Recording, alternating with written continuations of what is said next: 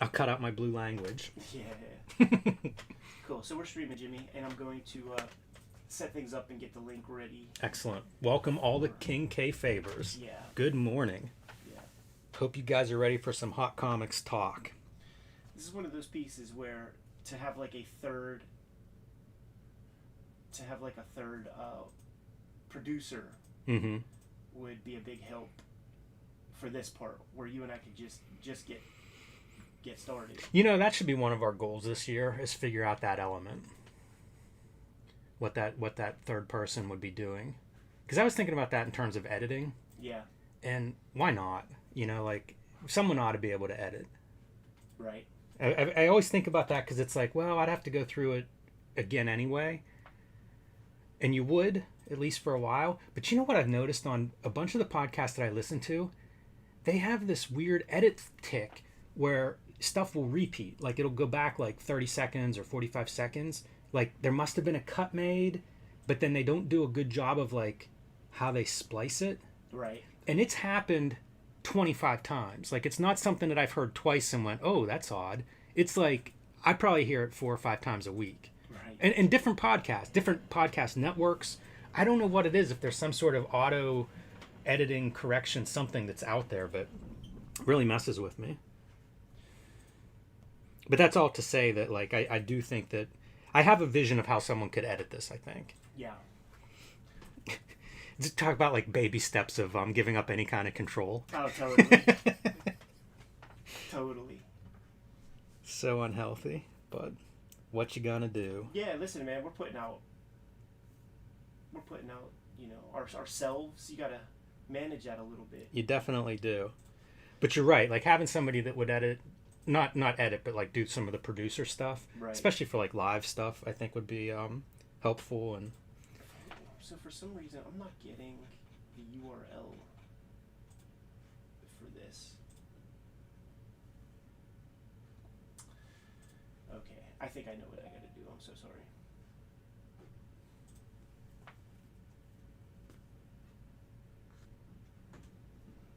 Okay, boom, there it is.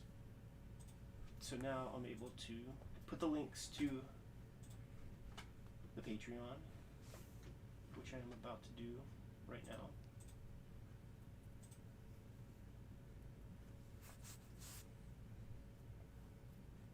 And I will send you a link, Jimmy.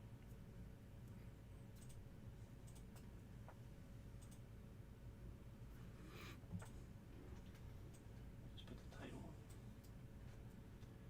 into the post. And then I brought the Antarctic Press Dojinshi series. Yeah, for that good, vid. Good, smart. Because I don't know if that would be its own video, but I think it's really fun to talk about. I think it would be. Yeah, I think it's worth it. It's definitely worth showing off, because I think it's one of those comics are full of those great moments, and they just disappear. So many of them. All right, Jimmy. So I sent you the stream. Okay. And I'm about to publish it to the King Kayfabers right now. All right. So you'll start to see it trickle in there.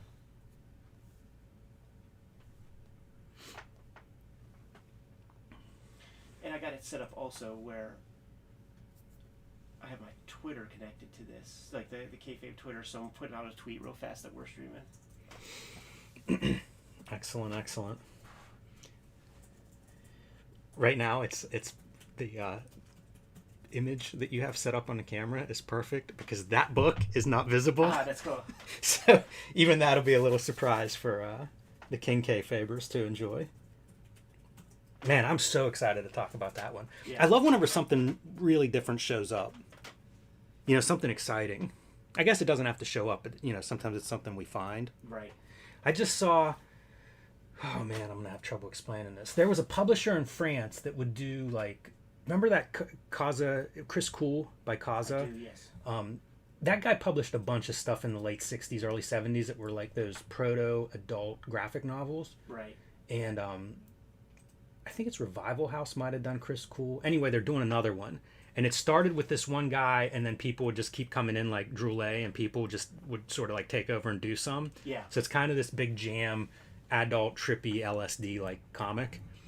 and it looks amazing. And it's another one of those books where, like, you know, it's a small publisher putting out. They'll probably do like 1,000 of them or something. Right. I'm sure it'll come and go in minutes. But it's more of this guy's output, and they're putting his name on the cover, the publisher, because I think that's a big thing. Like early on, like maybe before people thought about brands as brands. Right. The stuff that he was publishing, you know, it's a fascinating body of work for that time period. It's stuff that I think sometimes would face legal issues, but it was, you know, art comics and adult comics and just all this stuff 40 years ahead of maybe the Western market in terms of doing more adult content. But it's a who's who of like European artists doing just trippy out, you know, full color out there art. Yeah, I think Fanta's doing some wild like Guy Peel art era stuff now. I think he might be in this book too. Yeah. That Adventures of Jodelle that they did is such a good book. It really is. And just discovering, is it Grove Press or something? Like that's a wing, like I'm a comics fan.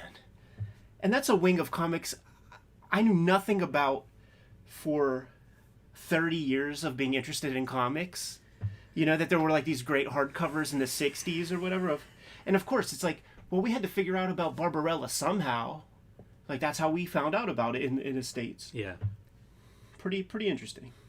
It is. And it's you know, it must be a thing where like fandom didn't embrace it or something. That it's not a big part of like canon comics history that you find out about it decades later. It feels niche. Yeah. But then you think about that too. It's like, that's the warm-up act for heavy metal to be here. So like those bougie fucking National Lampoon editor guys were buying those Grove Press books probably, and we're like, you know, we should get some more of that cool French stuff.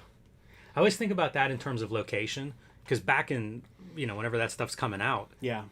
where are you going to find it? Like New York, LA, Right. San Francisco, Seattle. You know, it would have to be probably some big city that had a really incredible literary scene. Right. And even buyers, you know, like you think of all the biases that book buyers and libraries seem to have against graphic novels, comics in the 60s and 70s. Like even then, like you could have a good literary scene and still miss it. Right. I want to give a little scoop to the Kayfabers who are watching right now. I'm not going to say names, but we have a shoot interview planned for next week. So what's going to happen is we're not going to be live streaming that shoot interview. And the reason for that is just because we want to use 100% of our internet connection for the recording of that. You know, you want them to stream so clearly so that we can have like a pristine recording. But you guys at this level of support to the Kayfabe channel, you're getting that shoot interview before anybody. It's going to be a I'm doozy. gonna put that fucker up later that day, and you guys are gonna fucking be so stoked. Like if it all works out, which I think it is, man. They seem very willing to talk. I was going to say, like, it's hard to tell the future, but I bet you that's not a 1 hour job. Right. And I think they're willing to talk. Yeah, pack a lunch. Yeah. Because whatever time they want to give us, I feel like we will take. Yes. Yeah, but the shoot interviews will commence, and you guys at the King Kayfabe level are getting them before anybody. And one of the results of that is that we'll be talking about stuff that you never know what comes up, and very often comics are mentioned, and you and I fucking go off and go buy our own copy before the shoot goes live. Like, you're going to be a part of that too. It is putting pressure on us. Yeah, I mean, we got purchases right away. Our windows are getting smaller and smaller. But by being the guys making the shows, it's a tax write-off. That is true. So I'm going to like make no bones about it with this thumbnail. It's going to be called Wolverine Weapon X Artist Edition. Because it kind of is, man. That's what I'm here for. All right, Jimmy, hit it.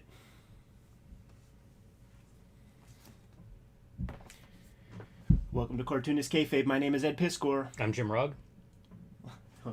Here, stop it. I want to get locked in.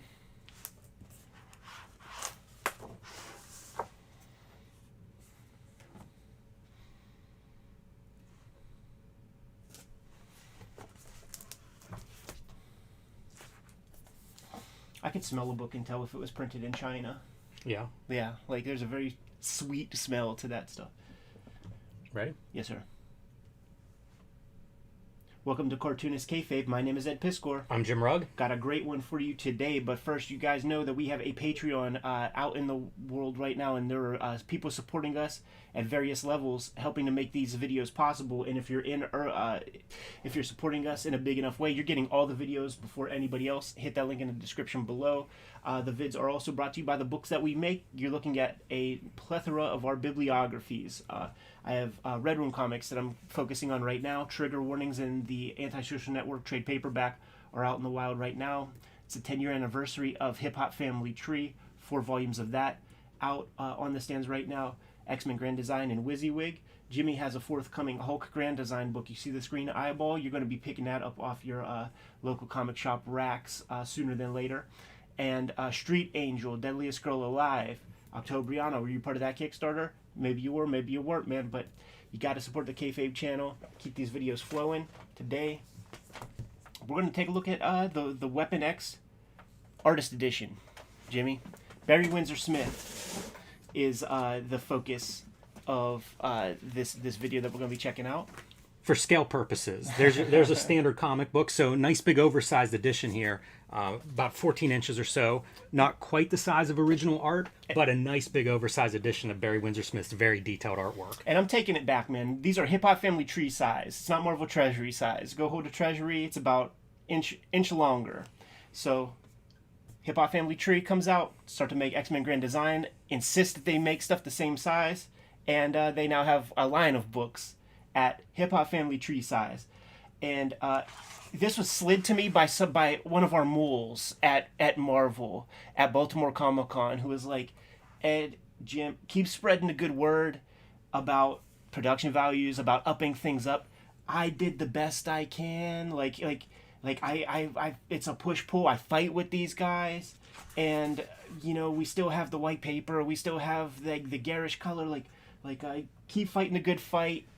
I think we're going to be able to make the books that you see fit in terms of color and all that kind of thing. So it's that same, it's the reprint color, just at a bigger size, which is cool. You could enjoy the artwork a little bit more. Yeah, still kind of glossy paper. Yeah, which isn't I was great. wondering if it was uncoated. I think it's a matte finish probably is what you've got there. It's not the hardcore gloss, but also your ink is sitting on top of it because it is some kind of coating. Yeah. Here's my advice for the people working in the trenches or doing these reprint projects. Put a 5% yellow on top of all of this, and I think that you would really be surprised by what comes back. That's true. And you know what? Do it on one of them and see what happens. Because I've been talking about those Random House collections. I ended up buying the Black Panther one because it's so good looking. I found it on sale how to get it. Yeah. We'll bring it in and look at it, show off what I mean. But the same deal where it's really nice, but just a little bit of the color could be better if you just give it that extra, the Rich Tommaso, man, put that extra couple of percent of screen on there. Exactly. At least this is really nice reproduction, line-wise, very high quality. Yeah, and the collection comes packed with a couple of extras. This is that issue that was so nice we had to do a video on it twice. The Death, what's her name? Lady Deathstrike Reavers issue that BWS colored. I think this size really flatters Windsor Smith's work because when we looked at that, we talk about just how dense his line work and everything is. I mean, look at this. 4 tiers. Looks good at this size. It does. So also, pinups, covers are included here with the piece. And then just a little other flotsam and jetsam with the collections and things. But this is why we're here right here. Indeed it is. Got about a dozen, 2 dozen or so scans of original art from Weapon X, and I imagine that they're pretty scattered. And I also imagine, whoever Mark is, I don't imagine Marvel did too much due diligence or whatever to try to find pages. These are sourced from people that they could get in contact with pretty easy. It's really interesting to me how these artist editions put their work together. Yeah. Because I just saw Scott Dunbier posting about the Michael Golden edition. Yeah. And was soliciting, man, if you've got some good Mike Golden art, get in touch with him.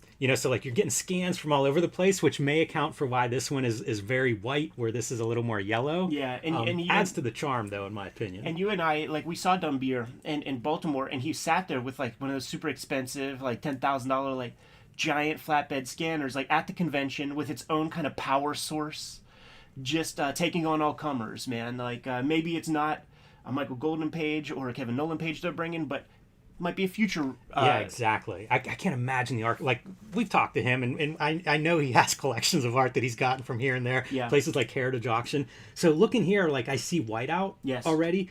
These pages are so great because of the amount of work that's on the page. Absolutely. You know, even the lettering on the original is something you don't see very often. Like, probably somewhere in the mid-90s that starts to phase out. And it's great to see it here like this. It truly is, man. Looking like several different kinds of inks being used here. Like when he's getting large black areas, he's using that cheap Higgins, but you see the good black where it counts. Makes me wonder if he's doing a lot of pen work because, you know, like that Higgins stuff, clearly, to me, that's a brush. Yeah. But then, like, when you get into all his hatching and stuff, is that all pen work? It looks like ticks, doesn't it? It does. It looks like little flicks of Gillette pen or something. Man, I can't tell you how much I poured over these pages as a kid. They hit me at just the right time. Yeah. Moving towards that monster style. Totally. It's so fun seeing this stuff in its crisp black and white too, because like you see the marks that like Aaron Wiesenfeld and Jim Lee and Scott Williams start to bring into their work. You know, they make it more plasticky and less organic, but at the hands of Barry Windsor Smith, like, you know, this is the hand of an artist. Yeah, it's interesting to think of this as an influence on a Jim Lee. Well, maybe not this story, but Barry Windsor Smith. Yeah. I remember whenever he got Windsor Smith to do some of that Wildstorm Rising, and you'd read interviews and stuff, and, you know, clearly an artist that he revered. Certainly this issue was out before he really got his run going. Definitely. And you'll see, like, these little bits are things that Scott Williams, like, builds into the inking. Right. You can take a look at X-Men 1 cover, and you'll see these, like, little open circles. Oh, man, look at that stuff. So iconic. It is. It is, and when you see these thickets of trees and stuff. Really illustrates, too, how you make your spotting blacks, right? Like, right, I used to hear that from artists all the time, and you can see it here where, like, all those trees they create a gray. Yeah. It could be hatching, even though we interpret it as trees, but from just a purely value standpoint, Wolverine is the black. That's where your eye's going to go. Yeah, well, surrounded by this white. Barry Windsor Smith was part of the studio. Mike Kaluta, Jeffrey Catherine Jones, Bernie Wrightson. And Bernie Wrightson established these kinds of thickets, and Barry Windsor Smith is definitely like picking up where Homeboy left off and doing it, you know, beautifully. Speaking of being part of the studio, when I see a hand like this of Windsor Smith, that's a guy that could peel off the layers of skin and show you what the hand looks like with tendons and muscles. Then he could peel those off and show you the skeleton structure underneath. Yeah. And it's all drawn there. You know, you see how these knuckles build up, the bones build up with like the tighter, the top of the flesh kind of parts. It's man, it's an anatomy lesson. It really is. Like, I mean, this is a very clear kind of croquis drawing rather than just your comic book shorthand of like what is a hand. And he is a drawer. He admits to being a drawer. Like the drawing of the image is you know, that gets him off. Not just like the storytelling part of it, but actually making fun looking cool drawings is something that he digs. More of those iconic pages, huh, Jimmy? These things were huge. Think of all the Weapon X stuff that comes out after this. That like it's almost a new mythology, almost a new dimension of this character that he builds. Totally, like you know, with the helmet and stuff. Like this toy will be out the next year. Yeah, the Naked Wolverine toy. The Naked Wolverine toy with the helmet, and like when you take the helmet off, they painted the whites of the eyes, and it's not a good look. Like it looks like a big giant anime girl. That's funny.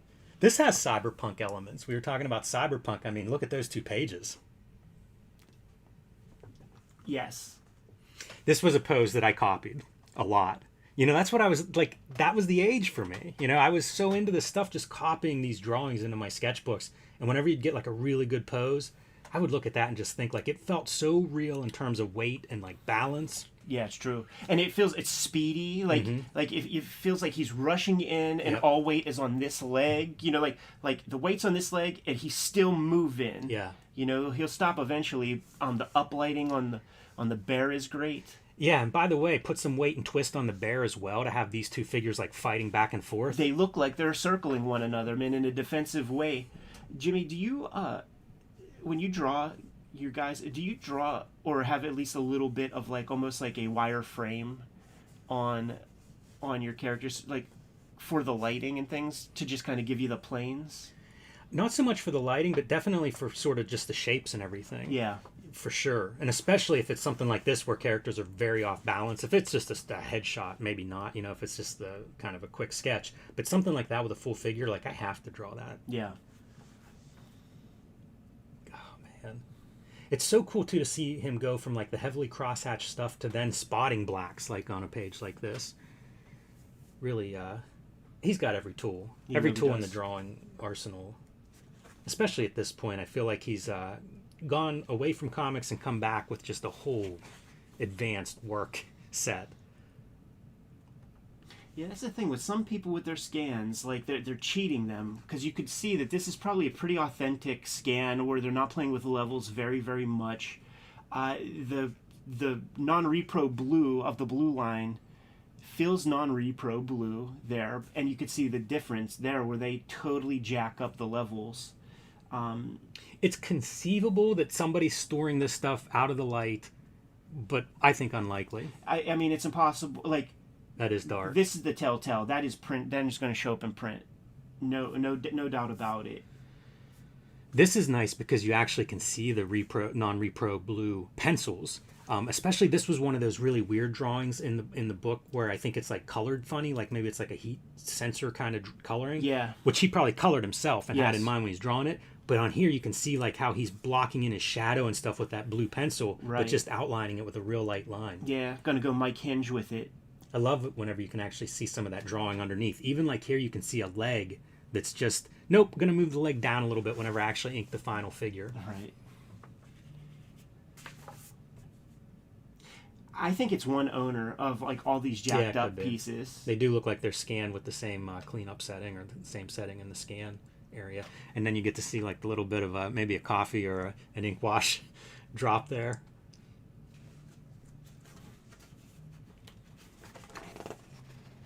Also remarkable for me looking at this original series is how he was able to do like 8 pages at a clip. Yeah. And it felt like it was worth my $1.25. Right, just that 8-pager. Yeah. Totally.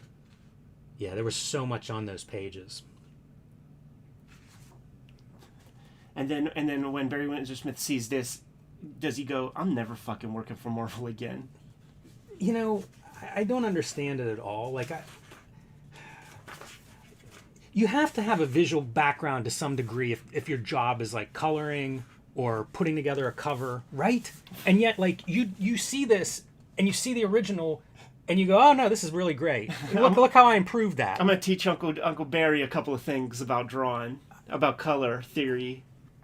And you would even think, like, at some point an editor would be like, whoa, what are you doing to Barry Windsor? Like, this guy's never going to work for us again. You're just going to recolor his... This is the equivalent of going into a painting and being like, you know what?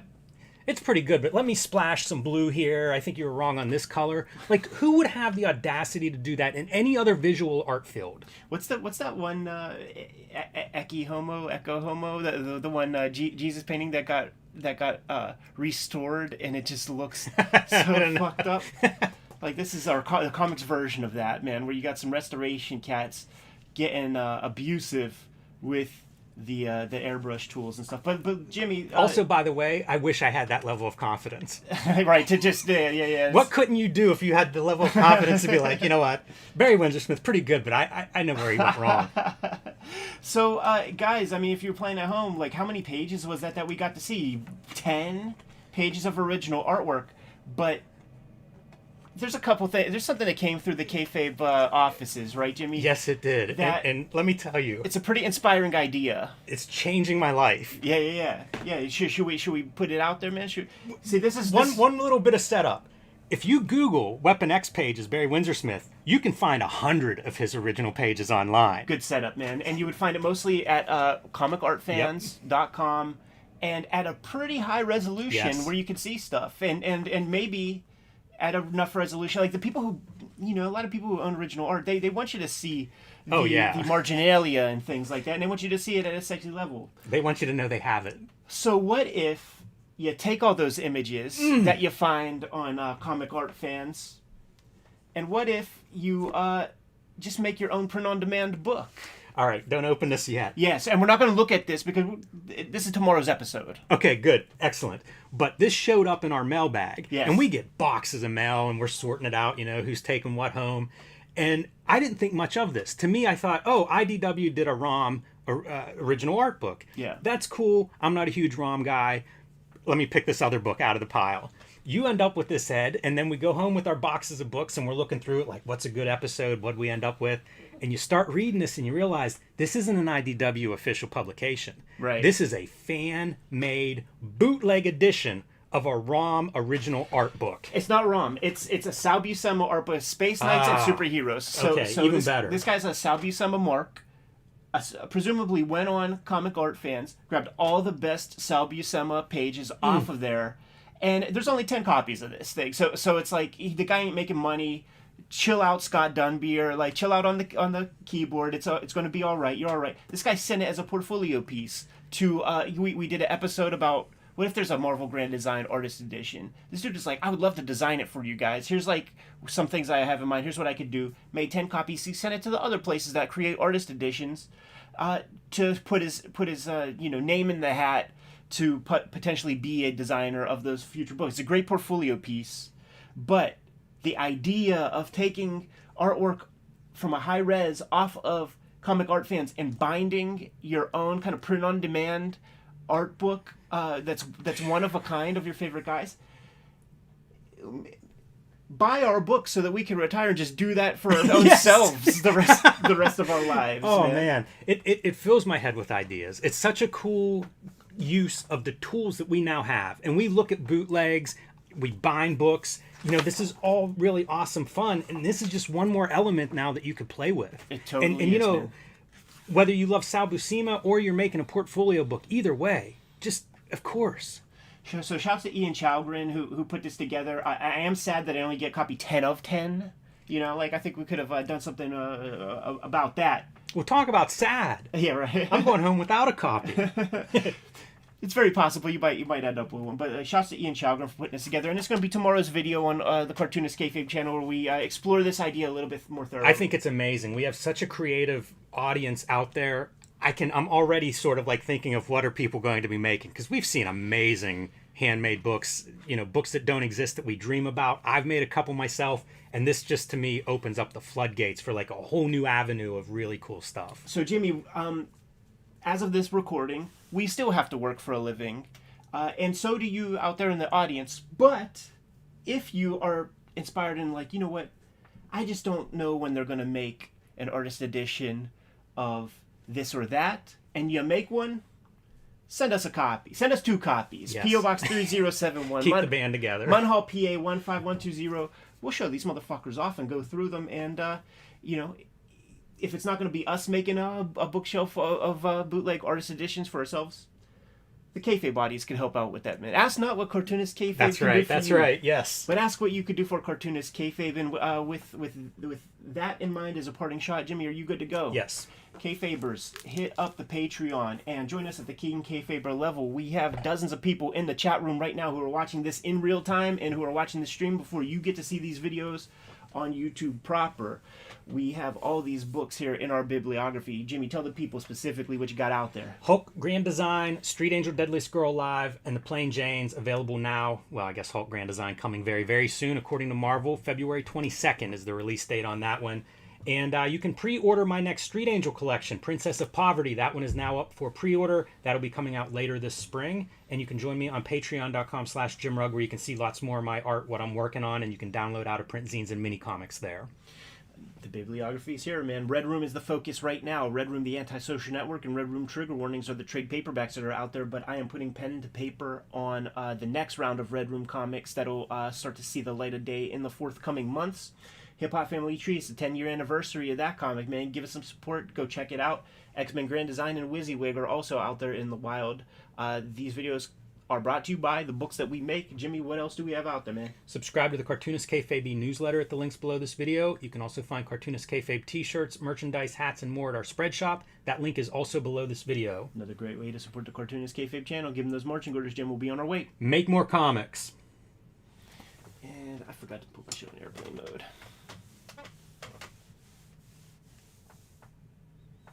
that was like dominating my thoughts the entire time.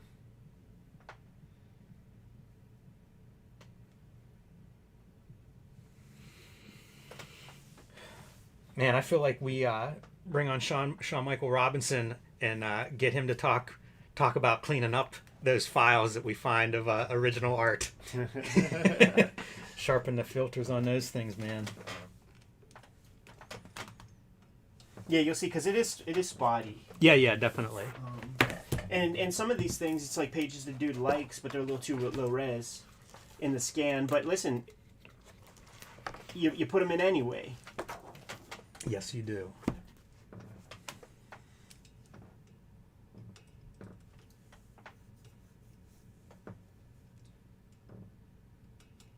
Got your phone with you?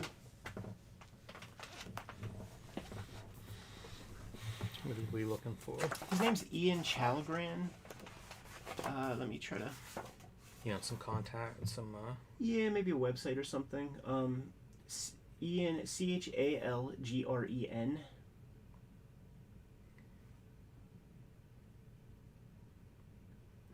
He has a Behance page. What's Behance? Behance. B-E-H-A-N-C. I think it's a free portfolio site. Ian, how do you spell his name? Chalgren.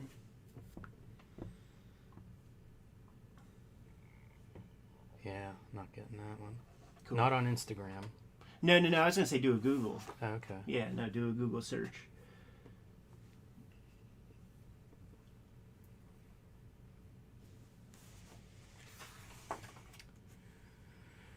He's on Twitter. You want to give a Twitter for him? Oh, you know what? Should I cover this up? I should probably cover this up. What all is it? His phone number, probably. Yeah, maybe don't put the home phone number.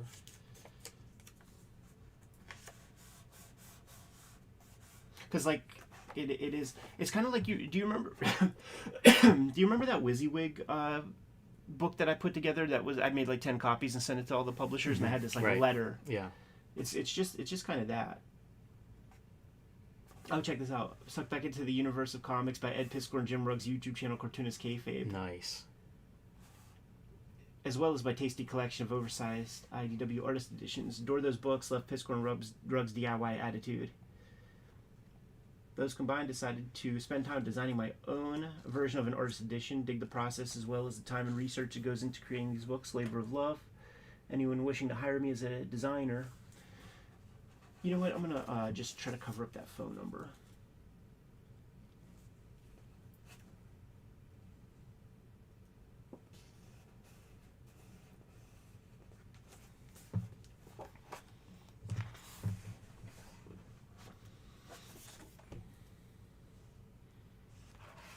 I think it'll be good when you are. Yeah.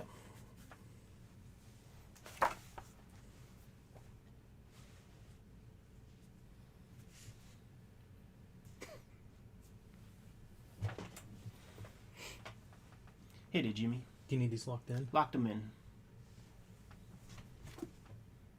Welcome to Cartoonist Kayfabe. My name is Ed Piskor. I'm Jim Rugg.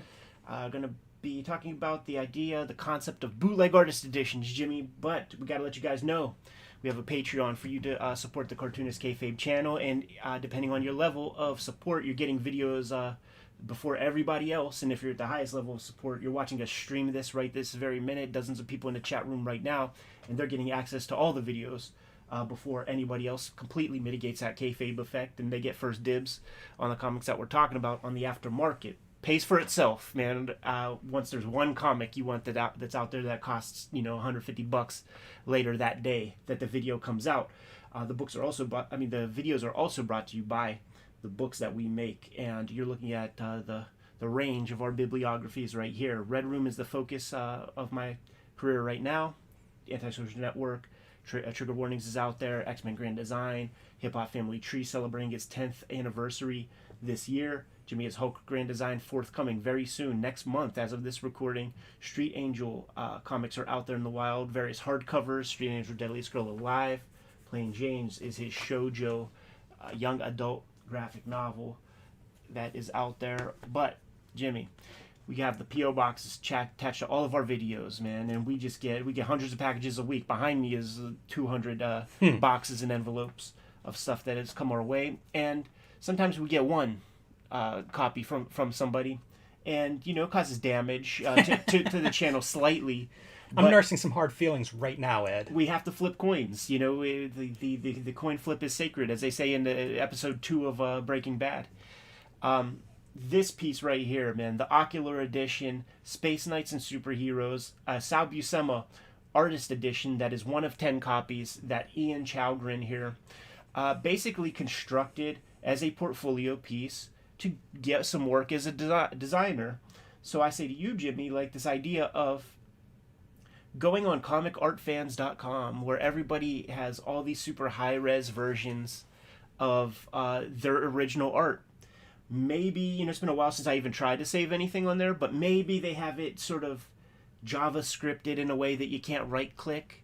But on Chrome, on Firefox, there are little additional pieces that you can download to grab images off of website, no matter what kind of Flash JavaScript bullshit they put in place to try to prevent you.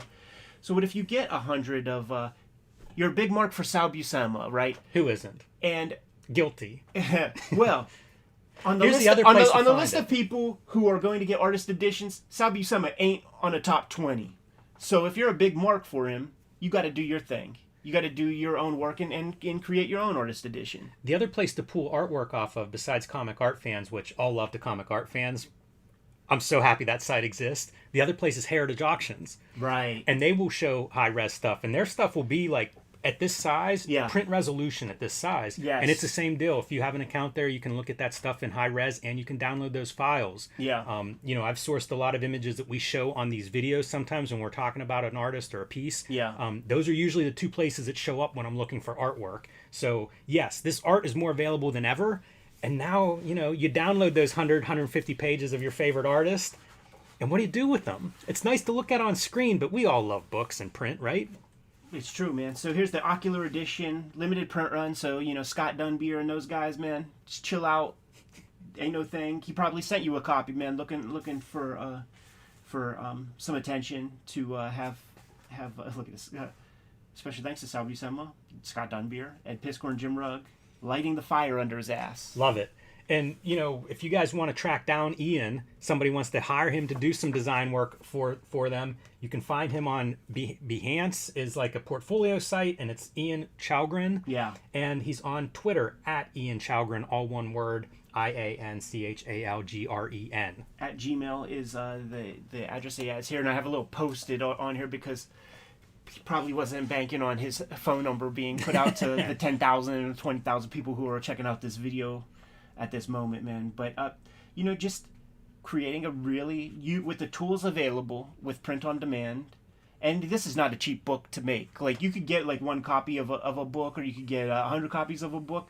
It doesn't, at color hardcover, the price ain't coming down that much. So this guy, spent $50 to send this to us, man, which is very, very much appreciated. So it's not a cheap project that you're going to make, but it's possible. Can you imagine making this for like that comics fan in your life who loves Barry Windsor Smith and doesn't have that Weapon X original collection yet? Whatever the case may be. Kayfabers, we are fans of Barry Windsor Smith. That's who I meant too. Weapon X, and we have a PO box. PO box. This is where Ian sent this to us, man. PO Box 3071, Munhall, PA 15120. But don't sweat if you put in that 15120 and it comes up Homestead. It's okay. So it gets to the same place. 2 copies, please. Here's your table of contents, man. So you see where the work is sourced from in its original incarnation. You got some Captain America. You got some Avengers. I know you were singing the praises of his Incredible Hulk. Great Incredible Hulk artist. I like the format choice too, to do a double column of these pages so that you can fit your table of contents all on one spread. Yeah. You got a good image going across both pages, thinking in terms of the spread. Oh man, how iconic is this? This was in all those half-page ads when ROM was getting launched. Man, I've seen that image 1,000 times. And it depends on the source material that you have available, man. So some of those images, these guys who are sharing the stuff online, they're not necessarily technically savvy, so they're maybe not putting up the highest res stuff. But this guy's able to find enough, sequential pages that he can, put them together. And they're old enough too, dude, where that paper cement is just eating through the paste ups. Yeah, really interesting to see it. We say this all the time when you look at artist editions, is what's on there. All the paste ups on letterings in those early pages makes you wonder, like, how are you behind the 8 ball already on issue 1?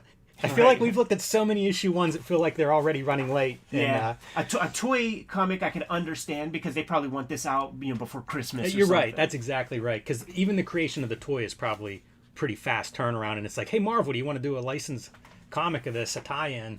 Yeah, probably not much time, but pretty fun to see that. This era of Sabusima, man, that's a real John Buscema type face. It really is. Also, if you'd have told me that panel was from the Hulk, I would have believed you. Yeah. Like, of the Hulk. Yeah.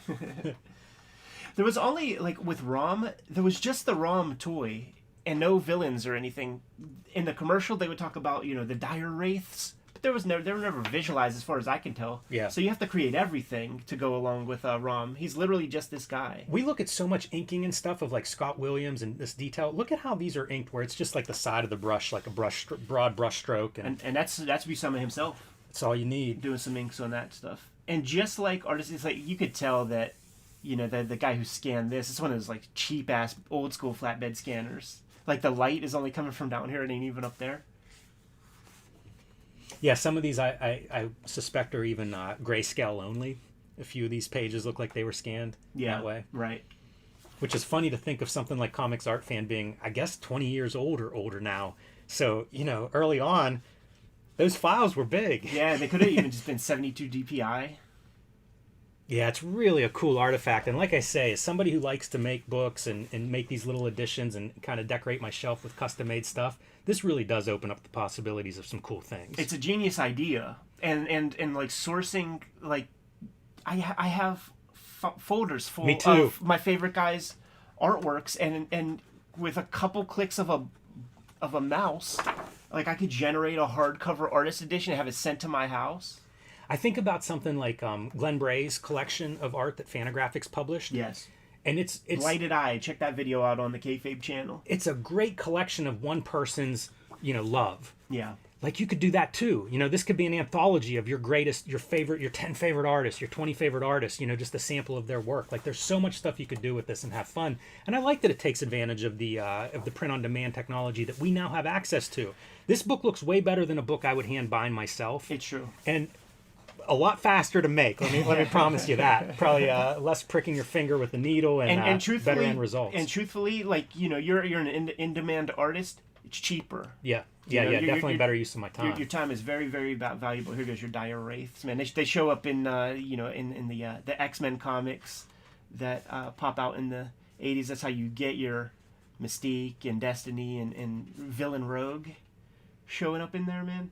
But being bound by the print-on-demand technology, it has to be kind of an artisan edition. They don't bind 11 by 17 books at this time, so you gotta sort of settle for this. The thing is, I know a lot of people that get the artist edition and the artifact, or like the artisan edition, just because the little book is more manageable. You can pull it off the shelf. Absolutely. And this looks beautiful. I got no problem with the size of this. To me, all there. It's really fun to go through this. We've been looking at Dojinshi, right? Like amateur press books. How great is this to add to the shelf of what you can make yourself? What do we call this video, Jimmy? Bootleg artist editions, artist edition Dojinshis? Yeah, DIY artist editions. DIY artist edition. That might be the title of the video. Boy, that's a fun one. Look at this. What is going on here? Is that some customization Ian's putting on the screen tones, or cool design trope? Very nice. Like a nice little stroke of design creativity, man. Just a little bit extra, and that's what you want in these chapter breaks. When we look at artist editions, I always think about those places where you can zoom in on a piece. Look at the pre-Miller Kingpin. That's totally like a Romita guy. Yeah, definitely. I have this issue, man. I love this issue. I remember getting that at the flea market. Yeah, Sabusima has a big body of work. It's another, like, John Buscema face. Like, I wonder if those guys, like, just worked in the same studio or something. Yeah, I have no idea. It is interesting. It's almost the opposite of the Hernandez brothers, where you've got a lot of overlap in the way the Buscema art looks. Yeah. Certainly in some of the little ticks, the figures, some of that stuff. But there's a Hulk Captain America crossover, so shades of things to come. Right. Oh, so such nice depth. Just very thoughtful illustration here. That almost looks like Virgil Finlay, a Golden Age pulp illustration. Yeah, I was gonna say this is not Sabusima inks. Like those clouds, man. That line. Yeah. Not something you would see in anything I can think of his. He had there were times where he was doing 4 monthly books at a time. He might have a bigger page count than Kirby.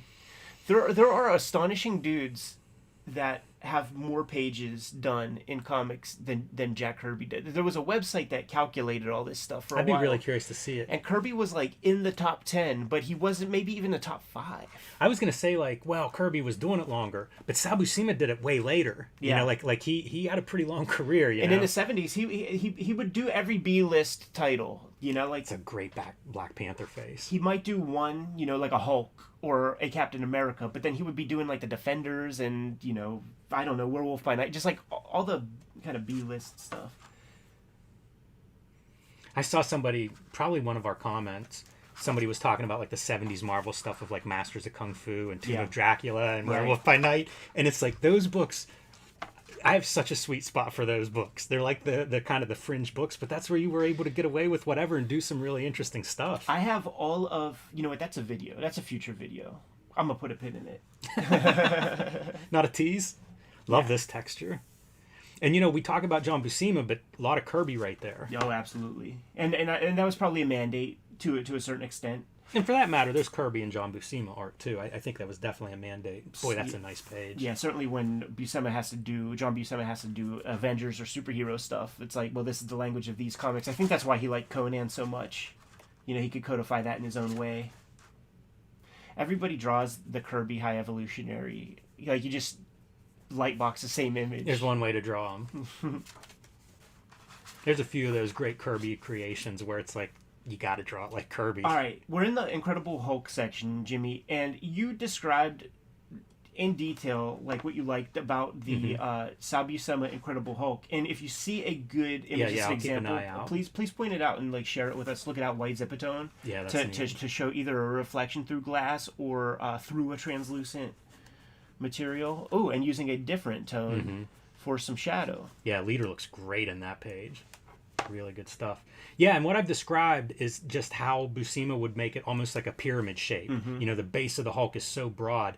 And it kind of, it's always sort of that way. If you put your tracing paper over there, it's totally a triangle shape. Yeah. But it created this powerful feeling of that base. Talk about an immovable object. That's how he drew Hulk. And it really, it's not a human shape.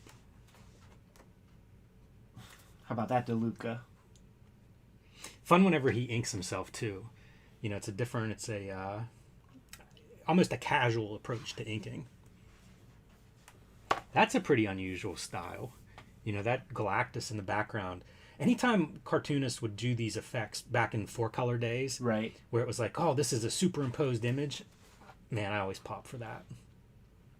I think I'd like some more Brian Bolland artist editions. Just put what is it, The Secret? Secret, Jimmy. Let's keep that in mind. Let's manifest this stuff. Yeah, maybe it'll show up in the PO box, and maybe your self-published comics will be in that same box that you send to us, and then we look at this, and then we show off your self-published stuff. Bribe us. We're not above payola. Absolutely not. There's no SEC regulation or FCC regulation on the Cartoonist Kayfabe channel. Yeah, not yet. Wait till we get ourselves in trouble.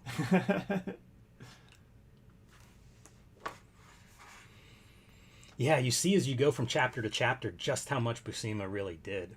It's true, yeah. It'd be amazing. I don't know if it's in here, but his Spider-Man pages with Sienkiewicz inking over top. That could be some hot originals. That's true. Yeah. Sienkiewicz really shot some life into that work. Yeah, I think about him so much. This is pretty, this is another one of those where the inking's a little bit different. It's all a thin line. Doctor Strange in the chair. He's a sponge, Sabusima. Oh, this is Klaus Janson inking him.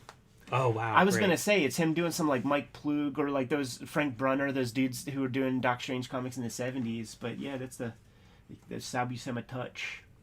I could go for Gene Colan. They did the Tomb of Dracula Gene Colan artist edition, but man, I love Gene Colan, and he did a lot of work too. So Did they really do it to him with Dracula? Mm-hmm. Fuck. I think it's the out of order pages, whatever that. Yeah, remember the artifact. I edition? think so, but I might be wrong. It might be like 5 issues or something. You know, I try to think of like who's got a big body of work, because they're probably the ideal people that are out there. I saw it at Pittsburgh Comics and didn't buy it. Stupid. Right. It's nice because it has the yellowed pages and all of those great things. Oh man, smart too. Putting your own collection together and doing like the covers in the back. Look at this, man. Galactus cut out and pasted like whole figure pasted on top of stuff. Oh, you're right. Where I'm sitting, I wouldn't have immediately recognized that. Damn. Those thin lines. I almost thought it was John Severin. Fucking love comic cover by Sabusima. Here's another one, guys. I'll take a romance comic. You can mash it up as an anthology of different artists, but a romance artist edition would be great. Get some John Romita Sr. in there. Nice. That's amazing. You know what? See, this is what happens when you start digging around for originals. You'll find this stuff that's like, who knew? You'd never think that this is a page to include, but you start digging and see it, and it's like, oh yeah, of course you got to put that in there. The Ian Chalgren character, man, he's one of us, because I think about the self-bound hardcover comics that Michel Fife was putting together of like the Andocenti JRJR run, and he's including, you know, the JRJR illustrated Marvel Universe things of like Shotgun and like the peripheral characters that were introduced, Typhoid Mary that were introduced in his run. It's just, this is a thorough, you know, fan publication. Like absolutely. You have the opportunity, if you could find the stuff, to put everything that you want in there. Dude, fucking hostess ads. Brilliant. Genius. Great call, Ian, man. Talk about putting together a as you say, a fan favorite book. Definitely. And also add to my list of the Dream Artist editions. I'll take one of those John Romita Jr., Al Williamson Daredevil Artist editions you guys playing at home. 2 copies. That'd be a good one. Oh, Al Williamson. Imagine that Blade Runner.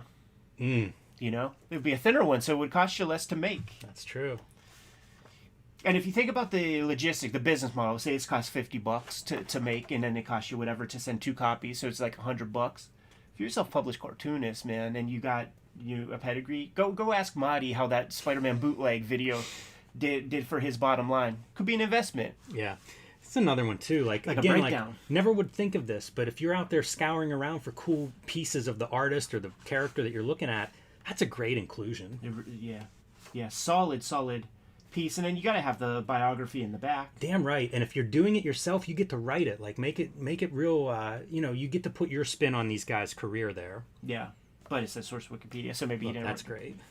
Good choice, and it's one of those exact images you called out, so it explains the, you know, Ian's got the eye, and then I think he's like, this might be like the end papers if he was able to, because like I think print on demand still is not there yet, where you could do like inside cover stuff and things like this. So the black's classy. It looks good. No, yeah. And I think that's a choice. You know, like he probably could have did white or black.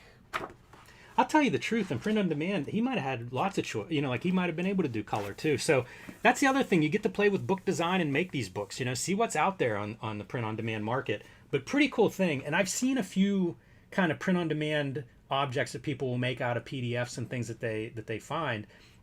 It's a fun activity. You know, I've seen it done, and I'll probably be participating at some point soon. Well, so, Jimmy, thanks for the inspiration, Ian. And you know, like I'll buy my copy, man. Like I'll buy my copy at cost of whatever you build. Once you get it set up, you know, it's print on demand. So I'll send you a link. Fantastic, man. Ian Chalgren, thank you so much for sending this. Give this man some work. Scott Dunbeard, take a look at this guy. IanChalgren@gmail.com. Hit him up. He could help out in a big way. And fantastic. Thank you so much, Ian. This is the bibliography right here, and the people who are supporting our channel in the biggest way are watching us live stream this recording session. They're getting all the videos before anybody else because they're participating in our Patreon, which you see in the description in this video below. But there's some other ways to support the channel also. Jimmy, let the people know what you have out there, man. Plain Jane's and Street Angel Deadly Squirrel Live are both available right now. Hulk Grand Design, pre-order it. It is being shipped right now from the printer, so there's a finite number of copies. You want to reserve your copy today to make sure you're not left out. And Street Angel Princess of Poverty is available for pre-orders. That'll be coming out this spring, so get your order in on that one as well. And join me on patreon.com/JimRugg, where you can see lots more of my art and comics, what I'm working on, and you can download out of print zines and mini comics there. Red Room is the focus right now for me. Murder on the Dark Web for Fun and Profit. There's 2 Red Room trade paperbacks, The Antisocial Network and Trigger Warnings, out there in the wild right now.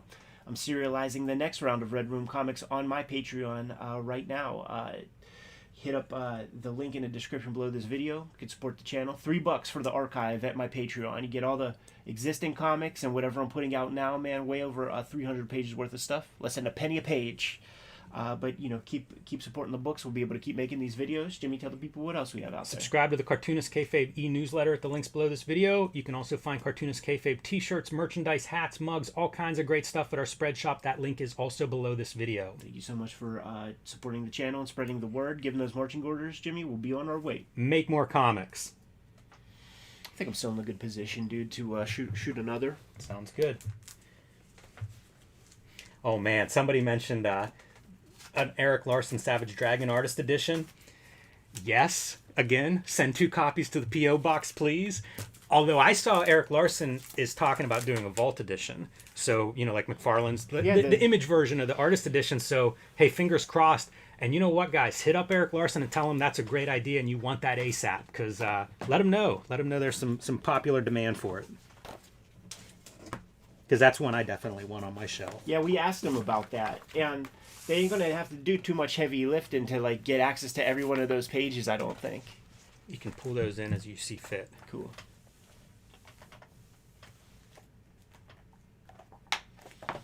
This image, I posted that on my Instagram and got tons of hits. So, like, I feel like this is going to have to be... that's a great cover. Hey, do you want any of these? This is the... what did he do that the dinosaur series? Yeah. This is American. Remember Ninja 3: The Revenge? This is like your Dojinshi sequel. You know, and it has the greatest. Look at this. This is the book to do. That's such a good cover image. We could probably do a whole episode of that at some point. I think we should do a Dino Beasts. Friday the 13th. American made. Twin Peaks. And New York Ninja, which is not Dojinshi. Right. Chuck Forsman started this, I think, as a fan, and then like ends up hooking up with the Vinegar Syndrome peoples. Yeah, that's fun, man. You want any of those? You sprinkle them in as you see fit. But some of those, like that Freddy one, like we fucked up because like January 13th is what, like tomorrow, like. Is it? It is Friday the 13th. Oh, shit. Like we could have. Well, you know what? We'll show it off, and then we'll do an episode of these at some point in the future and sync it up to Friday the 13th because that'd be a great Friday the 13th vid. Yeah. This is This is Forsman, right? Yeah, that's him.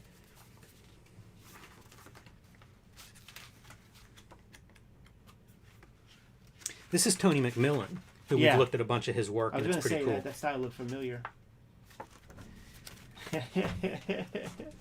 He's deep, man. You know who this is? This is the guy who's like the clown in he's like a goofball character pulling ribs and shit in Friday the 13th 3, and he has the hockey mask. Nice. Like, so this is the dude that Jason gets the hockey mask from. Do you remember the we might have talked about this. I think it was a Nintendo Friday the 13th game. Oh yeah. This is you just go in cabins and shit. This is him. Like you don't play as Jason, but this is the 8-bit Jason, like with the purple clothes. There's so much of this stuff once you start going down the rabbit hole. Like I have a Daniel Warren Johnson Star Wars, and I think he did a couple of those. I couldn't find it for this video, but I could find it if I had to probably. But also like I have that box of wrestling comics. Like half a dozen of those are just fan-made comics. So yeah, sure. There's a lot of there's a lot out there once you start. And I think this is going to be the thumbnail. Yeah, it's badass. Man, that's really good. What are we going to call this one? I was thinking of using the word illegal, like illegal Japanese, Japan's illegally produced copyright infringement, something like that. Yeah. Like I feel like illegal is a strong word that people, right? Just human nature. Yeah, illegal's man. good. I don't know. Keep thinking that way though. Illegal's a really good word to put in there, like first in all caps. Right. Hit it, Jimmy. Did you lock those? Let's just do that again. Here, let me get my sleeve out of the mix. Isn't that cool? It looks so good. Yeah. But look, that Spawn cover looks pretty damn good too. Yeah, this guy is. But yeah, I like his art a lot. I guess we should save it. Sure. All right, you ready? Yes, sir. Welcome to Cartoonist Kayfabe. My name is Ed Piscor. I'm Jim Rugg. And today we're going to be taking a look at some Japanese Dojinshi of Western properties, man, of American comic properties and things. But first, I've got to let you guys know that we have this Patreon where people are jumping in to support the channel in a big way. And depending on your level, videos for free. You're getting videos before anybody else. And if you are supporting us at the highest level, you're watching a stream of us recording this at this very moment, and you're getting all the videos that we produce before anybody. Completely mitigates the kayfabe effect and pays for itself. The first time we talk about a comic that you're able to go out and get when you see these videos before anybody at a reasonable price, when that price gets jacked up midday when we release this to Gen Pop, you'll be very, very thankful. But we have a bibliography of books out there in comic shops right now that are in print, and that's another way to help support the channel.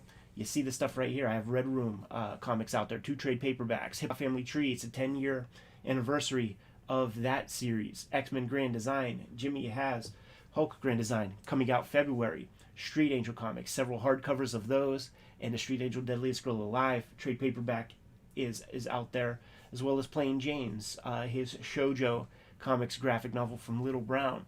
Support our books, and we can keep these videos coming to you on a regular basis. But it's no secret, Jimmy, man, I've been bringing back and showing off little by little all the bounty from Manga Quest 2022. And some of the most fun that I had was visiting the various mandarakes and going through their dojin section to just see what kind of, spin they put on American properties. And I came out with some real gems for the purposes of this video. Like we go Jim Shooter with our videos, and everybody could be somebody's first video, even though if you follow the channel, there's clearly a continuity if you stick with us video after video. But for the people at home, Jimmy, tell the people what Dojinshi is a little bit. This is fan comics. It's considered amateur press, but a lot of times it's something based on something you love, that the fans love. So characters.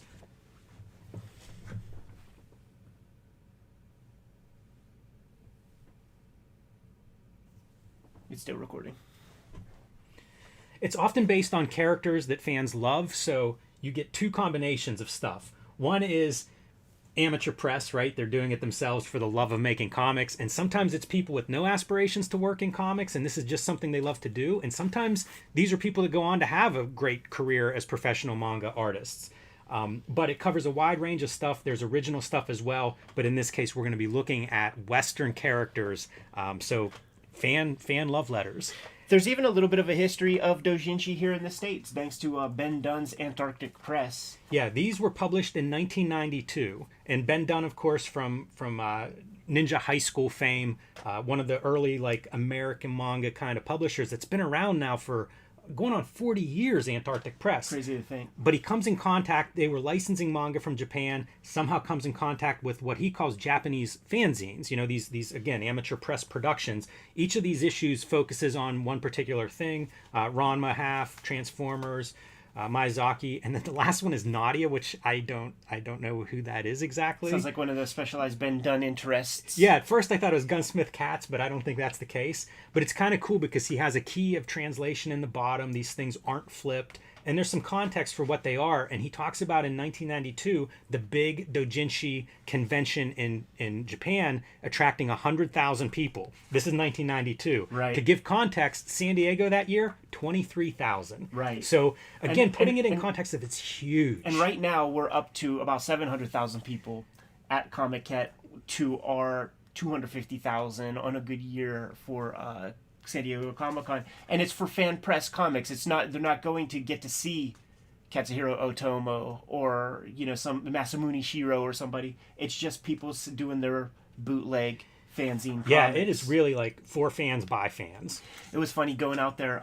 We got dinner with Jeff Darrow, and there was Takashi Okazaki was there, and that dude Hiro, who did the Dark Horse published those Star Wars manga adaptations. Mm-hmm. Yeah. He drew those, and Hero's funny as shit, man. He was like, the only American comics that we got in the 80s and 90s, Yusaki Yojimbo, Ninja High School, and they both like grabbed their nose, and Takashi grabbed it. They're like, wow, what is that? And then one other one, I forget what the other comic was, but super cool to see that Ghibli was.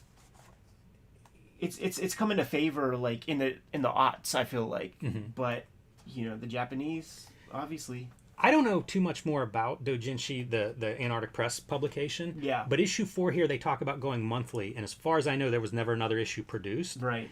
And I remember reading, I think it was in like a 15th anniversary of Ninja High School interview with Ben Dunn, or it might have been in a Wizard, the manga column with Ben Dunn, and he talked about regrets about this Dojinshi series. So I don't know if he had permission to reprint this or if there was something he wasn't supposed to reprint, but it seems like there was something maybe that didn't work out right, but I don't have details on that. What's funny is it's not like the people who made this stuff can come crying.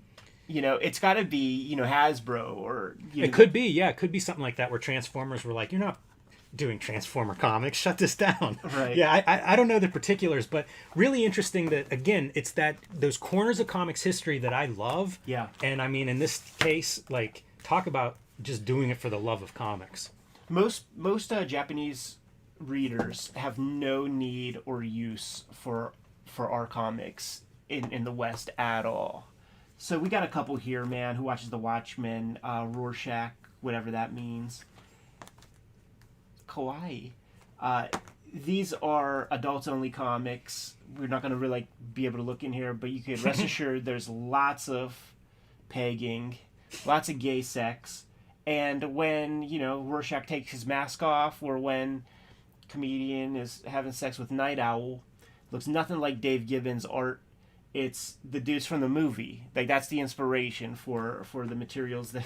I don't think there's one page we can look at in any of these. Yeah, I was going to say that because we had done a video previously on Teenage Mutant Ninja Turtle Dojinshi that you picked up like 50 books of. Yeah. And we speculated, why would this be so big? And what I see with all of this is multimedia characters. Exactly. And so I'm guessing that's a big role in how these find their way into people's imaginations. It's true. Look at that, like a Kayfabe Marvel logo. That's funny. This one, I like that cover. You by get the your way. Rorschach in there. The back, well, I guess the front cover. I really like. Yeah, it's that like cover. stickers. Yeah, right? yeah, it looks good. And look at the mashup too. Hulk and the Joker next to each other, and I mean that's your Heath Ledger Joker. You know what I mean? That's a movie Joker. So. Totally. Yeah, and it's all these guys. That's Hemsworth. Mm-hmm. That ain't he. This dude doesn't have one Ron Friends issue, I'm sure.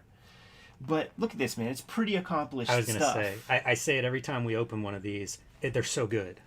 Yeah. They're just so well done from a craft level. But see, now I'm calling bullshit on what I said, because that's like Taskmaster, right? That's a character from comics. Like, I don't know that this character transcended multimedia in any real way, but I have also never seen almost any of these Marvel movies or anything. Yeah, it's true. And how about that for your Watchmen crossover? That's it. That's amazing. Deadpool and Rorschach together again. Yeah, dude. Boy, that's so hard, some of the drawing, right? Like, that's a badass looking Deadpool. Yeah, it is.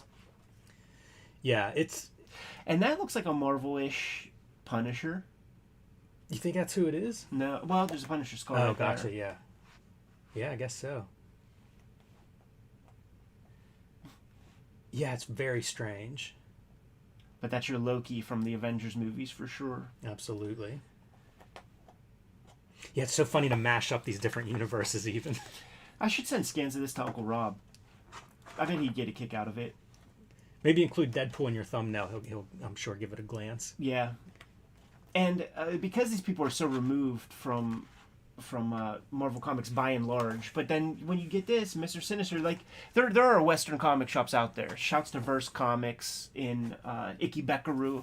I've been there a bunch of times, and it looks like a regular comic shop, you know, like it's got the long boxes and stuff. There's nobody in there but you. Like a regular comic shop. Yeah. So, it's set up, and they do get stuff. They get translations, lots of Marvel things. So, maybe... That's the thing that these reflect, in my opinion, too. Not just these, but the Dojinshi that you brought back, because I guess we've done a couple videos on them, some that were originals, and I think they're just very personal. Yeah. So it's not hard to imagine that somebody's into Spawn. Spawn the comics, maybe they found the movie or the TV show, and then went, oh, I love this, got the comics. Whatever the case may be, but, like, they're so... It's one person's vision. It's one of the great parts of these kinds of comics existing. And these last two that we're going to look at, I mean, there's no ifs, ands, or buts that this person is whatever, the Japanese version of a American weeb is. Like, they are deep into comics. I can't find any, there's no dates, which is very unfortunate, man, because I would love to know when this thing came out, because the guy is rooted in... like in Image Comics, and I say that, but like you get a cool Hellboy comic that has clear Mignola influence in composition and spotting blacks and some of the shapes and stuff. So this guy digs, Western comics for sure, no doubt. Yeah, it's interesting to think of it as Dojinshi style. Right. He always draws Sam with a donut in his mouth. I think that makes him laugh. But look at the era, dude. It's a meatball head, like post Batman Spawn. Batman there. I mean Spawn. This sort of gives you an era, like the early aughts, I think. Like post Heroes Reborn, Heroes Return, like they would put this exact logo up top there. Some more of his sketches, kind of trying to figure out, his Spawn really solid draftsman. This is that Spawn issue 30 with the Greg Capullo issue with the kids get hold of their dad's a cop and beats them up and stuff. Just revisited at least a panel of that this week in Wizard. That's true. Yeah. Right. The Redeemer. Yeah, that is of an era. That's interesting. Because you wonder how old this... Did you buy this from someone, or was this in a shop? Yeah, it's just at a shop. So it feels like it's such... This is a 90s Dojinshi. I think so. I love that. I love the idea that it's era-specific, too. Yeah. It looks really good, though. And it's funny, I wonder if, because it's so American-looking, maybe this doesn't have a big audience in a Japanese comic market. True. But, boy, it plays well here. It does, man. And these things that don't have a big market there, like this cost me maybe under $2. Right. It's how do you say it? I call him Travis Charest, but I know it's wrong. Like, but that's the influence of that face, right? Definitely. Like the way those eyes are drawn and things. There's almost a Art Adams build to that face right there. That's a great face. That's a really good Emp kind of face. Yeah. Emp, right? Isn't that his name? Yeah. It's interesting to me. It's a reminder too, because this is stylized, and I look at it and go, it's very accomplished and polished and everything I could like. But it's all stylized. Like, you could put this in front of another audience that goes 90s image style, and it does nothing for me. You know what I mean? Like, it could be garbage there and sit on the shelf for 15 years. Some more of that Travis type work. I do like seeing him working out like his sketchbook stuff, because that's pretty cool drawing. I don't know what this is. I don't either, but maybe it's his own thing. Has CB Cebulski not seen this? Because I feel like this dude could get a job. Yeah, look at how sick. Wow. Great tones, great and ornamental also design. This guy could be a mangaka at this point. It's true. Working professionally. Design-wise, like, look at that. For a 2-page spread, very strong. That's almost a portfolio book. Yeah. Like, I feel like you could hand that to an editor and just be like, here you go. This is one of those things, man, where on day one I saw this book, snapped a little pic, and I left it there because I'm like, it's my first day here. I just want to go to all the Mandarake. Like, I just don't... maybe I shouldn't be buying... I'm out here for a month, but I just kept thinking about it. And the way those shops are, they're so dense, and you see so much over time that, like, I spent the rest of the month hunting for this because I could not find it. How much does this stand out? Everybody watching at home, think of the covers that we've been showing this video and look at how this thing pops. Totally. First time I saw this, my first thought is, wow, a lot of Tom Scioli here. Yeah. And you know what that quality is? Because Tom sends us stuff in progress and quick things. There's something about that immediacy of the drawing that reminds me of Scioli. You know, I think the detail's very different, but that idea of like, I got an idea. This is a representation of that idea. That's such a strength. So this, I was able to search for the dude based on his Twitter right here, and I think he's a former Gainax animator, and that's Neon Genesis Evangelion, like that company. I think he's an animator, and I think he has a great pedigree. Like I think he's sought after, does popular work. Makes sense. But when you look at it, I mean, just the energy levels, huge of this. Looks all digital to me. This looks like marker to me. That I don't like think marker? so. You think it's Kayfabe? Yeah. There's so many of those brushes and stuff. I think that's what you're seeing there, and it's little ticks like ends of the lines and stuff that are very squared off and things like that. Yeah. And you know, you mentioned animation, and there is like that speed component, and I think of that too as like, if you've got the digital tools, it's where you can, and even Tom sends us a lot of stuff that's digital. Yeah. So, like I say, I see a lot of that commonality. It is neat whenever he's doing some of this stuff that's, again, a little more rough, a little more, you get to see his drawing in there, his thinking like on the page. This is fun, man. That's Batman Samurai, and my homeboy Takashi designed that character. Wow.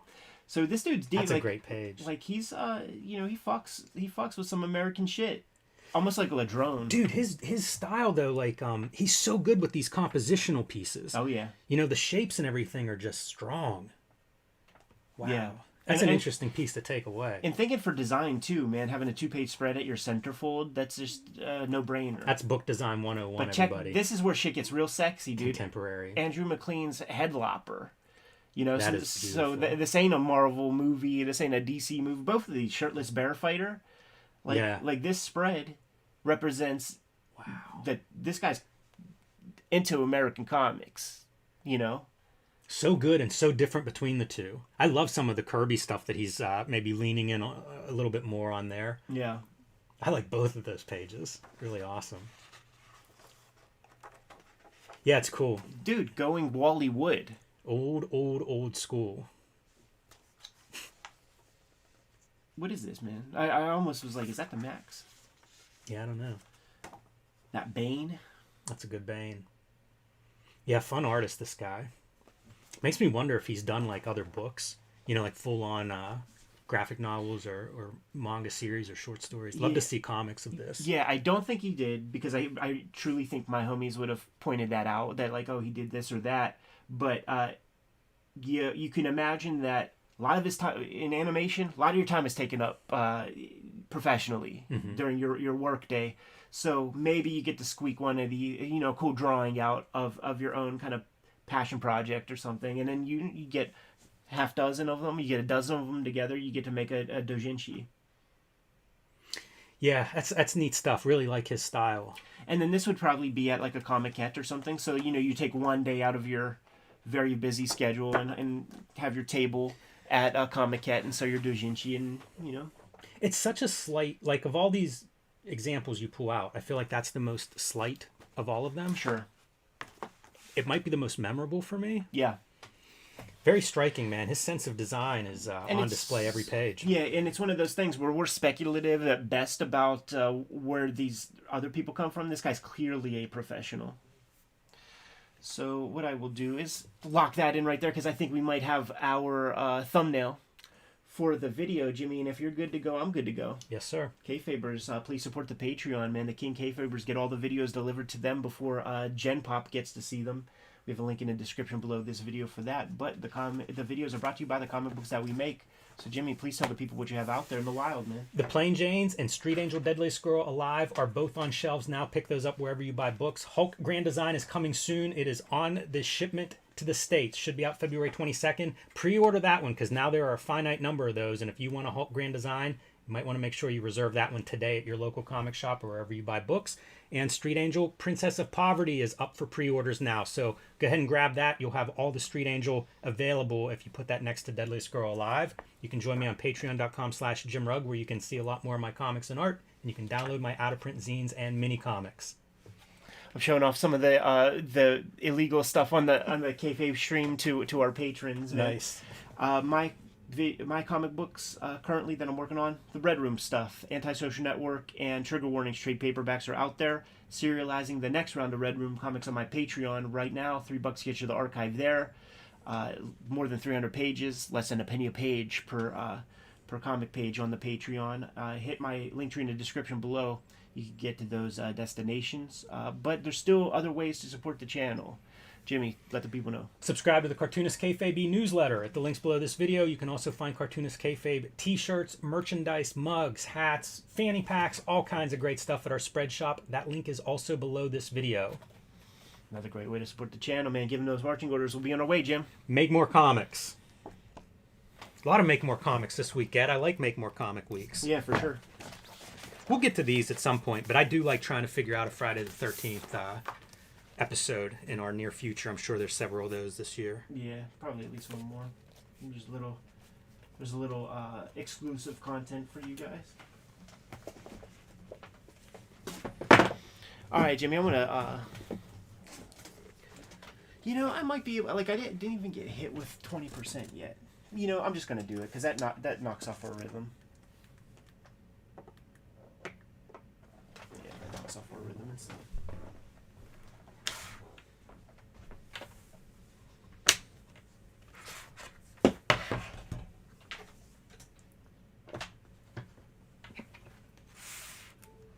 And I switched iPads. Yeah, good. But you're plugged in and everything there. Cool. I'll just make a tea real fast.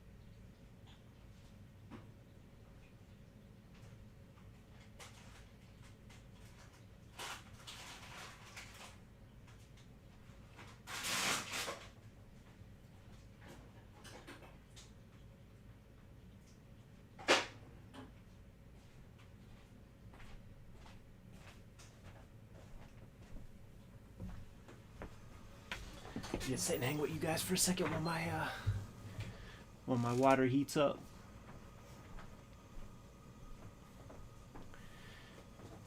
Hey, I actually pulled out, we're going to do this wizard. I pulled out the Max that came with it. Oh, cool. Good. Yeah, we're doing a wizard episode for a big Sunday video. You remember that Max? No. No, I don't. But I definitely had this issue. That first, Oh, you know what? I do remember this, man. it's kind of flimsy, but he talks about Alan Moore teaming up, and I didn't remember Alan Moore doing much with, I don't know that it happened. yeah, that might be it.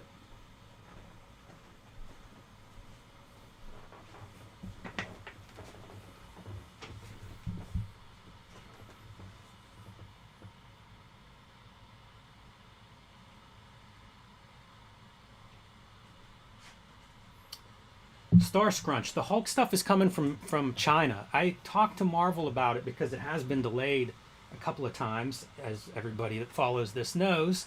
And so I'm trying to figure out some promo stuff, like going to some comic shops and stuff, but I need to know exactly when this stuff is going to be available. And they said they ended up printing in China, again, based on paper shortages and stuff. I don't know the exact reason for that, but it changed their plans, and that's part of why shipping just takes a lot longer coming from China. So they are on their way, and Marvel says February 22nd. So I can't wait to see the books. I also should get a copy early. They'll have some press copies that they send out, and they said they will send me one, and you can bet as soon as I get that, I will be taking pictures, making videos, and letting everybody know everything I know about it. So, yeah, it shouldn't be this way, but nobody's more excited to see that book in person than I am. That's the thing, like, whenever whenever I was talking to Marvel, like, one of my big questions was, I didn't want to be the reason that the books were late. Like, I always worry that something that I try in my files contributes to issues at the printer. Usually it doesn't happen, but I have been called by printers and all over the place based on pages they find that they think, like, is there something wrong with the files? Is this supposed to look that way? And, you know, with the Hulk, we're doing things like a fluorescent ink on the cover, the oversized edition. It's just a little bit different. I don't do enough print design to be confident in all of this stuff. Like, almost everything I send to the printer, there's some stuff that I am like, I can't wait to see how that turns out. And whenever a book's delayed, man, I get paranoid that it's something with my side of it. So that isn't the case. Books should be good. Just a matter of getting it back from the printers and into the bookstores. So February is the month, unless something happens with the ships. Right. Knock on wood, February is the month.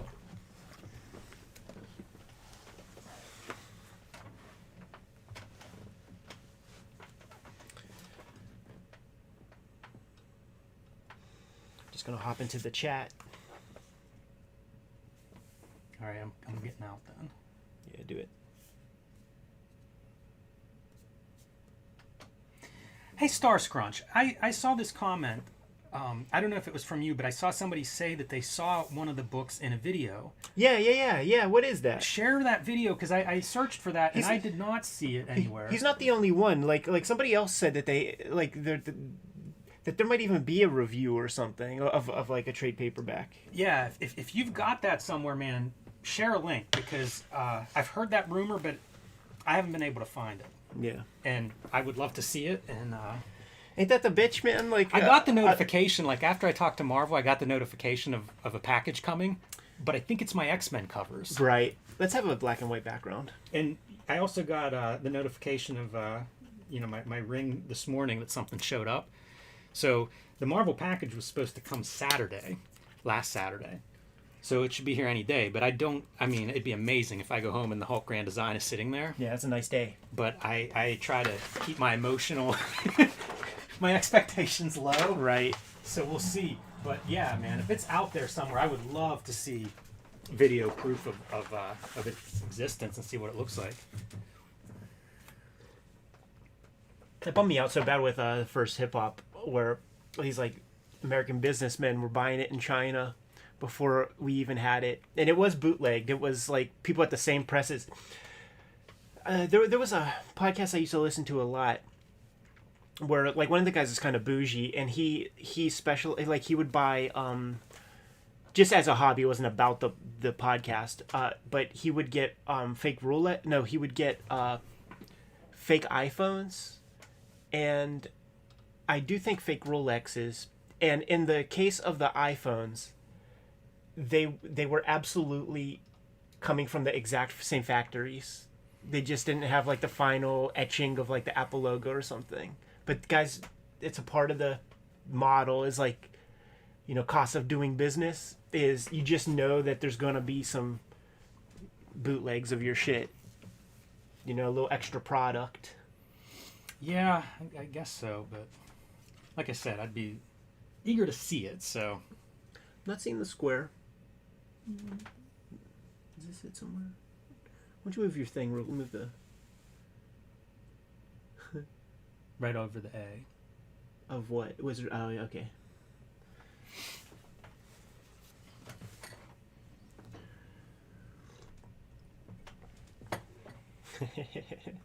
Ready to go? Yeah, man.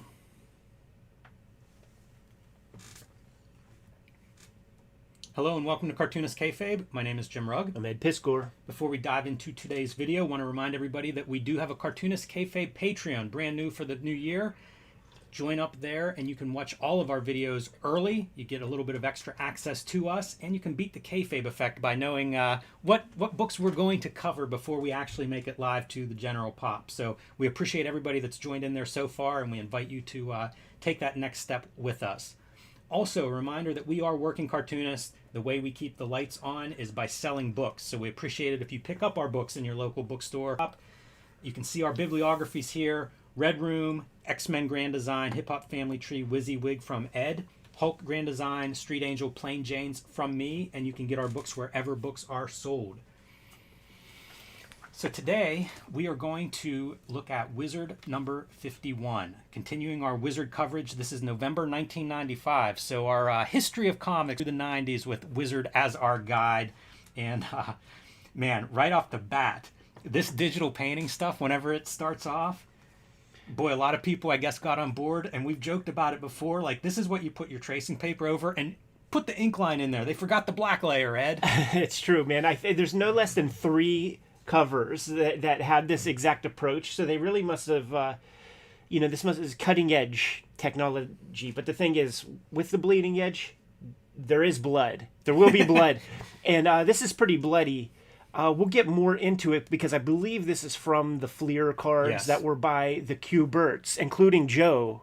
Yes. And let's just save it for that. But lest you forget, this is fucking garbage. The other thing, if you do cutting edge, it is going to age. Yeah. So, 2 years later or something probably is when this started to feel a little bit old. But it does give you a snapshot, I think, from a technology standpoint of where we are. I was here. I was buying these. It was shitty as fuck to me then. I thought it was just garbage. It's funny because in a lot of ways, I feel like this is where we are today in terms of you don't have to ink books. You know what I mean? Like, there's not even paper and ink in most comics that we see nowadays. So in a weird way, this is the direction the market took. But this was the earliest version of that technology. And it definitely was visible at this stage. The other thing I'll say about context, November 1995, I'm a freshman in college. Yeah. And my comics, I am moving away from comics. I had gone to IUP, Indiana University of Pennsylvania. They had a comic book store there. I think it was Patty's Paperback, Fused, because they would supply a number of comic shops, including the one that I could reach that was a little bit closer to me. So I would see that on their back issue boards. You know how comic shops would stamp where they came from. Indiana was the source of my back issues. And I was so excited to go to school there and see this comic shop. They closed while I was there. And so, like, I really end up away from comics. But by 95, fall of 95, like Wizard, this kind of artwork, I was completely gone. I was looking at indie stuff at that point if I was looking at anything. So this is new to me. Yeah, Preacher was the only, like, I would get Preacher. I would have a monthly subscription. Well, on my pull list was Madman, Preacher, very, very few. Definitely no Marvel DC beyond that Preacher comic at this time. And this is where I was filling in my gaps of every week. Get a couple more bucks in the pocket and able to get a couple more issues of Love and Rockets, able to get a couple more, 8 balls and stuff. You must have been middle school? Yeah. Man, that's good comic book taste at that age. It's so funny, too, because, like, I went to those intramural classes, right, with, we know the dude who was a teacher, and I was like, I don't read any Marvel DC comics anymore, and he's, walking around with a Superman earring in his ear and shit, and is like, well, what do you read? Like, like judging me and shit. And I'm like, there's a lot to read. That's funny. Well, let's get started on reading this issue and see what we can find out. How about Mallrats? Kevin Smith inserting himself into comics pretty early on here. And I believe Gareb Shamus, somebody references Mallrats as being the best comic book movie made up to this point in this issue. Yeah, it's true. And there becomes, like, lots of controversy in the pages of Wizard going forward, because I remember Alex Ross going crazy about the Stan Lee part of Mallrats, saying that, like, what about Kirby, blah blah blah blah blah. And then there's a Kevin Smith response, like probably in a letters column or like some sort of news item piece, where he said something about, like, Alex Ross should quit being such a flag waving fanboy, he calls him. We'll get there. Excellent. Upper Deck Gridiron fantasy football cards. I mentioned this because I saw something posted this week on social media from Rob Liefeld. It was the Executioner ad from Comic Buyer's Guide. I don't know if this is like 32-year anniversary or something. I don't know what the timing is, why that came up. But he showed that along with the rough sketch of it and then like the original art of it. Dude, talk about a great piece of art history. That ad's amazing. And Eric Larson also posted about it and talked about how, you know, the Marvel editors were so scared when they saw this, and they should have been, you know, like when you think about what happens over the next couple of years after that. But they mentioned like it was Larson, Liefeld, and I forget the third guy that was going to go, maybe Valentino, that was going to go do this. You know, they were going to self-publish and own their characters, and it was kind of a small thing in the beginning. And then McFarlane was going to do some kind of hockey cards that didn't go. And that's how they get McFarlane into the fold. I'd never heard that before. Me neither. Makes me curious to see, like, you got some of those mock-ups, Todd, of, like, drawing. Imagine him drawing a bunch of, like, hockey characters. Let's see the Mario Lemieux, Todd. Right. All right, so diving in, you can see your table of contents here. How about that for a teaser image? Jim Lee and Chris Claremont together again. Yeah. David Lapham, Stray Bullets. Gareb Shamus back from San Diego, kind of just talking State of the Union stuff here. I didn't take too much from this, but gives you a survey of where we're at. The one thing that does get mentioned here is the Max cartoon, and that's on MTV and doing very well. And so packaged with this issue is the second Max like promo thing that they had done. They had done a Max half that was a mail away coupon. I guess this one must have been polybagged, exclusive supplement to Wizard 51. I happen to have one nearby, so I figured I would pull it on. And love seeing his like painted kind of I don't know, Bill Sienkiewicz almost, you know, mixed media and some line art on there. You would kill for this kind of thing, man, and it just came as supplementary material. Like the reason to buy this issue of Wizard magazine. Yeah, that's when I would buy Wizards, would be like something like this. Yeah. And this talks about Sam Keith reaching out to Alan Moore to write some Max. And I don't know if he actually did or not, but kind of a cool intro piece. But this whole piece is just like inside of his sketchbooks with notes of what's going on. The Max originally pitched to Marvel, and whenever they pass on it, he reworks it a little bit and puts it in darker image. Boy, that worked out well, Sam. Yes, sir. I'm so glad that was the fate. But look at this stuff of like the bleeding ink and watercolor. It looks like he's almost drawn on a napkin. Yeah. Putting that stuff together. Probably the old Marvel DC paper that everybody talks about being like toilet paper. His color work, though, it's really cool to see how much of his sketches he's working out in color. Such of that time period, man. Just like all these apathetic slacker 1990s. Yeah, bringing that slacker, that 90s slacker vibe into like a superhero character. Pretty unique, even though those elements make sense in hindsight. Not a lot of books that actually did that. Yeah, and like when Marvel and DC would try to do that thing, it's a bunch of old-ass dudes doing it, and it just does not work. I have an art book of Sam Keith's that we should look at some point, but it's almost all like this kind of stuff where it's like his paintings and, you know, mixed media and stuff. So pretty cool to see. And, you know, when you think about like contrast of this is what's happening, you know, with a lot of stuff, this digital kind of coloring, and then you open this up, this is the stuff that spoke to me. Sure. Yeah, without a question. And I wonder if this is a little bit of pressure from Hero Magazine that they start putting package in these giveaway ash cans. Yeah, like you know, you used to have to send away for the halves, and now they're having more and more supplemental material. Just passed competition, a good thing, right? Yes, sir. Just passed up on the Techno Comics ad. So they're still kind of slogging and trying to. It's their 1 year exist. Anniversary. Yeah, their 1 year anniversary of Techno Comics. And again, I'm pretty much out of the mainstream, but these things look like such a cash grab to me. Oh, totally. Like, that's all. Not too into it. Kind of a fun back and forth here talking about comics code and censorship is the main topic in these first couple of letters from both sides of the argument. And it made me think like people were really against that, you know, Sure. the idea of ratings and stuff in comics. And I can understand that, but I feel like nobody is against ratings in movies. And somebody explain to me the difference. Is it just that it's always been there in terms of our life? It's always been there, so we accept the movie ratings?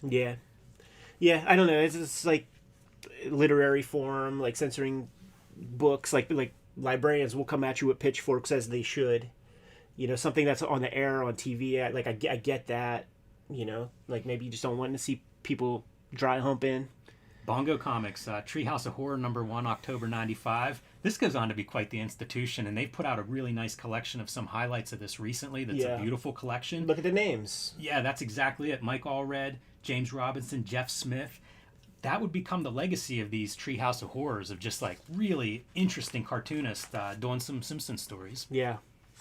Those are always cool, man. If you ever, I barely ever see those in like a dollar bin, but if you ever do, that is always going to be a good comic. This right here, man. I think this is Billy Tucci genius. Go on. I really, really do, man. You see, like, I don't know if you get this on your Instagram and stuff, man, but like when you go through the people's stories, there will be a targeted ad for like a mobile game, and if you click the link, it'll send you right to the app store. And it'll be, so like one of these games is very like math based, and you have like a little soldier running forward, and you could run through like say X3 or -2, and they purposely run this guy, like they make him do all the wrong stuff. And when when you look at the comments, people are fucking beside themselves. And the only way that you get people to see your shit is from commenting and interacting with your post. They purposely do the wrong thing to get engagement, and you promote their stuff with your silly rage. Yes. We have comics that got some outrage, and it becomes the biggest selling one, and re-gooses the number. And I think that Billy Tucci put 6 fingers on this one hand on purpose to get these fucking neckbeard Wednesday Warriors to talk shit.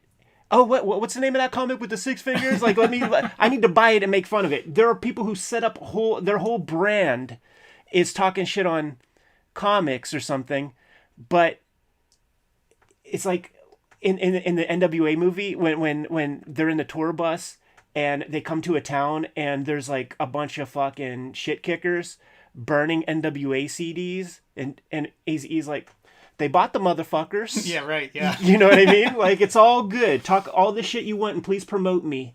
But I think that Tucci did that on purpose. All right. Also, this Punisher has that. He Much does. Smaller scale. The Zap comics that I did the Red Room homage to, 6 toes on the 1 foot. I think that Robert Crumb was chemically altered. And I don't think it was a sales move. But here's my call out to the Cartoonist Kayfabe audience. I want a zine of all of these extra digit pieces, because these exist. They're not always on a cover, but there's lots of examples of this stuff. Like, we've talked about a little bit of that. Let's expand it just a touch and say 2 left hands, 2 right hands on one character. Yes. So multi fingers and same hands times 2 on single characters. Yep. There's that great Rob Liefeld. That's a zine for me. I would rather have that zine than any techno comic ever produced. And I actually think that the Punisher 2099 one, it's real small. I do have the issue and I could investigate, but I think that it's just a bad color piece. I think it's a colorist issue. But there's no question that she has 6 fingers on one hand. Yeah. Any other letters stand out to you throughout that? No, just the imagery of like Max on a toilet and Frank Miller head.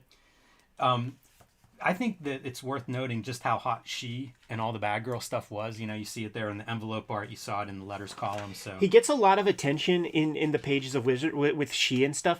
And I just don't know that the relationships he makes with that, like if it's just goosed that way. Like, I'm sure it's popular, but it's really popular because of Wizard Magazine. I think he was very smart in marketing and promo. I think a number like Brian Pulido, this is whenever I think the guys who are either self-publishing or, doing a lot of their own promo, they really start to step to the fore in the 90s. It's true. And a lot of that is like, you talk to Tucci, he's a regular cat. He has some charisma. Pulido has charisma.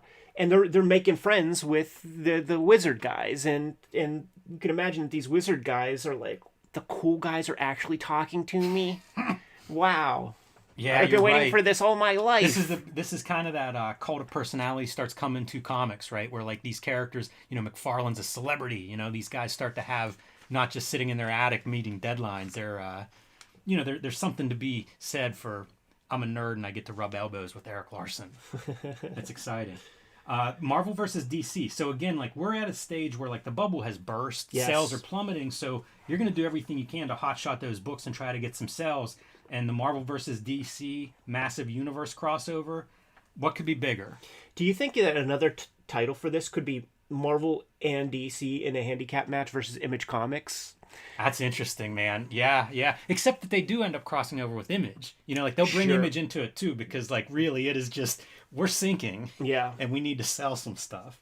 But it's kind of cool to see what they do. And it's easy to sell this, right? Batman versus Captain America, Hulk versus Superman, Wolverine, Lobo. It is funny, some of the choices, but it's an easy sell at this point. Like if you're just trying to sell books, that's about the shortest pitch you could make that somebody ought to understand. Yeah. It's still the stunt casting, still the hot shotting. This time they're doing it with characters. They do it in different ways right now, just trying to grab headlines with, altering characters and things. Having a girl Thor or whatever. I thought this ad was pretty neat. Jeff Loeb and Tim Sells, I think their first Batman story, and you think of like Long Halloween and all the stuff that they did together. I don't remember Batman Ghosts. I think this was the first go for that team. Yeah, I don't either. And it would make a lot of sense because the like Tim Sale as an artist grows in different ways than what we're seeing right here. Like his line becomes more like sort of static. Mm-hmm. Less kind of detailed at this level, and he allows for a little bit more organic of a feel to his pen. But I would be curious to see this. Send 2 copies to the Kayfabe P.O. box because I can't see myself buying it. It feels like a pretty neat piece of history. It's not something that I remember seeing anywhere either. Never, Again, yeah. like going through boxes and stuff, I don't remember seeing it. But it's a neat piece of history because those guys do some serious Batman work. And I think that might be the start of it. And a serious collaboration between both publishers. That's true too. You know, hundreds of pages between together. Them, they do a ton of stuff. I never see these Charles Vest books, and I would love to check them out. But you never ever see that. I don't know that he ever distributed them in a real way. Yeah, I don't know if the whole series came out or not. What are they planning? Like 6 or 7 issues, which is pretty ambitious for what he's doing. And it's team up with different writers, including like Jeff Smith.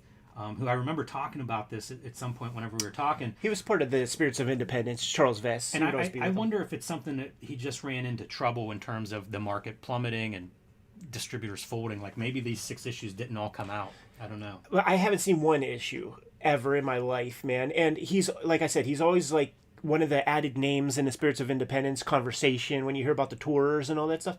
I've never seen the comic, and I like his work. Like if I would buy it sight unseen.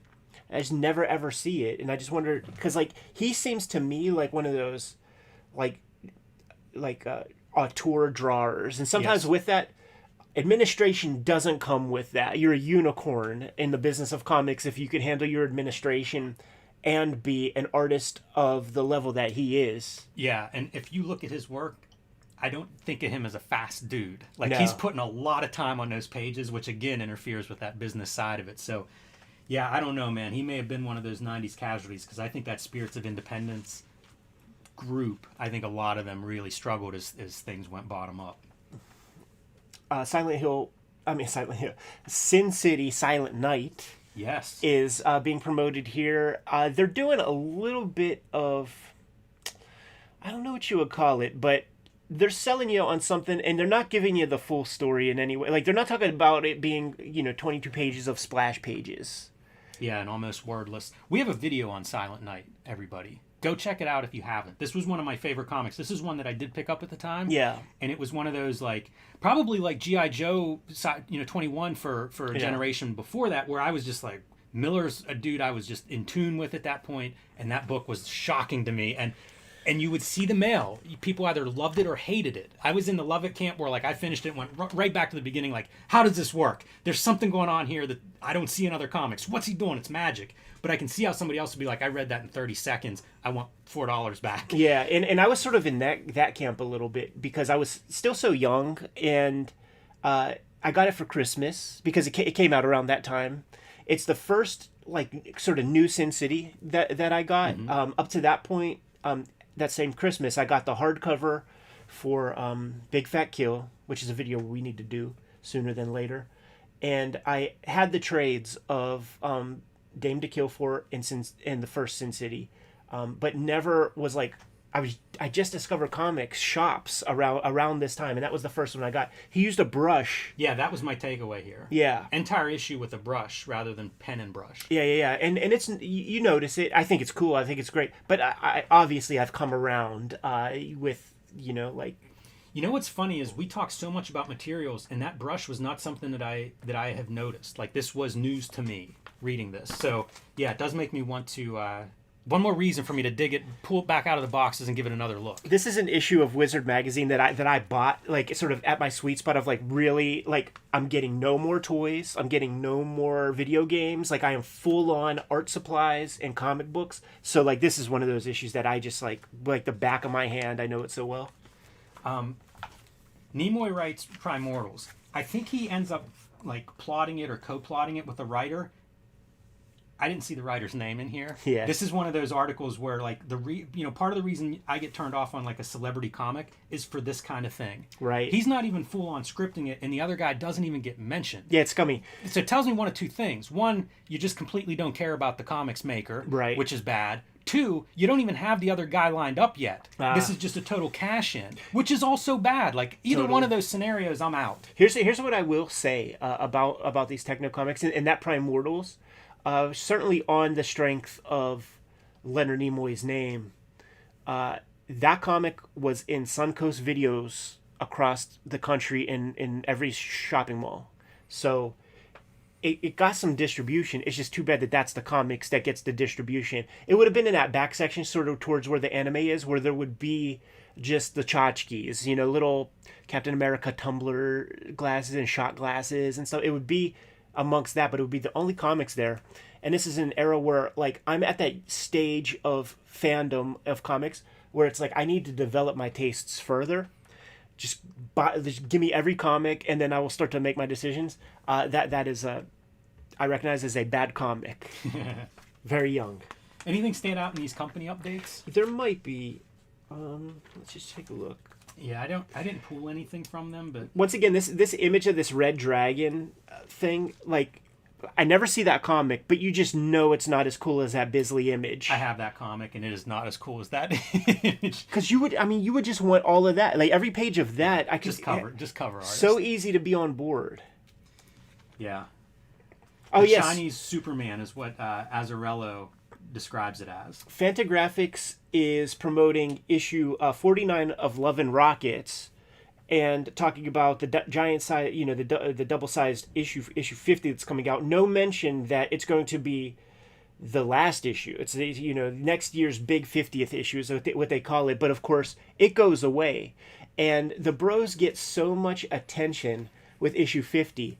Around this time, the Anti-Gravity Room TV show is on Sci-Fi Channel, and they would go to Fantagraphics quite often. Gary Groth is on several episodes, and there was an episode where the bros were on it, talking about the 50th issue, showing it off, doing a little retrospective, and both of them were like, well, were you guys the past 48 issues? Like, if as many people who came to us to express their sorrow that we're stopping would have bought the book, we would keep fucking making the book. You know what's real crazy, dude? Is there at least probably like issue like 12 or 13 of like the new magazine? So it's like we're almost there. Like they have, it's like 50 issues of volume 1, 20 issues of volume 2, I think 10 of 3. We're up to like 13 or so of this volume 4. They're getting up there, man. Yeah, and those that volume 3, like, those are 100-page books. It is, yeah. Each dude doing 50 pages or something. Note in here, Chris Ware's Acme Novelty Library won 5 Harvey Awards. Yes, this is that era also, man, where the Trinity. It would be Chris Ware would stack them up. Dan Clowes would stack them up, and you couldn't ignore their names because they would just be winning everything, and like when you see those names at that level, it's like you got to check it out. Hepcats. I don't have much to say about Hepcats. See prior videos for that. That's one of those alternative books that would get lumped in, with the indie self-published books, but it just never really spoke to me. If you can't be with the one you love the one you're with. Wendy Peeney exhibit talks about some ElfQuest originals being shown. So early days of, say, putting your originals out into a gallery setting and selling them, like apparently it was a very successful show for her and for that artwork. So kind of cool watching the build-up of original art starting to be, accepted. And Wizard Chronicles a lot of that. Auctions whenever they go up and stuff. It's kind of neat to watch that rise. And, man, think of all the people that were getting in on the early days of original art trade. I don't think you know this, man, but we know a couple who have a very successful relationship, very long-standing 20+ year relationship, have kids and stuff, a kid, and they met each other on an ElfQuest website, like a fan site in the 90s. Wow. That's how they connected. Wow. Yeah.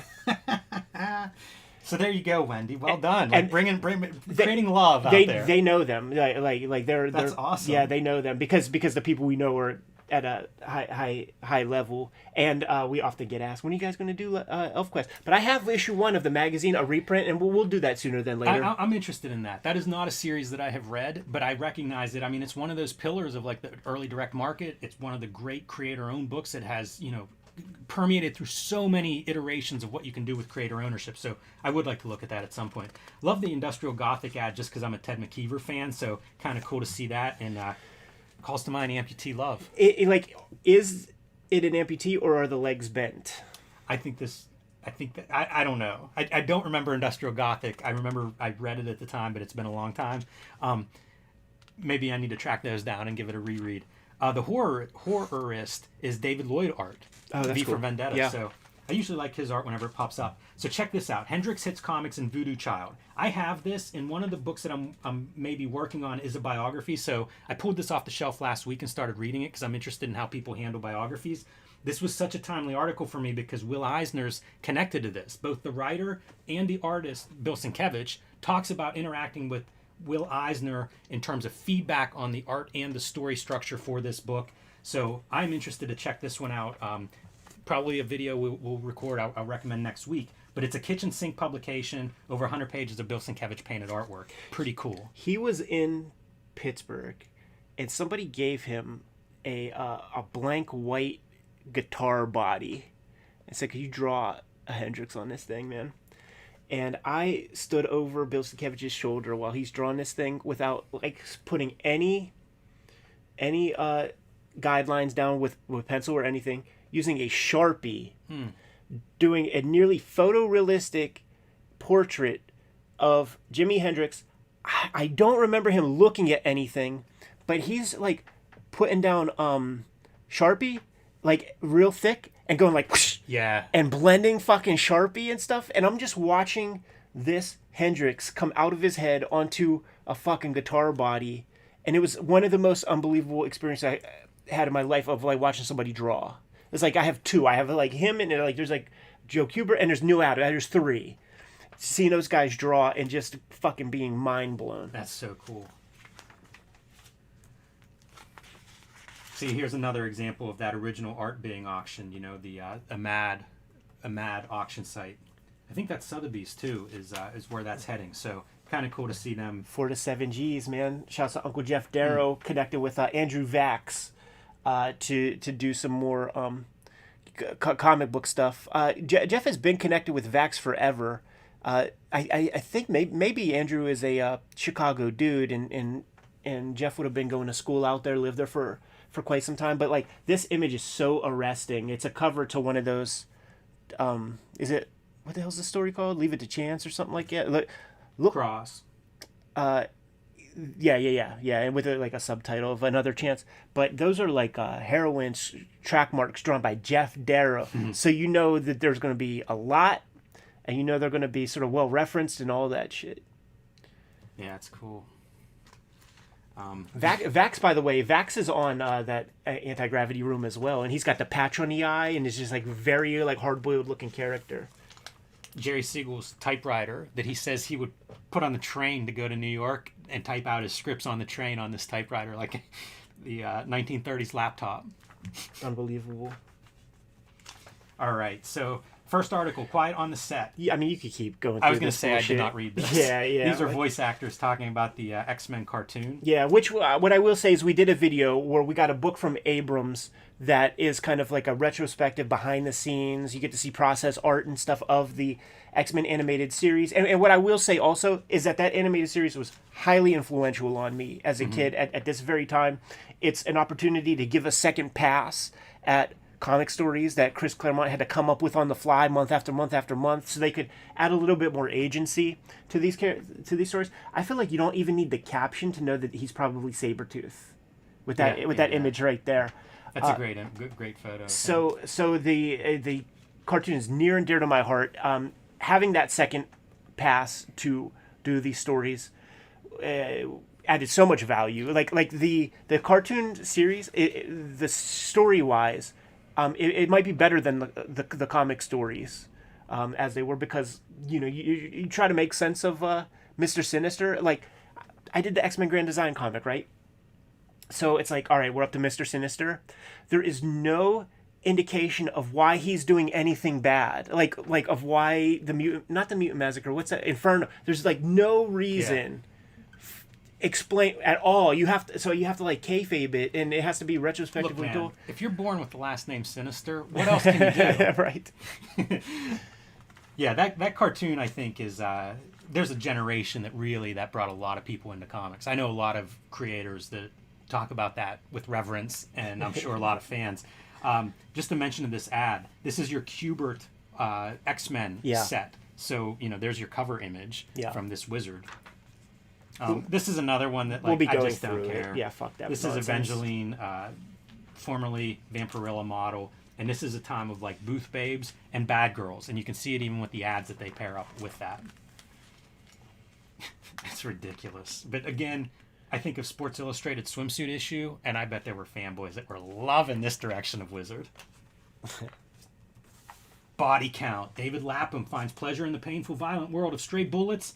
So awesome, man. The first couple of issues of Stray Bullets are out at this point, and he is talking about self-publishing, writing and drawing his crime series, the 8-panel grids that he uses that are very cinematic.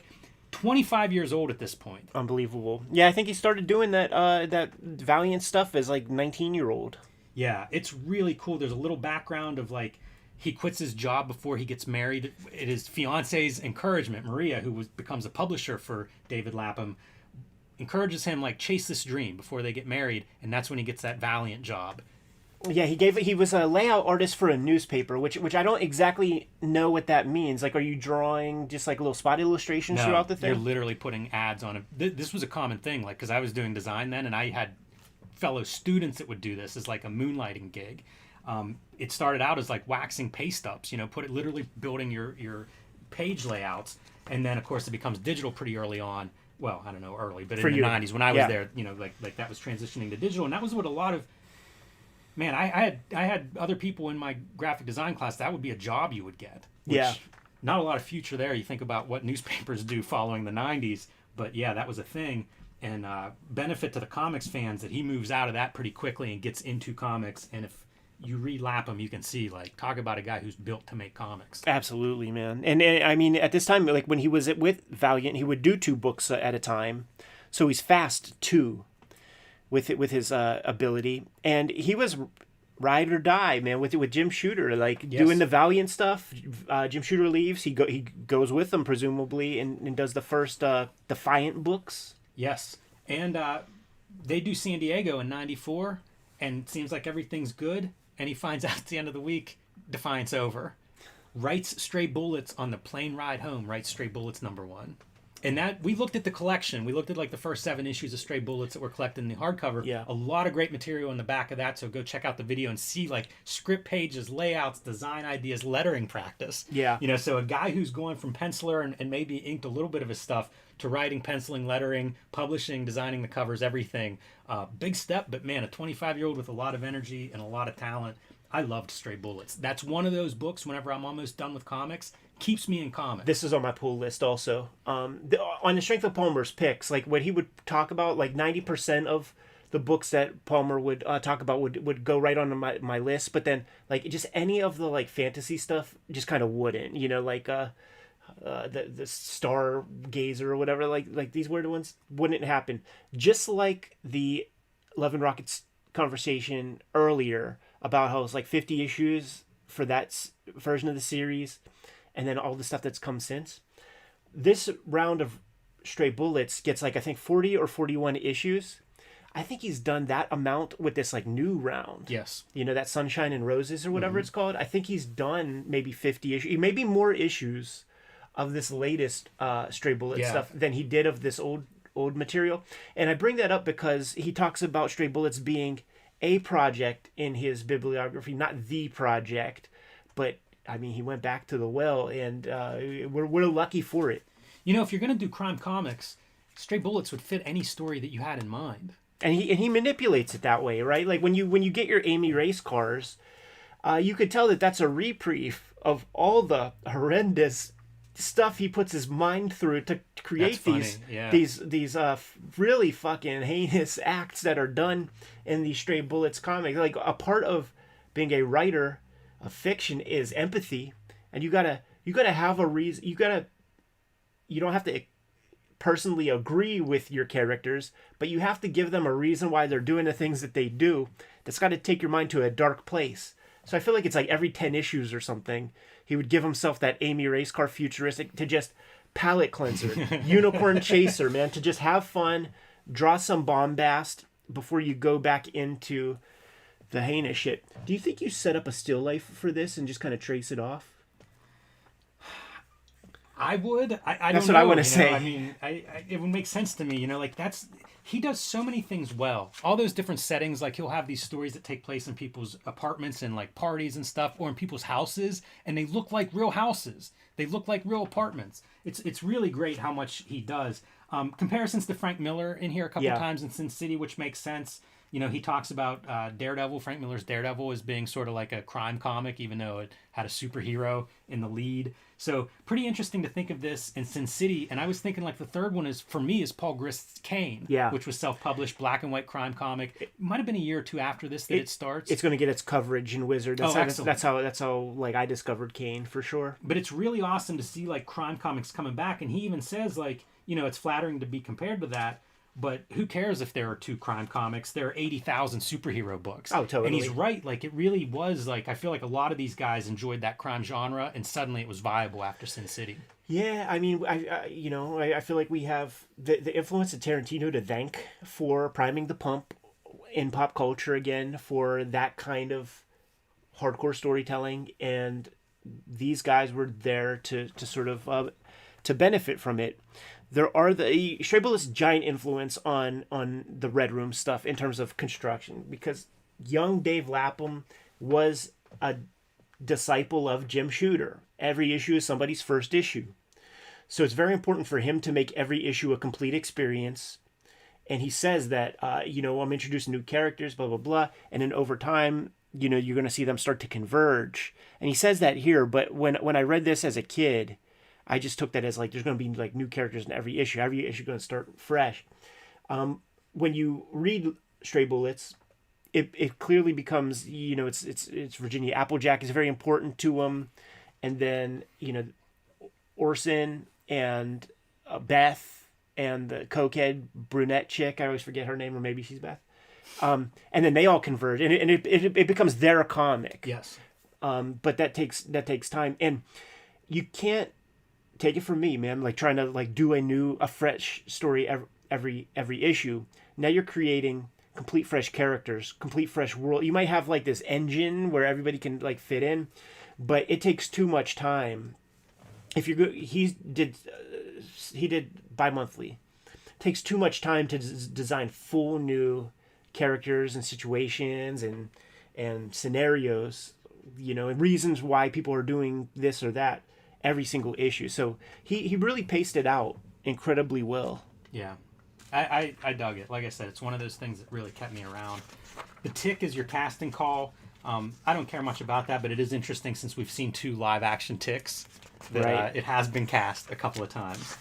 First look, Witchblade. This is a 1-pager introducing this Mark Silvestri's Witchblade. I really think this changed Silvestri's trajectory. Absolutely. Cyberforce was not well regarded. Like, it wasn't much. People didn't hold that book up as like, this is an awesome Image book. You could not even find it. Witchblade changed everything for, I think, Silvestri and Top Cow. The story's being told with our Wizard coverage. Like, listen to all the Wizard episodes, and we're not talking much, and the things that he's doing are just there's nothing there.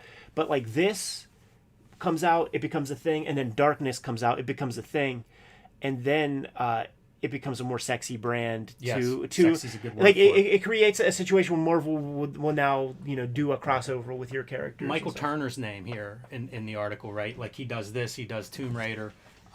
Fathom. Yeah, becomes like a very hot artist. And that was the other thing is like these guys, as they had their studios, Yeah. they start to need the break guys. Like they need guys that are going to show up and become stars and celebrated. And I think Michael Turner is one of the guys that probably is the front of that pack, especially for Top Cow. Here's the example. The Exhibit A to go along with that. If you watch that Image Revolution documentary, when the image frictions begin, and they're probably already starting because Rob has Maximum Press. Mm-hmm. It was Rob Liefeld calling Top Cow, "Can I speak to Michael Turner?" And this is paraphrased, but almost in quotes. Mark Silvestri picks it up and says, "Do you know who this is? This is Mark motherfucking Silvestri. Quit poaching my guys." Because Rob will do that. like Rob will grab a Stephen Platt and give you 3 times what you're making at Marvel. Or grab Kiko Taganashi from Steve mm-hmm. Oliff and set him up and stuff like that. So it was business at that point. And it was a business where the guys at the top of this pyramid were able to make big bank. Rob talking about making $1 million an issue or something. So it's not insignificant to do this, but there's morality conversation that's outside of business. Yeah. Yeah, a lot of note where that it's for Wizard magazine. I feel like that's 2 pages that really have some legs. Yeah, no pun intended. Right.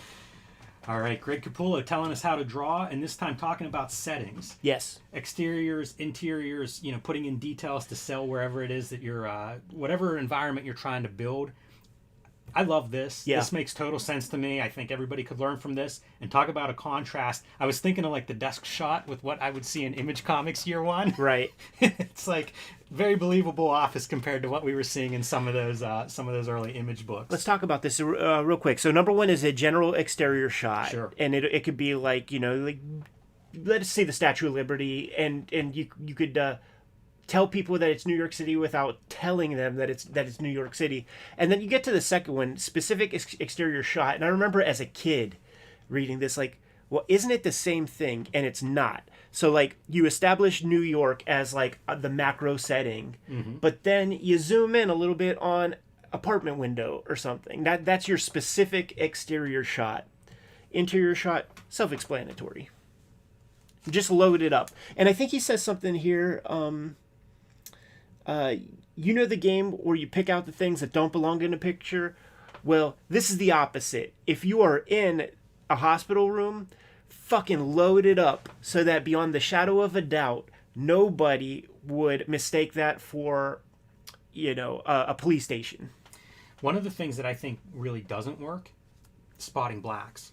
There is no focal point in a lot of these images. Todd McFarlane's inking that stuff, and he was just so masturbatory with the tick marks, and he just wanted Steve Oliff and Ollie Optics to show up. When Capullo draws naturally, this is a natural Capullo drawing for what he said. It still has the McFarlaneisms and stuff, but he uses blacks.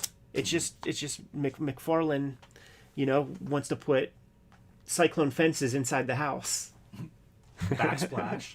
Cyclone fence backsplash.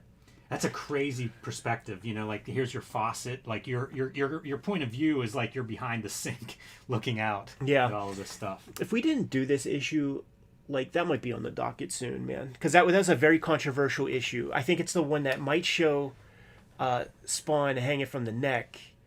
And, yeah, you might be right on that. And on all the TV shows, all the what they called magazine shows back in the day, A Current Affair, Hard Copy, it was the same. There would be this black librarian lady who was this shit is Spawn's a black character, and you have this guy lynched and hanging from the neck on this comic book cover, and my grandsons bought this thing, and the exact copy that I have is on newsprint, and it's I got it from Giant Eagle on the spinner rack from the not the direct market but the newsstand.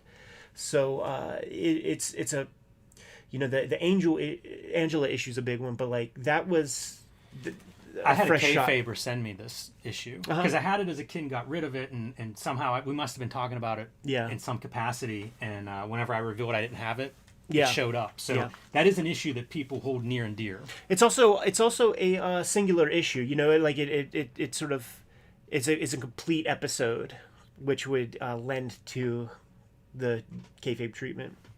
Drawing board, always a lot of fun. And again, man, she was really burning it up. And I wonder, because we're seeing like envelopes and now we're seeing drawing board covers, if part of the appeal too is this is a creator-owned character. You know, like Billy Tucci, in a way, like that was the dream for all of us. Sure. I want to draw my own book and my own character and have it be in Wizard magazine. And so you see the fans are like on board with that. Yeah. That's a fun looking Wolverine. I don't know if that's colored pencils or what, but that's a wild looking piece. It's so funny because like I still make the mistakes that this artist makes in almost the exact same pose. If you look at my Fried Pie X-Men Grand Design issue 1 cover, the foreshortening on the top of the legs, like the femur, it's not easy, man. Like to like do that right, and I do it about as well as that guy. And my torso's bent the same way.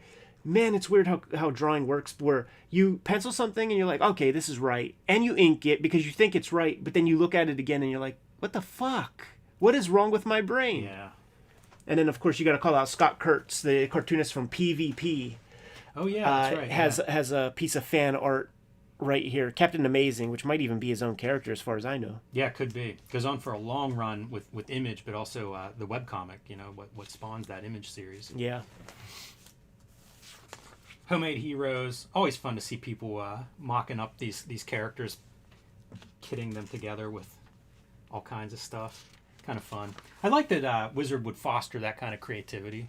Yeah. Because it reminds me a little bit of what we see on Cartoonist Kayfabe, where it's like the audience is a bunch of creators. Absolutely. You know, and where their creativity goes may vary, but, you know, give them a platform for that. You know, it'll certainly engender some good content, goodwill, and some interesting results. And think about it. We have envelope art, we have letters column, we have the toy thing, we have the cover art thing. So it's a lot of ways to get people's addresses. That's right. When you run in a magazine, like that's a big part of the game. Very true. You gotta be able to show something to an advertiser to get them on board for your ad dollars. The Kubert brothers, two of Marvel's top artists at this time, post Image Exodus. Yeah. And they're drawing big books, man. Wolverine and X-Men. Yeah, what's funny is issue 38 is the second issue of Wizard I bought, and this is the cover.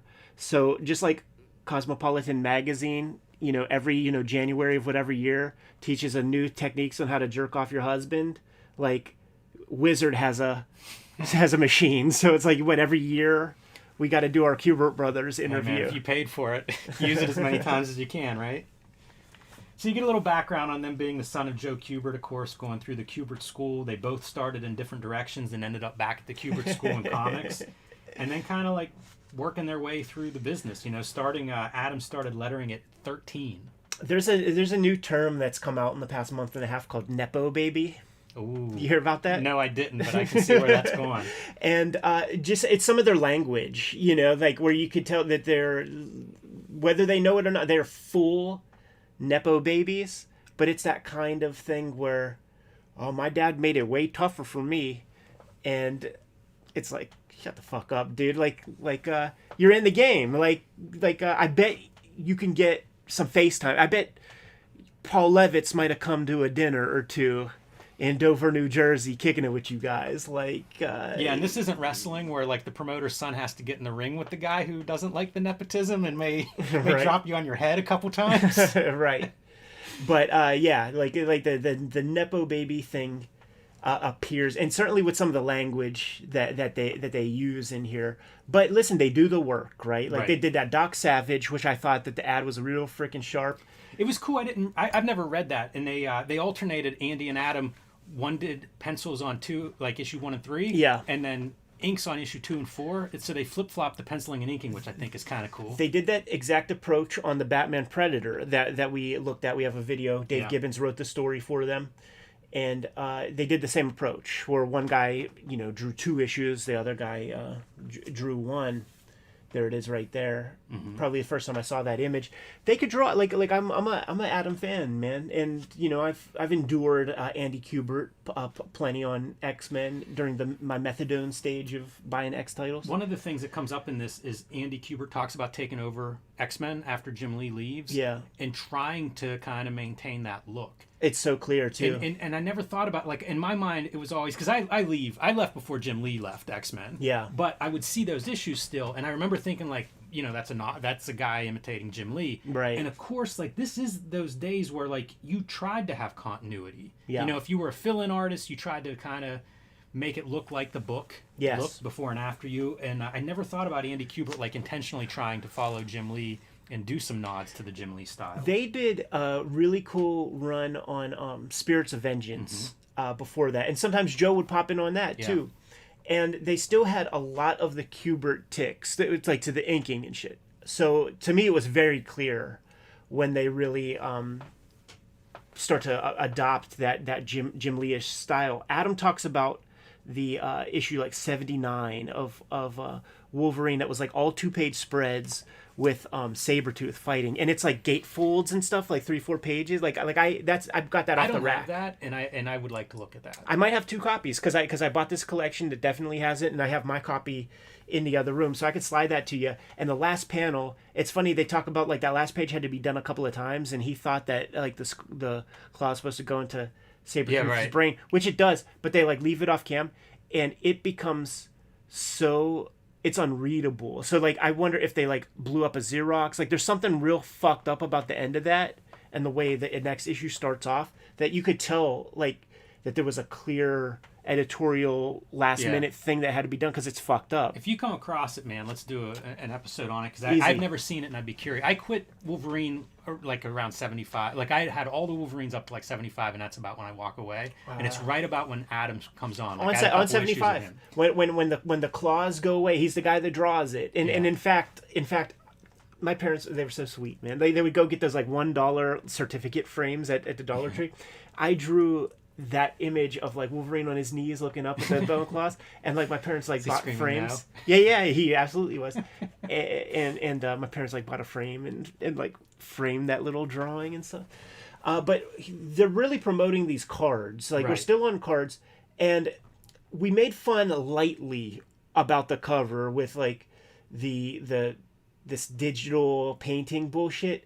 Now it's time to fucking lean in hard because there are about 30 pen and ink Joe Kubert images that got fucking obliterated by this process. And Kayfabers, is there a way to see these images? Do people buy them? And is it on Comic Art Fans? I want to see them.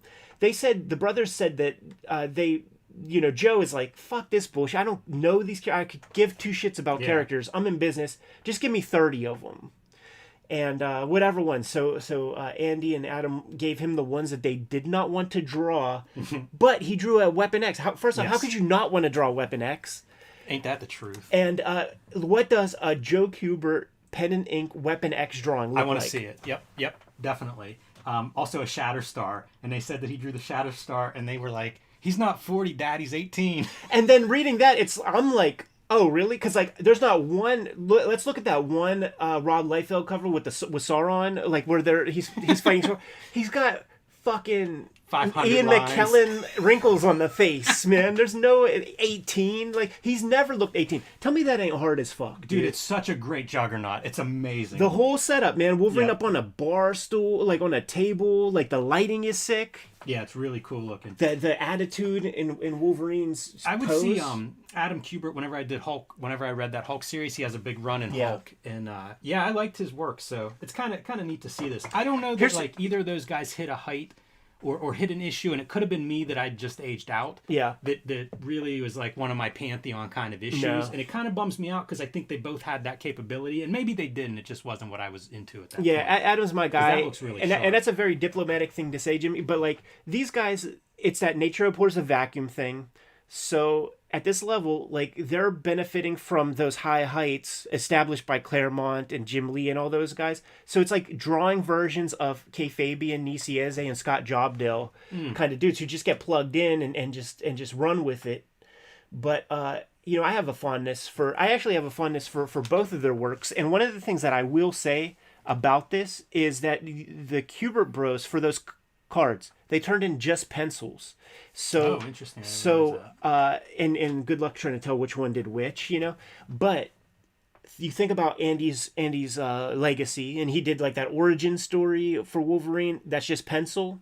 He did that 1602 or whatever it's called. That's just pencil, and he has experience doing just these plain pencil comics, and this might be the first time that he professionally gets paid to just do a tight pencil thing that had no intentions of being inked. I feel like they're imitating not the Kubert brothers, but the coloring, like the Hildebrandt brothers. Remember those guys? Yeah. And they came out just before. Big influence. Yeah. All right. I don't have too much to say about this. This is a gathering at Ralph. You know what? I'm more interested in Ralph Macchio's backyard, the editor, where this is taking place. All of these creators are getting together. Got that in-ground pool, man. Yeah, Looks man, like looks pretty good. He's got a nice the setup. White picket fence here in the background. But this is a 3-day get-together of Avengers creators who Bob Harris is co-writing. Which is Bob Harris would become editor-in-chief at Marvel, but he was the ex-editor at the time at their, the heights.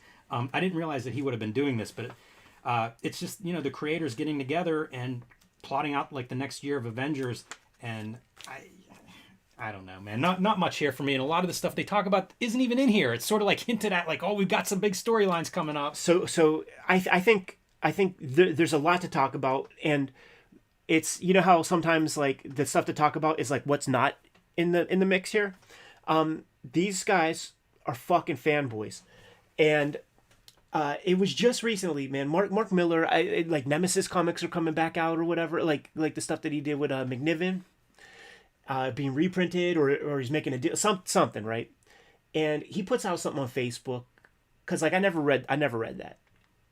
And he's like, yeah, with Nemesis, the idea was, okay, you take a guy who is a billionaire vigilante. How would the cops bring this dude in? And just like that sentence, 2 sentences, I'm like, I'm on board. Like I'm gonna have to check that out. Nobody does that better than Mark Miller. These guys are no Mark Millers. They're the opposite. They are fucking clowns. And can you imagine, Jimmy, you and I, we get together, man. You get to the studio, the table's all ready to go. We're ready for business. We can plug in and get busy immediately. These guys are fucking schmacking off. And have fun at your pool party, guys, because guess what? Like, I'm talking to the photos right here. Uh-huh. Guess what's going to happen? Jim Lee and Rob Liefeld are coming and are putting all you dudes out of work because you're sitting around fucking being fanboys. Like, the stuff they're talking about in here is fanboy nonsense. And, you got Mark Grunwald, like, famous fanboys. Like, in the mix here, Jim Lee and Rob Liefeld are coming, and you guys are going to be doing everything you can to try to sabotage it and make these books successful so you don't need the Image guys. But have fun at your pool party, because it's done. Here's the other thing that's not here, Ed. No artists.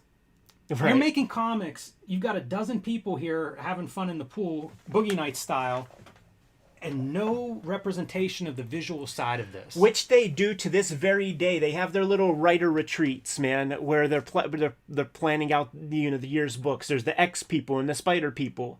Never any artists invited to that. And I think some of this can segue really tidily into our Jim Lee, Chris Claremont conversation when we get to that point. But this is clown shit. This is douchebaggery amongst these dudes, and no fucking surprise that that Marvel's going to try something else, because it's not here. Look at how uninspired this stuff is too. Like, maybe after The Crossing, we ought to have The Rebuilding. Like, maybe we ought to have The Generic. Like, it just, you've got a dozen guys, and The Crossing and The Rebuilding are the best titles you can come up with. Who's that appealing to? And also, it says less than nothing. And also, like, it says creatively bankrupt. Like, in the dictionary, or creativity by committee. Comics by committee, and here's your committee. And when you have Michael Turner mentioned, and you got Gen 13 out in the mix, and you got this cool hip young energy, and you got these fucking dudes, it ain't happening. You need some fresh energy. Let's spend 200 words on how do we feel about doing a number 0 issue. Right? Yeah. Guess what? It doesn't matter what the number is. Do a good comic. Yeah. The number has nothing to do with it. That's what I'm saying, dude. Can you imagine? Like, we would fucking go insane being in a room with these dudes. And it happens. Like every now and then, we try to spread our wings. You and me and Tom, we get sent to Phoenix, Arizona. So it's like the West Coast, a bunch of cartoonists that we don't get to see too often. You know what? We hang out all the time, guys. Let's spread our wings. Let's go hang out with this guy or that guy. And we do, and we all come running back fucking traumatized because they talk clown shit. They're fanboys, dude. I often think, like, for how much, like, there are big continuity crossover kind of things, like, I'm surprised there's not a writer's room kind of build that works. Yeah. This is so much the opposite It of, is. like, it feels like they're not getting any work done. None. And Nothing. man, if you came out of, like, the crossing and the rebuilding, I feel like everybody's fired. We're getting a new writer's room if that's the best we can come up with. Send us to that room with those dudes, and we will have them lockstep. They will be the disciples of Cartoonist Kayfabe and do our biddings, man. Because first off, you could alpha dog all those cats, and get them to impress you. Even okay, you're Marvel, right? And you're getting some promo in Wizard. It's going to be 3 photographs of dudes. Pasty dudes in their shorts jumping in a swimming pool. Yeah. What are we trying to sell here? Right. How about 3 pages of Avengers art? Like, what the heck? Yeah. Who thinks this is a good idea?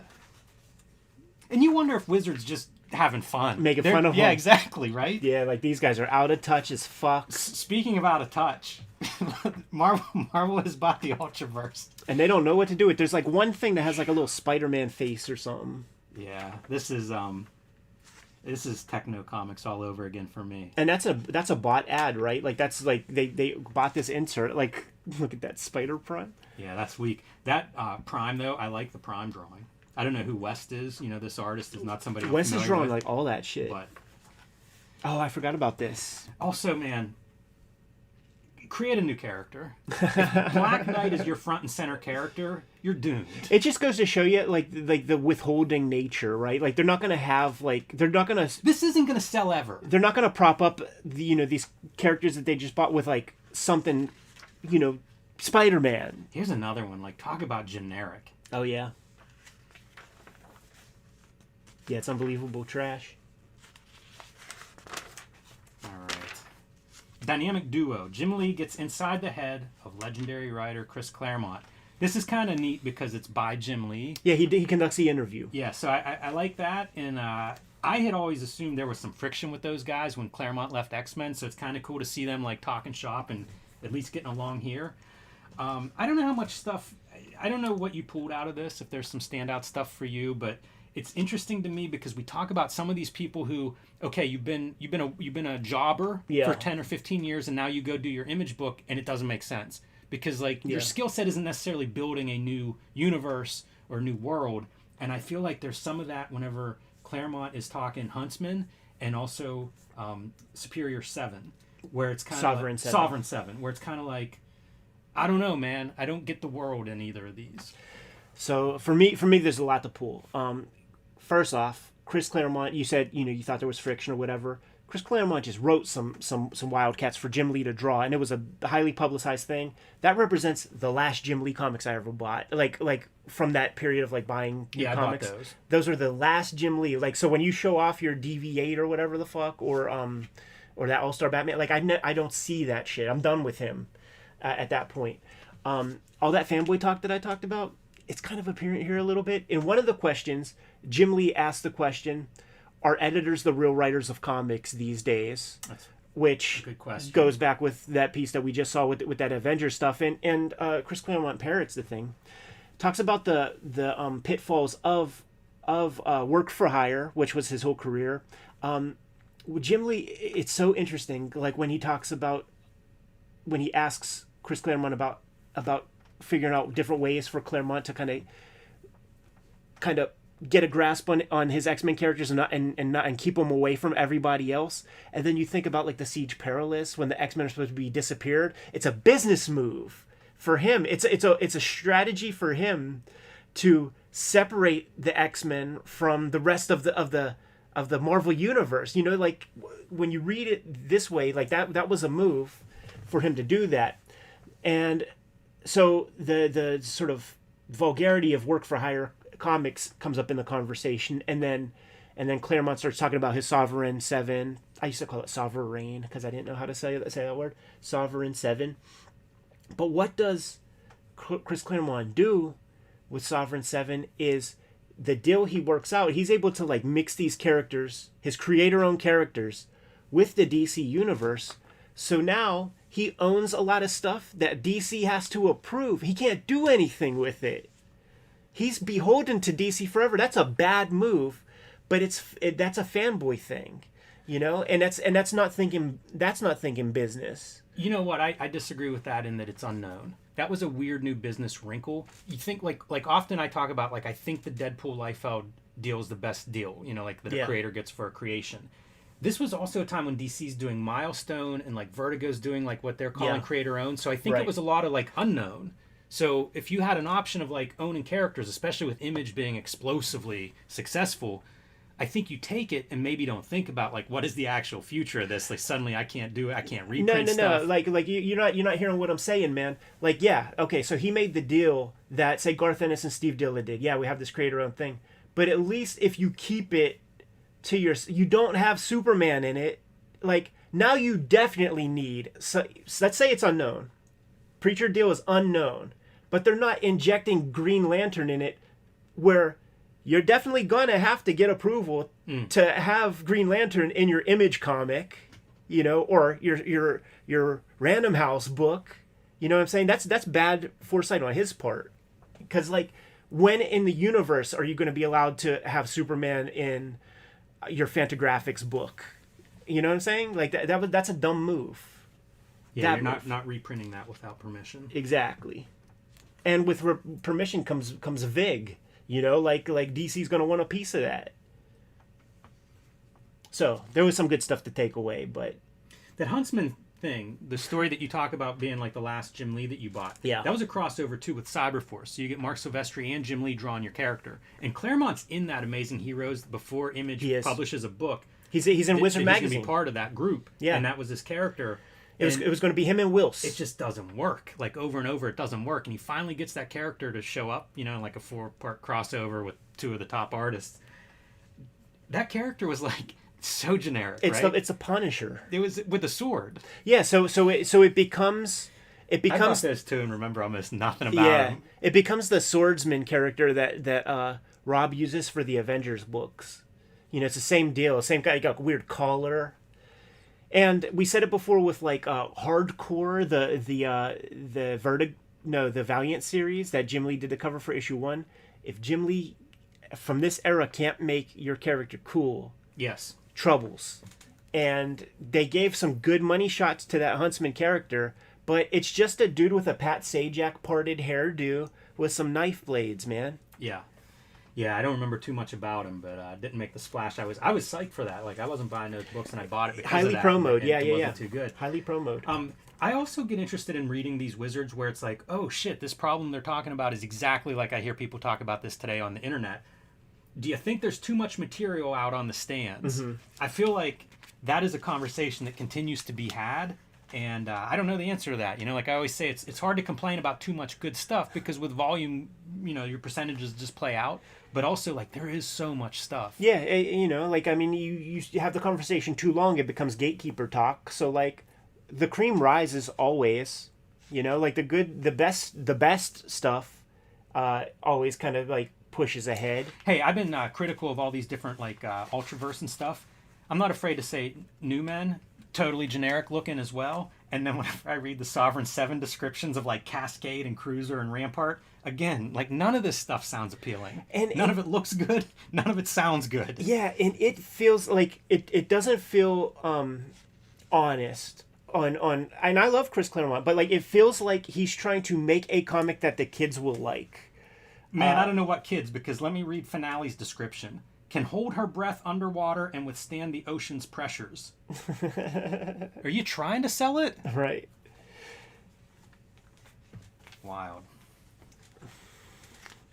Manga scene, talking about some early anime breakthroughs. Yeah, and this will be the stuff that comes to the States. You know, like it's cool talking to Jeff Darrow of like being from that area, that period where he would see Akimbo the White Lion on UHF. Mm-hmm.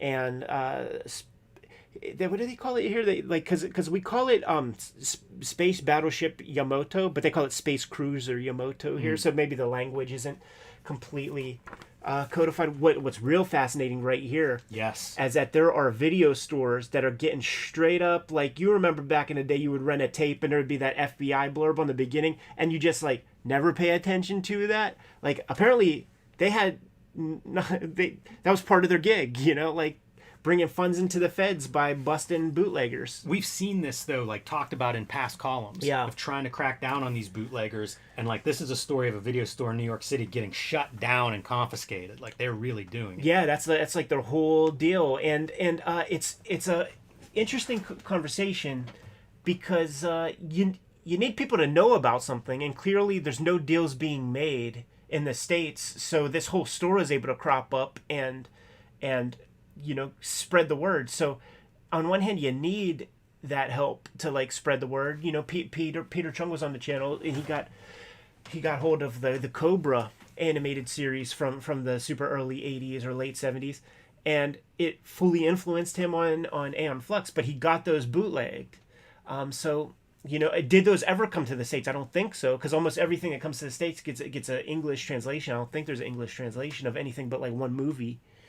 So you need it, but then, you know, when you get it, then you start to flex your muscles. But one of the things that got taken down was that selling clamshells with a Ninja Scroll before it had the translation, and I would absolutely have bought that shit.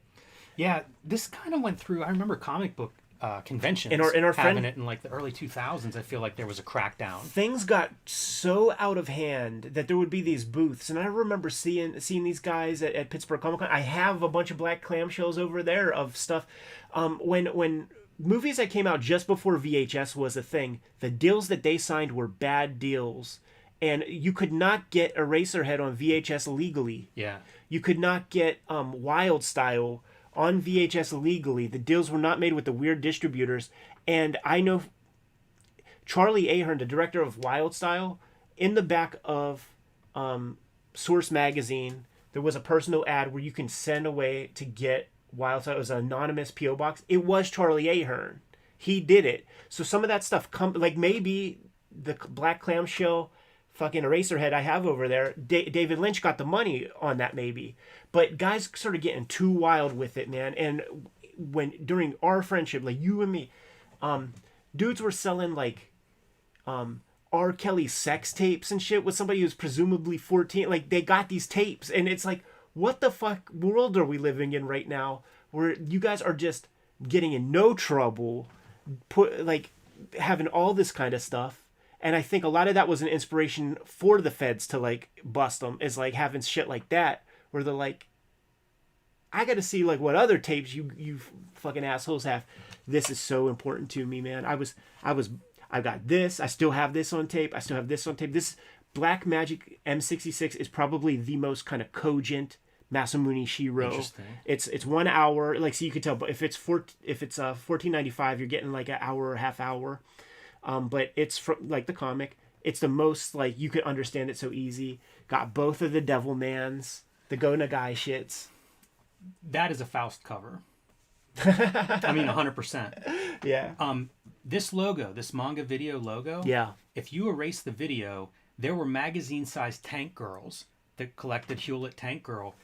That was like the logo. That's and cool. It was called Manga. It makes me want to like get out and scan it and really look if that's the exact same logo, like if they're connected. I think it probably was that company. All right, man. Palmer's Picks, always the highlight of Wizard for me. And this time looking at Harvey Picar and his wife Joyce Brabner's comic books output. So Harvey Picar, what can you say? One of the great auto-bio self-publishers. You know, one of those things, if you thought about the influential comics, American Splendor really kind of, I don't know how you have comics history without that book. Yeah. You know, that's a huge one. So after going through cancer, he and Joyce Brabner collaborate on Our Cancer Year, a graphic novel that probably pushed some of his work into bookstores. And, you know, a self-publisher who had kind of a mainstream audience appeal in some ways. David Letterman appearances and things. All on the strength of and now he gets book distro with it. No. Like, he gets it way earlier, because the reason you get on David Letterman is because he made the deal with Doubleday, and with the Drew Friedman cover, man, like that shit was in bookstores before any of that talk. Like, he enjoyed that 1986 boom. Interesting. Because he was a part of that shit. And that's the stuff that it wasn't David Letterman finding some douchebag with these like little self-published nonsense comics. It was the Doubleday deal, and they probably made the first deals to get him on Letterman, and then his personality kind of keeps him there. But this is a guy that brought me into the game, and he would just show up in the oddest places. So Comic Book Confidential, first time I ever saw the dude, and he was reading one of the Crumb stories. So that it just looks good and all that. So he's on my mind that way. And then this might be the second time that I see his stuff. Well, no, Comic Book Confidential. Then I see that Doubleday book with the Drew Friedman cover in the stores when I'm looking for comics. I see this, and then some years later, and I get these things. That's Joe Zabel, Gary Dumm. Yeah. Windfall maybe. And I think that's supposed to... It is Windfall. Yeah, and I think that's supposed to be Dave Letterman. Really? Those guys are a little rough. I like them, but they're a little rough. So then, I start picking up the Dark Horse stuff because it's easier to get, easier to find and things. And then my parents, like my dad would do like a lot of travel and not go anywhere because like, you accrue frequent flyer miles, but he would never like take my mom on a trip. They just weren't those kind of people. So there's this like service that you get in like probably junk mail or something where you can you could sell them or trade them your frequent flyer miles for magazine subscriptions. And we always would get like so many magazine subscriptions. So like already like I'm out of the Kubert school and my folks got a subscription to like Entertainment Weekly and like American Splendor Crumb strips, like new ones are showing up in Entertainment Weekly then. And then he's talking about the forthcoming American Splendor flick. And I'm like, what? That fucking blows my mind. So then go see the flick and all that. And on the strength of the flick, I go back to my Dark Horse American Splendors that I got on the strength of being sort of energized on the comic from this article. It has a photo cover of Harvey. And it has that like fake laser printing, like when you had a Time magazine subscription and it would, the dot matrix printer. It had Harvey Picar, P.O. Box, yada, yada, yada. Like, that's the one that I used to send a dude comics. And they never got bounced back, returned to sender. It went somewhere and it didn't leave. Sent 2 rounds of that to Harv, and that's when I get the call, dude. That's amazing. But it kind of comes from this in a lot of ways. Yeah, it's a pretty good coverage. Because again, like if you're reading Wizard, I don't know that there's much Harvey Picar mentioned before this one. It's true, and Joyce makes it a point too, like the art cancer year piece. Like they both write the thing, and she, when you talk about like art therapy, I think we've had this conversation a lot. Maybe not necessarily on the record, but talking about like comics as art therapy and how it might not actually be the best use of it's hard to imagine that you sit there all day slaving over comics, how that's almost anything but like wallowing in misery. And they actually kind of acknowledge that. And they're not saying that it was like a therapeutic thing necessarily. It's like, no, like we're sort of reliving it and, for better or worse, which is kind of almost like that could be the name of like American Splinter's an ironic title. But if it were being super honest, it would probably be like For Better or Worse would be a good title for the series. Recommended reading, we mentioned the Book of Ballads and Sagas, which is the Charles Vest book that's coming up, so it does get some shine. But Schizo, Ivan Brunetti's... Schizo from Ivan Brunetti, which I always knew as Fantagraphics, originally published by Antarctic Press. Absolutely. Which I had no idea it was Antarctic Press. Yeah, for sure. Ben Dunn, the publisher of Ninja High School, he did some shit. Like, first off, he did our Homeboys comic, man. Jason Lex, the awful science fair. He did that. But he did, around this time, and we'll get there within the next couple of issues, maybe, Box Office Poison. Alex Robinson, yep. But yeah, he did the first 3, and it's the one with, like, super tiny Ivan Brunetti head, like, talking to Jesus or something, and just lettering, where he's giving Jesus the what for. That's funny. Totally. Antarctic Press. The guys who brought you Ninja High School. It's wild. And that's pretty much it, man. Yeah. Anything else stand out? Top 10 as usual. Although you see all the Bad Girl art is big, X-Force is big, and Quesada with self-publishing there with Jimmy Palmiotti and Ash #1 making an appearance. Yes. It's interesting to note, like 2 Marvel books, no DC books.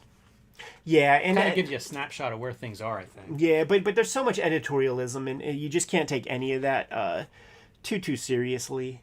Paul Smith on Doctor Strange. Which is the good and cheap. So a lot of people call this out as being great. It's probably not so cheap anymore, but like a lot of people want us to do this. Paul I'd be Smith, curious Doctor to look Strange. at that. There's some interesting Doctor Strange art over the years. Like I just pulled, I think, issue 50, and it's Marshall Rogers penciling and coloring. Yeah. So there's a lot of cool stuff there. Boy, these picks, wow.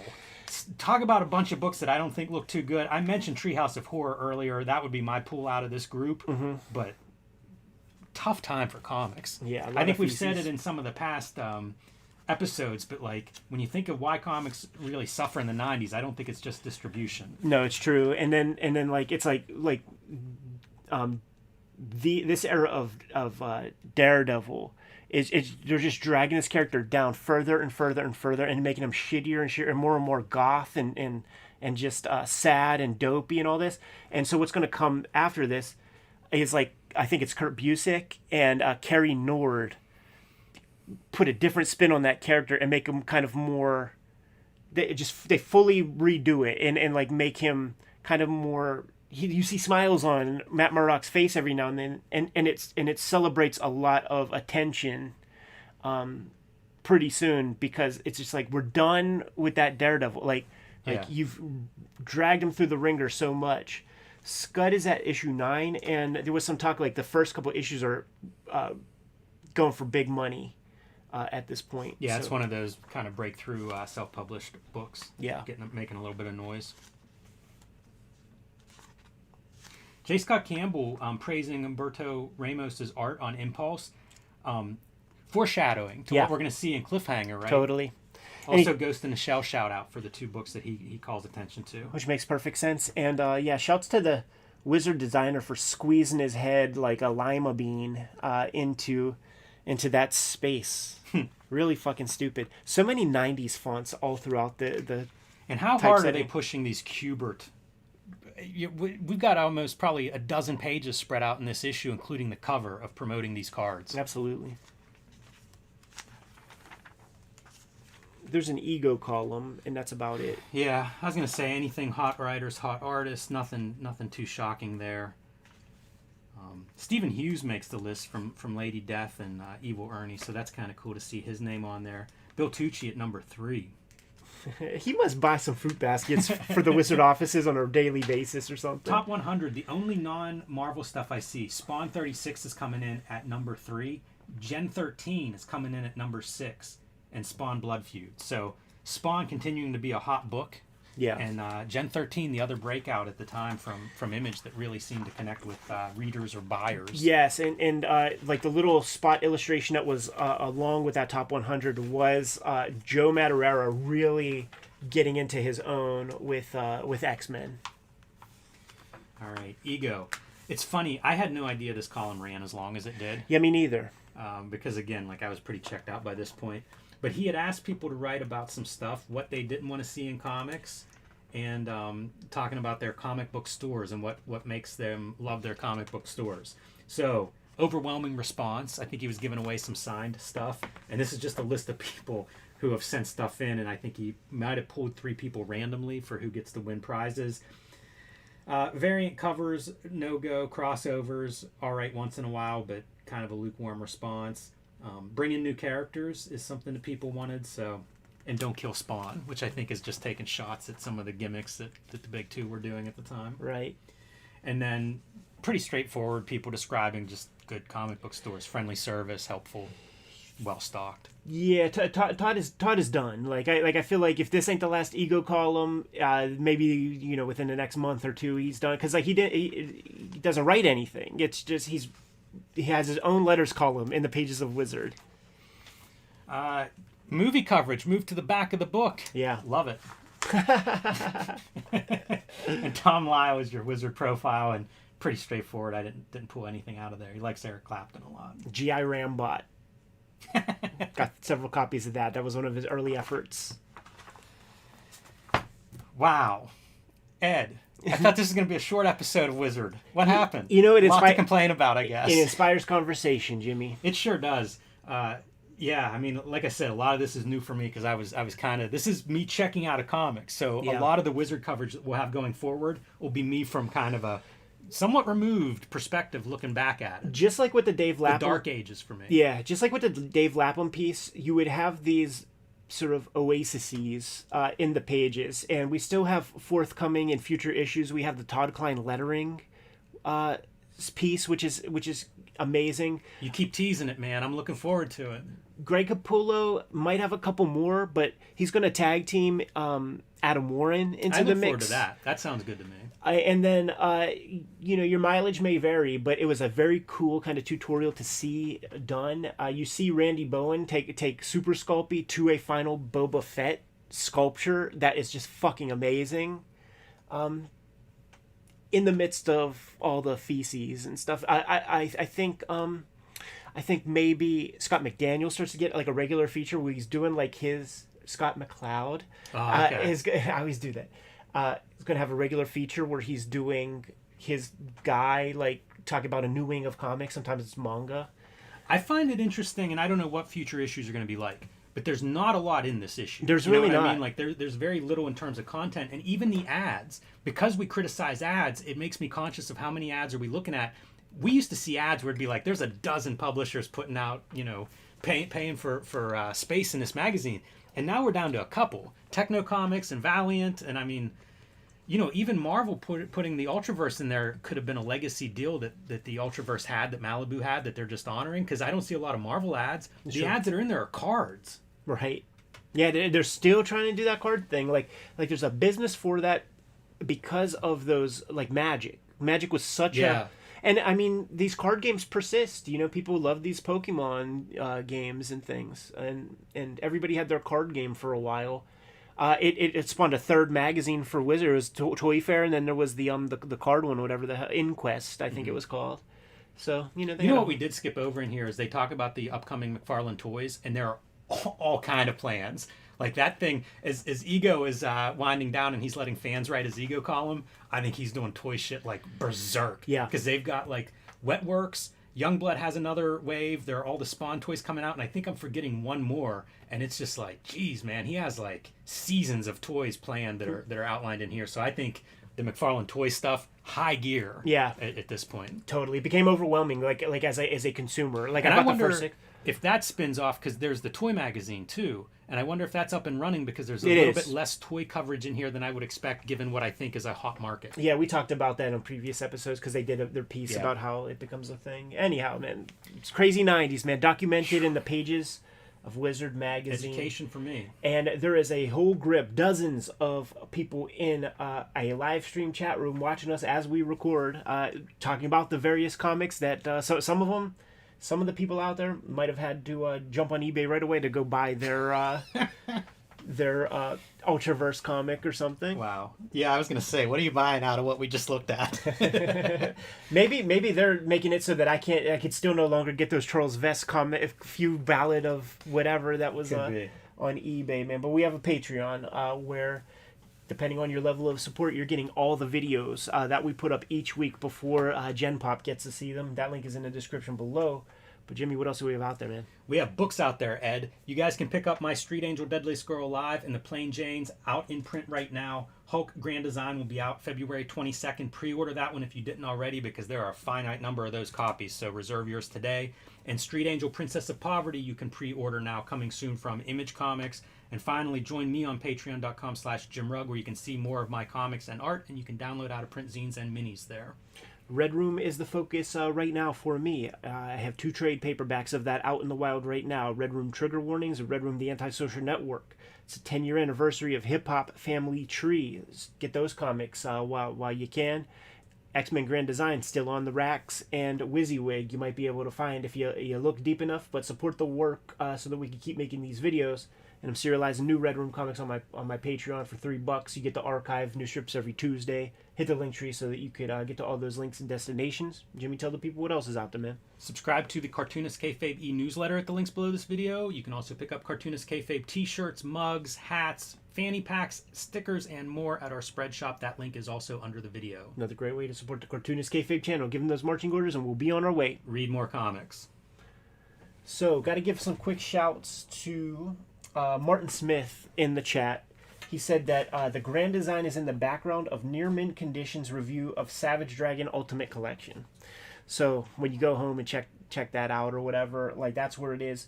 That same podcast, like they're somehow affiliated with Marvel because I remember seeing my third X-Men Grand Design on there before I got my copy. So they must, there's two ways to get stuff from China: very fast or very slow, and they air freighted a couple of them. But they didn't send you one. Well, we'll see. Hopefully. Maybe I'll be pleasantly surprised. They didn't send you one with your 75,000 viewers, followers on YouTube. It's real fucking genius. Hey, I'm going to check my battery before we continue. Yeah. They shut down some apps and shit. Boy, it eats up battery. I swear that's got to be something with Filmic Pro. It did not used to do that, and I had nothing running here. Yeah. What you got, man? You guys are real low? I have a third. Oh, man. We'll do the Mike Deodato, because that's going to be... Yeah, it's a quick... I don't got nothing to say about that shit. You'll be surprised then. This is going to be a pleasant surprise for you.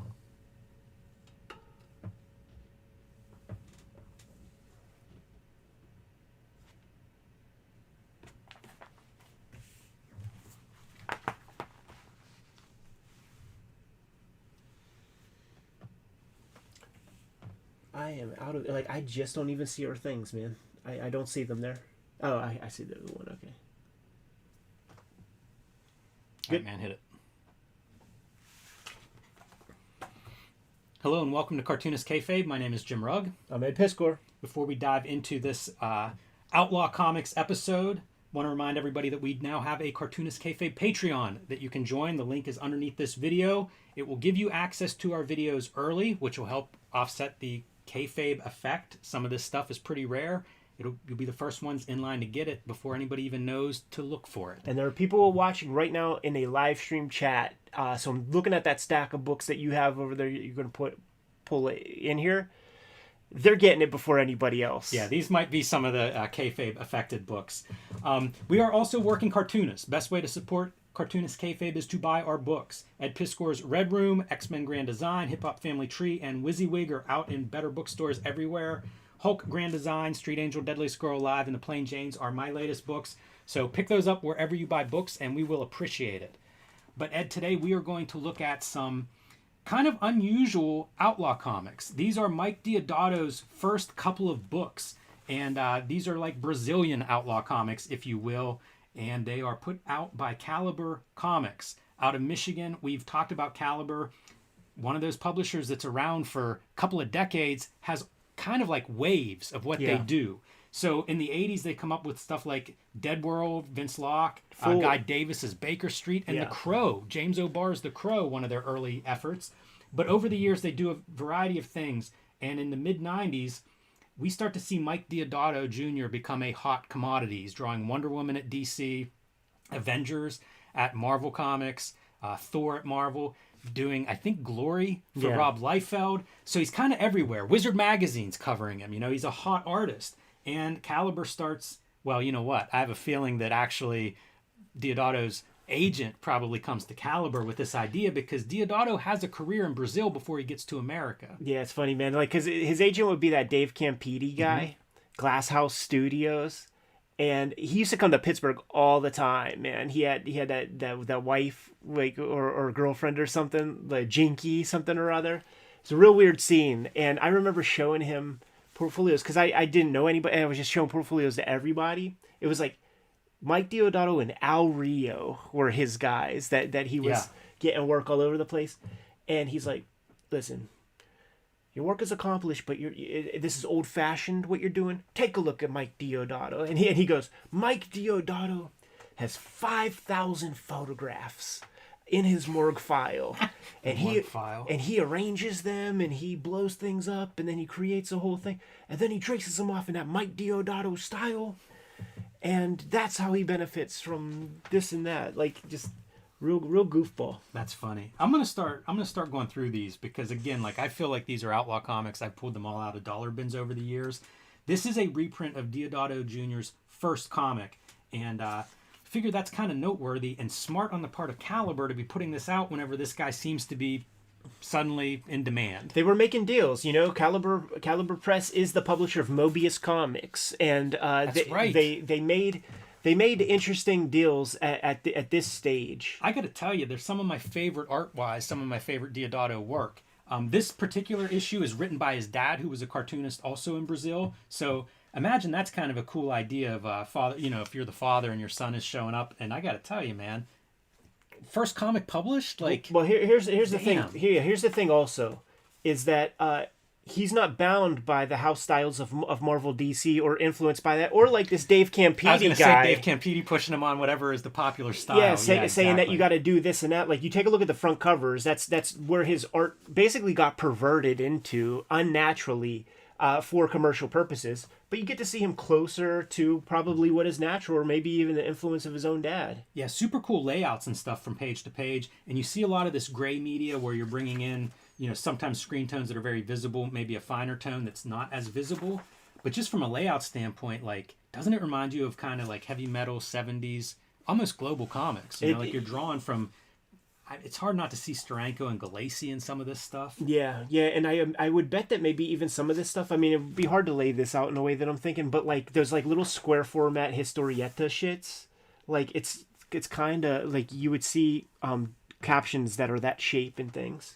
It does make me wonder, and people at home can maybe fill in the gaps in the comments, but where is this stuff being published? Yeah. Because I don't know what's coming out of Brazil in terms of, like, you know, we know Bandesini or something out of France, you know, and we know manga books, but I don't know what Brazil's, like, format is that they're making. So one of the notes on this particular issue is this is considered all ages. And I don't know if you've been paying attention, but it's kind of violent. Yeah. And we're going to get to a little bit more than violence as we progress through. But look Clear, at that, clear man. Noel Adams inspiration right there. Yeah, Noel Adams is a good call. Beautiful page layout, though. Fucking badass, man. Super confident, I think, for a first time person. And also with this much white space, to me, that's another mark of pure confidence. Even the negative space around this guy's face.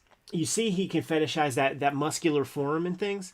And Deodato is one of those dudes. So we have a naked woman on the last page for the all ages version of on this. the explore page of Instagram will come up Mike Deodato sometimes, and he's like a Brazilian jiu-jitsu dude, like super fit, muscular, like, so those guys that do this kind of anatomy, they know the body well, man, and a lot of those guys are weightlifters and super fit dudes. Yeah, I always think that they used to teach figure drawing as just much more hardcore than it's taught today. Sure. And there's probably some schools that do. I linger on this page for people at home that want to pause it and kind of like see a biography of Deodato, father or son. And then the ads are always interesting to me to see like what's going on in Caliber at this time.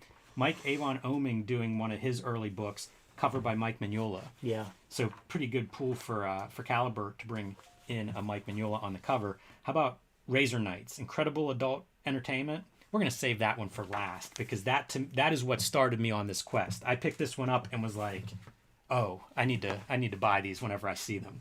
Ramthar, totally in this image style, right? I mean, that's what his style grows into. This character, he does contemporary with this book in one of the, I think it's a Maximum Press anthology. So you could find 10 pages or so of Ramthar at this time.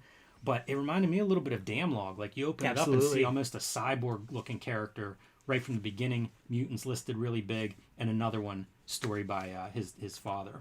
And you can see these are the Caliber offerings. So, again, I'll pause there for a moment. You missing one? Put a call out. You maybe it comes into the P.O. box. I am missing Prime Cuts #1 and I guess Protheus #2 if that one was actually published. Such dumb titles. Ramthar and Protheus. Yeah, I wonder if something's lost in the translation. It almost, like with both of the THs, it almost sounds like somebody has a lisp. Ramthar Protheus. Maybe it was over the telephone and it was... Or maybe it's, what is it, Castilian Spanish? Doesn't it remind you of Fleetway a little bit? There's something weird with the reproduction that reminds me of like the Fleetway reproduction where it's almost choppy. If I didn't know better, I'd say it's like low-res digital or something. And it's probably like scanned or like the materials they're using are probably the printed objects rather than the original arts. He's so good with shadow. Like you'll see that consistently, but also page layout. Like, this is a wild montage. I don't know anybody that really does stuff like this. This doesn't really exist in American comics today, as far as I know. Yeah, it never really was. It was like a part of our illustrated movie poster tradition. Yeah, and you might see it, I think, in like some European stuff, maybe some heavy metal stuff, but not really here. And I mean, like, this is almost like ads, you know, these little pieces that are put together, especially with the strong type. But he's doing a lot. You know, these are multiple screens on this image where you're doing shadows as screens instead of black and white. Sure. So ambitious. You know, same deal here. Pushing black and white about as far as you can. Yeah. Often whenever I look at like South American comics, it's an Argentinian tradition. So I don't know that much I know nothing about Brazil's comics history. It's just so funny because like this is clearly an example of like the Silvestri approach of like dumb down for my audience, double my dollars. Yeah. Because he did not make the money that he made from Glory that he did on this stuff. And he just has so much...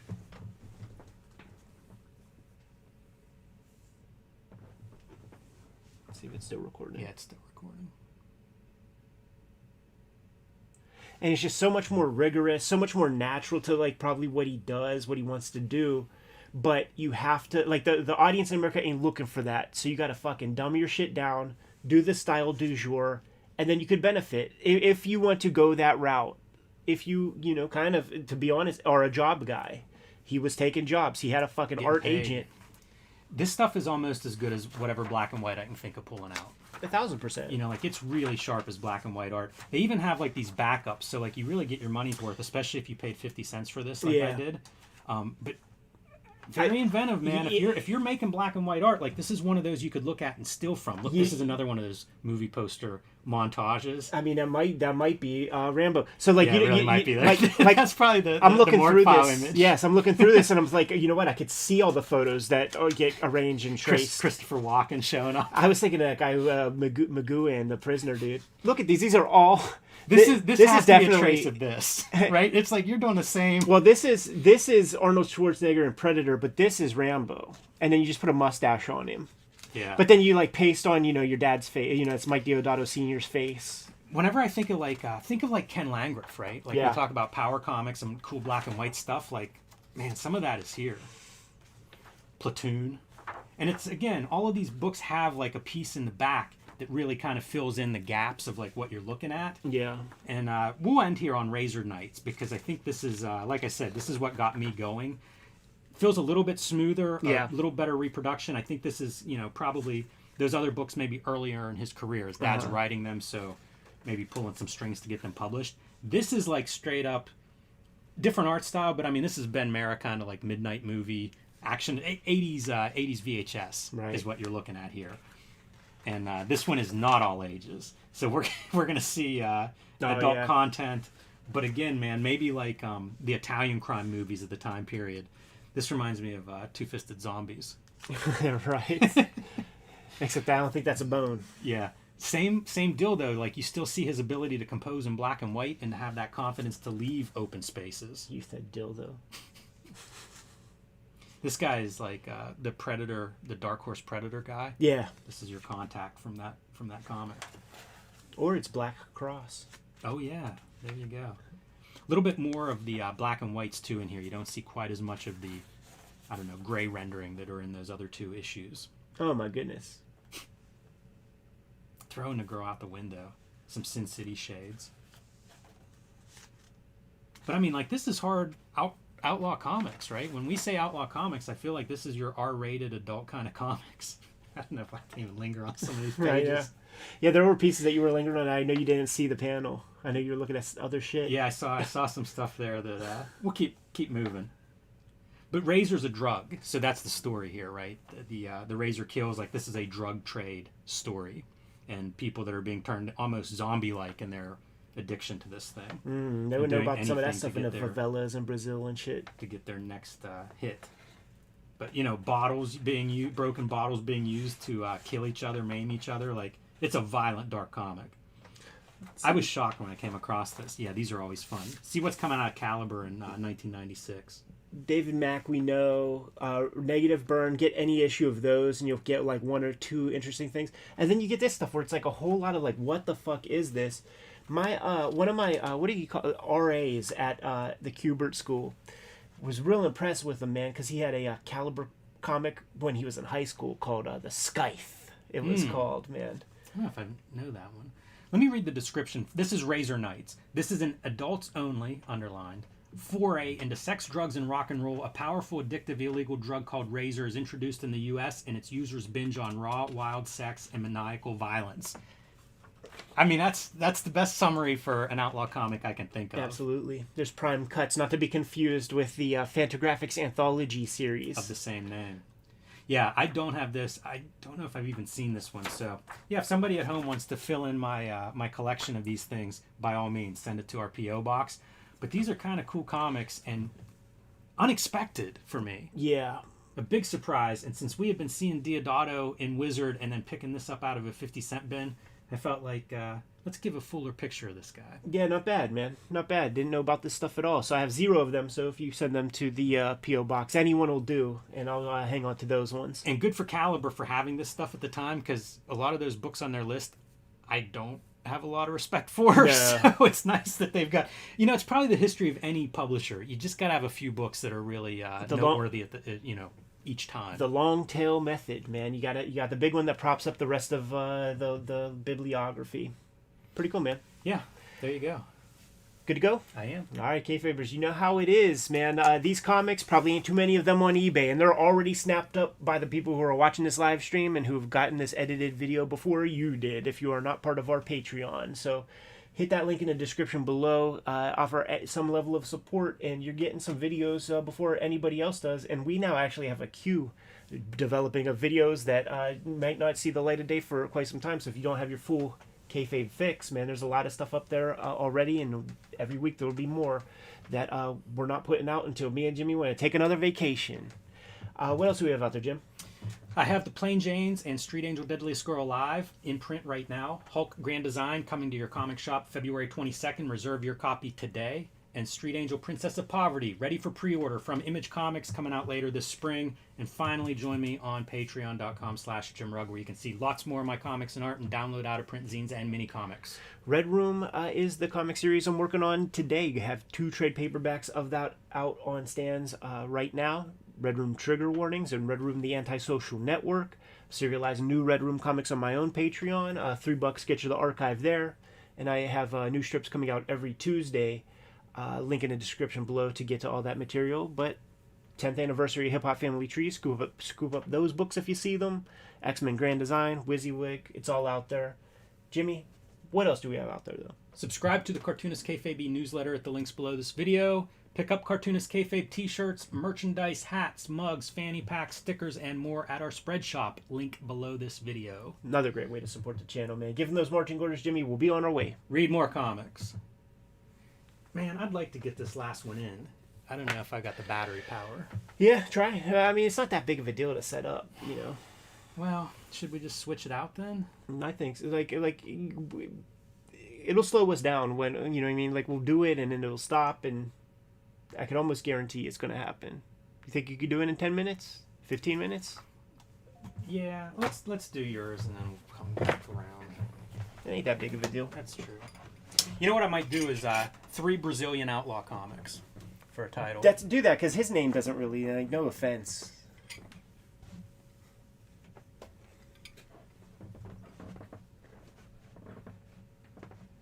How about like, you know what it is? It's like he is known. So it's like, I'm unplugging your phone. yeah, do it. Do it.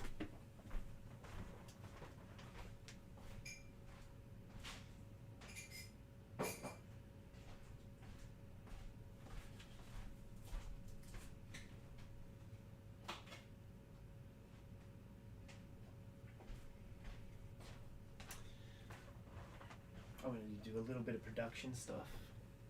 What's that? With this vid, and just kind of change the background, but I'm gonna put our background over top so people can see the bibliography. But then I'm gonna take that paper away when we actually look at the comic.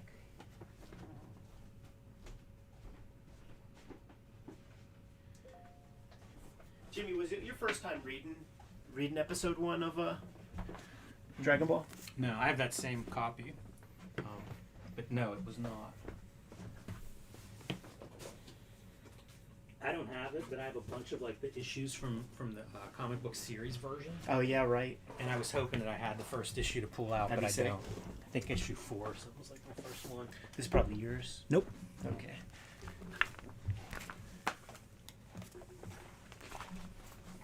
Let me just run to the bathroom real fast.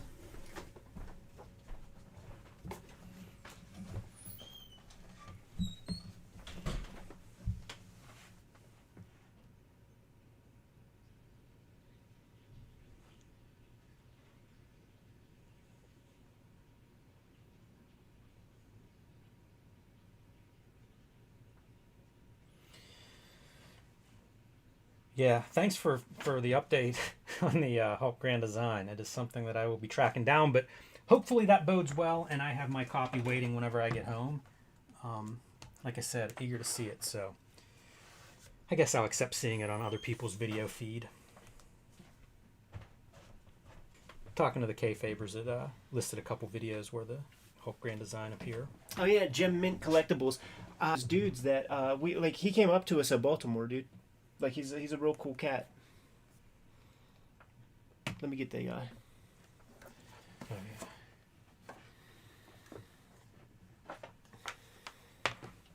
dun, dun, dun, dun, dun, dun, dun, dun. Like I have one of the anime that keeps me in the chair while drawing is Dragon Ball, and I got it. It's English, but it has the bumpers from the commercial breaks, and there's no commercial, so it's 2 times in a row, dun, dun, dun, dun, dun, dun, dun, dun, and then it dun, dun, dun, dun. So it's like it just builds that fucking little jingle in your head, and I look at these characters and it's just there, always in the back of my mind. I think this is a really good one to talk about, to have on here. Fuck yeah, it is. I ain't trying to make no slouches, man.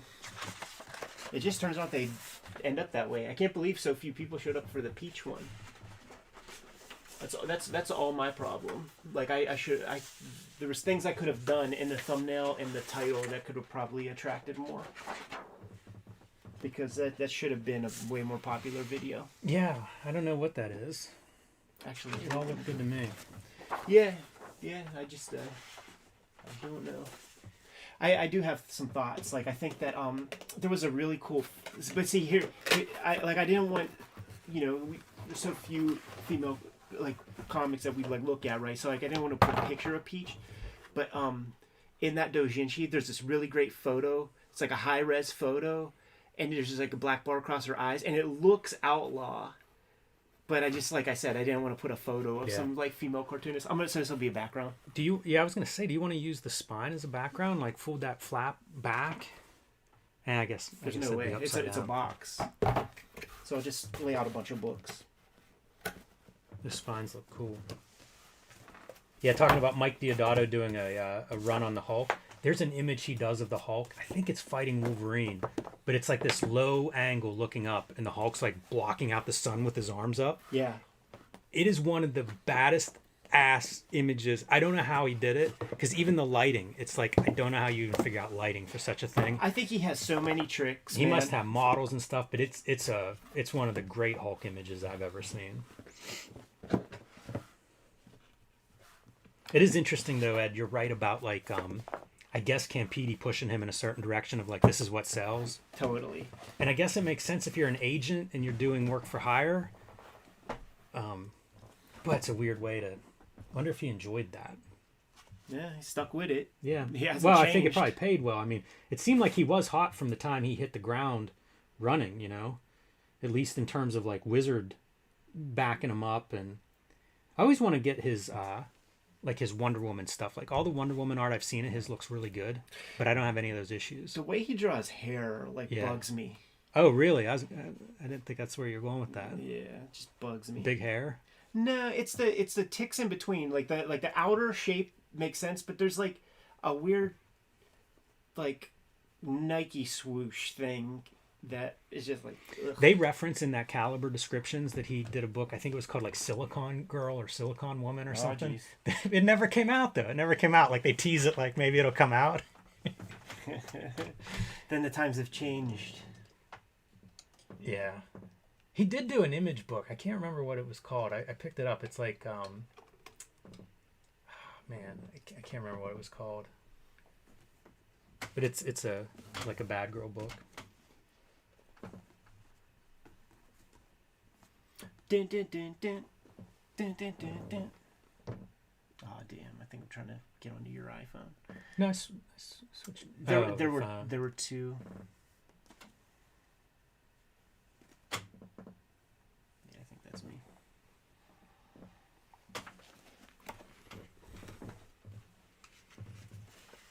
This is gonna be good stuff. It is.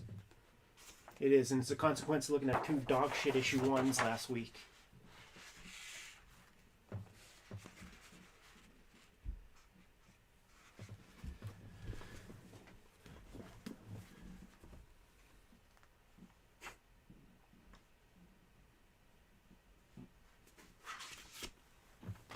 And I just hold Toriyama in extremely high regard.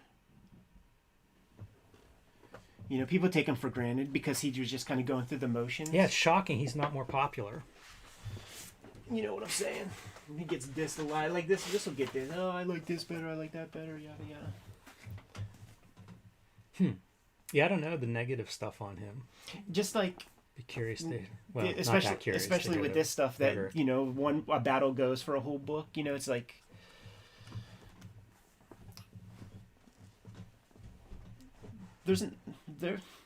He's as inside as you could get, right? Super successful, but there isn't.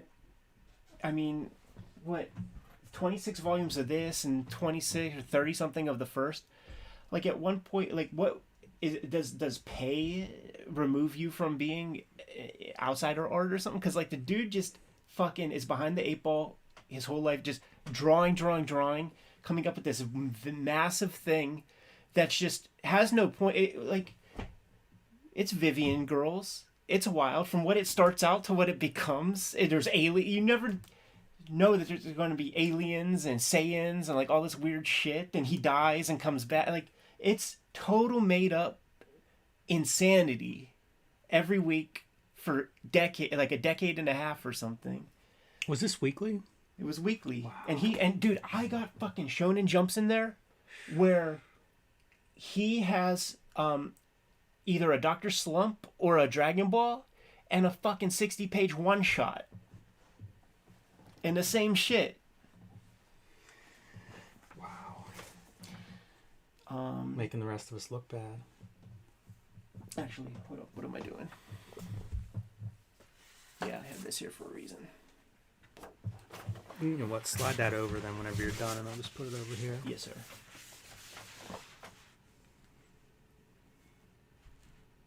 Straighten it out.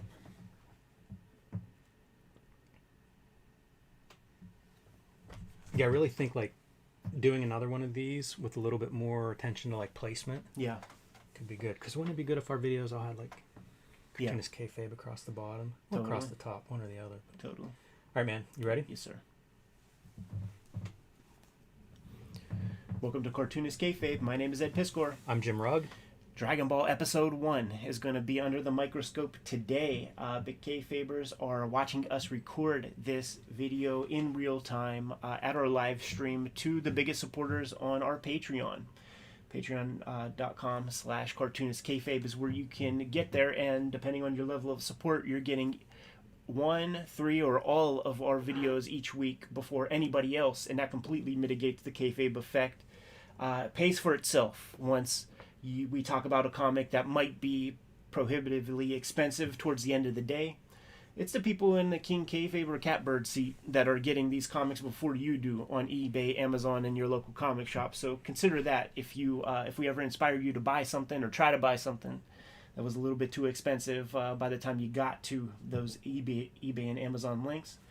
But these videos are also brought to you by the books that we make, and you're looking at a smorgasbord of what we have out there in the wild right now. I have the Red Room series, 2 trade paperbacks of that out there.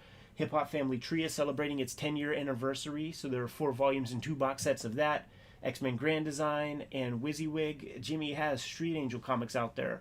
5 big hardcover albums, trade paperbacks, Hulk Grand Design coming within the next month or so, and Plain Jane is his shoujo manga that has received tremendous fanfare. Buy our books, support the channel, and without further ado, Jimmy as a consequence. Here, let's do this. You know what, Jake, give me. We're cutting all this. I'll just put it back.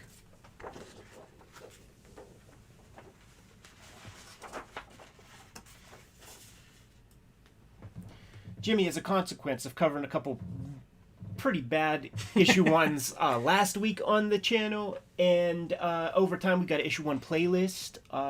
Many bad issue ones that disabuse themselves of any kind of storytelling structure or introduction to characters, problems, the world that these characters inhabit.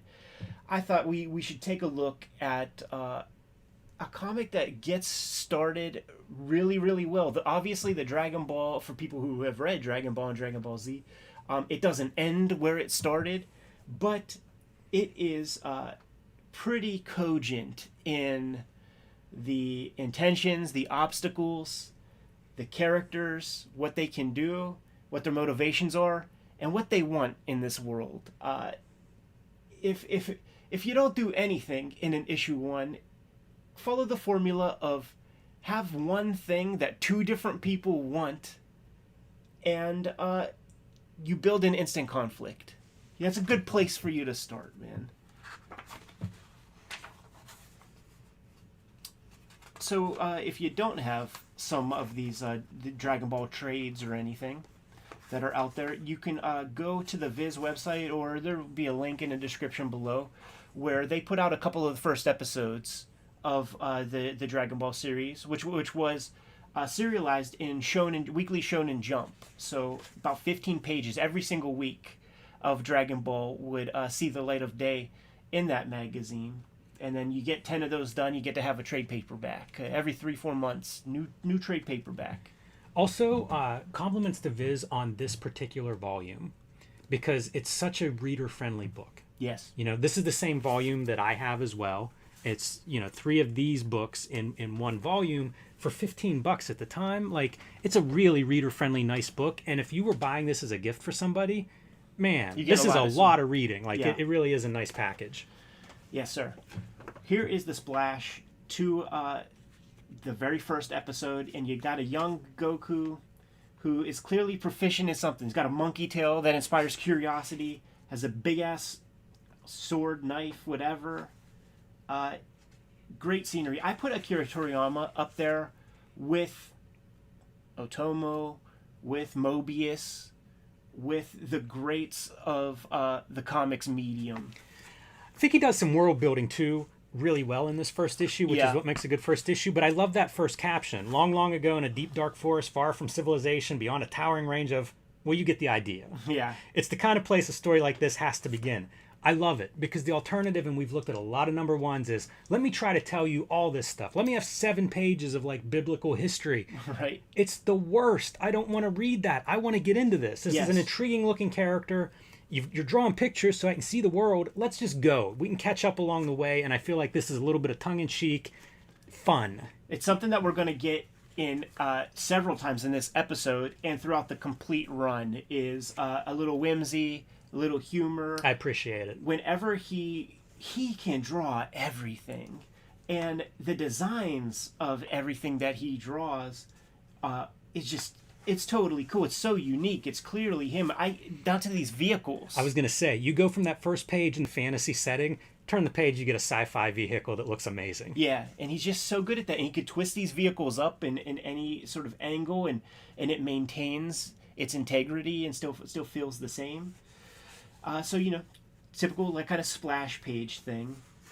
We have our introduction to the character, and he's pulling a stump. So he has some knowledge of the martial arts, and he's stronger than the average bear. That's what we're selling here. We cut back and forth to this girl. We're just catching glimpses. She's looking for something, but not before you see Goku praying to a little orb that he calls his grandpa. So is his essence in there? Is his spirit? Is his energy in there? The ball has 4 stars. Hey, worth as a Western reader, this calls to mind. I would read like old X-Men, and Wolverine would cut up firewood. Would be like a something I saw more than once in a Wolverine comic. Right. So here we go as the Dragon Ball version of that. Yes. And here's our introduction to the Bulma character. She's looking around. We don't know what it is that she's looking for yet, but she's got a little detector and a pretty cool little smart car to take her to her destination. Something tells me that there's going to be a little bit of interaction between her and this young Goku. Definitely feels like we are... those two are going toward the same place, right? Yes. Boy's a little bit hungry, man. You know, he wishes he spotted a tiger. So, what's that tell you? Fearless. You know, we don't need a caption to tell us that he's fearless. He's a little boy, and he's not worried about bumping into a tiger or a bear. Yeah, and sticking with this idea of like whimsy and fun, jumping off of your waterfall, catching that branch and being flung to the next page. Again, like, just move us. Yeah. Have fun. Show us something. If you're going to draw something, like, let's move around. This is a cartoon. Yes. Hops onto a rock, dangles that tail, and when you see just these designs, right? Like, that is such a solid fish. I get the sense that Toriyama can just see these ideas of his in 3D. He twists these fish around and just knows what they look like at the end. And when the boy is captures the fish, knocks it out, and is dragging it to his final destination, it feels solid. You know, like seeing a top-down 3/4 view of this fish that you designed. That speaks of a guy who he knows what he's drawing.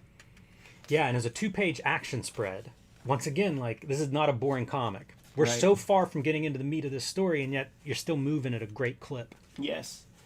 So the kid isn't scared of bears, tigers, or giant kind of piranhas, but when he sees that car, that triggers a fight or flight. He's opting to fight a little bit. How about the physics on that tire, dude? Yeah. With that car kind of skidding? It's really great, and also we go from the skid to the next panel, and guess what? The car's slightly on the fish. So now we do have a conflict of interest. Right. You run over my lunch. And the boy, you know, yeah, he pulled out a stump, but how exactly strong is this little motherfucker? Well, he could pick up a smart car. And he's ready to go. He has his little stick. Is ready to cause some damage. But the girl, she got that pistol. Yeah, pretty hardcore for... I don't know, an all-ages comic. You know what would have been cool if we had that issue of like the Viz comic book issue of Dragon Ball? Is the translation, I feel like, is a little different because it's acknowledged she's Bulma in this, but they did used to just call her Bloomer, which I think is what Bulma means. So that would suggest that maybe there was even some other translation stuff that was maybe a little different. So I don't think you saw his little fucking piece, man. Like his genital units in the Dragon Ball comics. That wouldn't surprise me. Hey, you know what I do wonder about? This is like, you can see this is, I don't know, washes or watercolor. Would this have been color originally? No, it was probably still a wash, but it could have been processed red ink. Whenever there would be an introductory strip and, you know, the sort of like many tankobon, like you would get an extended amount of process color. Like, and sometimes it would be 32 pages. Usually the very first strip in a Shonen Jump would get a good chunk of color beyond just like the 8 pages or the 2 pages color and a couple more. They would get a nice section. And this guy's coming off of Dr. Slump, which is literally the story, the strip that makes Shonen Jump a winner. Like, before that, they had a couple, like Barefoot Jen was in there, but they did not have a hitmaker. Like Go Nagai was off of some other magazine, like fucking generated Cutie Honey and Devilman and hit after hit, and Tezuko's at some other place. Shonen Jump was a fucking also ran that became #1 on the strength of Akira Toriyama. All that to say that when he decides to do this Dragon Ball, I bet they put that up front. Having his interactions with the girl, she is looking for Dragon Balls. The boy, we're also establishing, he not only has he never seen a girl before, he's not been around human beings. Yeah, cars, everything is new to him. Yeah, which for storytelling possibilities, that certainly in the humorous vein, you could do a lot with that. This is classic stuff. In America, it would be like a country bumpkin. You know, it'd be somebody coming out of the woods, especially if you go back, say, to the middle of the 20th century. I'm thinking about that movie Kingpin with Randy Quaid taking a dump in a urinal. Yeah. Yeah, it's a well-exercised trope, I think, here. Trope here. She spies Goku's grandpa, which is one of the Dragon Balls that she is on the hunt for. You get a one panel, like you said, in the splash, right? You get your one panel kind of explaining 7 Dragon Balls, and you get to make a wish if you have them all. Oh man, and great expressions too, right? Like how excited does she look here? Acting every page, like when she comes into the joint, look at the curiosity on her face when she spies that Dragon Ball, the great body movement and everything. You mentioned about goals early on, like what do these characters want? We know what she wants. She's been talking about it, and when she finally sees one, like it's very clear. Yes. Like now you're showing it. And what's a conflict? This is my grandpa. You can't have my grandpa. It's the only thing I have left of him. So there's your conflict, and she has to figure out a way to kind of finagle that ball off of this boy and also keeping him dumb along the way. That's very true. For the Pacific Northwesters out there, I am sorry to tell you that the comic fails the Bechdel test. When she gets her goal, she wants a boyfriend. So, I'm sorry. You're going to have to put the comic down. If you have any original Shonen Jumps with the story, you could send it to us, P.O. Box 3071. She's thinking, I'm going to finesse this dude. He's a simp. I'm going to show him some draws. And he's going to get his mouth watering. But he's like, why do I want to see your stank ass? Your dirty butt, he calls it. She's like, my butt is not dirty. Little girl. It's a pretty interesting concept. Like one of the points of tension to me is she wants 7 of these things. Yeah. And he just wants one. Yeah. Like grandpa is one for him. And it's kind of interesting that idea of like, I don't know about greed, but like she wants all of them. Right. It's such a, there's so much good stuff in here, which speaks to that, like from the get-go. Yes. Like there's conflict. There's a lot of conflict and even these little bits, little details that create those conflicts. Shonen Jump is the hit-making factory, right? So all the big series, they set up their MacGuffin really early. And here's the thing. This could be Quantum Leap. It could have been a series where the entire MacGuffin throughout the entire series is to get your 7. It's not that. Like within these 3 volumes, he's good. They're gonna marry all 7 of these things up, have a wish, and then they get spread across the universe again. So that's one of those cool things too in manga, like this fast pace. He's not reliant on that. He's setting up this stuff, and obviously, what the comic becomes, the Dragon Balls become incidental. It becomes just a title almost. Another piece of the big hits of Shonen Jump, and remember, guys, weekly deadlines on this thing. So you could just name them. All the great series. If you build in the potential and a possibility of a little bit of Deus Ex Machina, you can write yourself out of a lot of paper bags, man. So she has these capsules that just bring you whatever you need. Think about Hakuto no Shinken, right? Hakuto no Ken, Fist of the North Star. I can always touch you somewhere and destroy you. And I might have even touched you at a pressure point last month. Right. That takes 30 days. So if I'm bound up and I'm tied up and you're about to dip me into a volcano.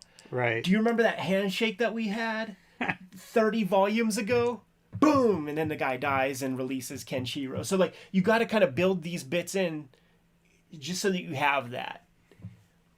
And her little capsules build vehicles, homes, all kinds of weapons. Made me think of Harvey whenever I was reading this, and his lollipops that all have the totally different... Deus Ex lollipops. Yeah, totally. Man. So there you go, dude. You have your buddies, man. And here's that example of seeing those vehicles in many different angles. Establishing like sort of what these vehicles can do, jumping off things, and it's a nimble craft, you know, and that kind of plays a part into the end of this. Once again, calls back to that original page where we have Goku Yeah. jumping and swinging off branches. It's motion and physics. Right. You know, it's these characters bouncing around through this story in a very visually entertaining way. As I understand it, and if you see the Toriyama books and stuff, like his art books and even the back of the video games and stuff, Bird Studio is his studio.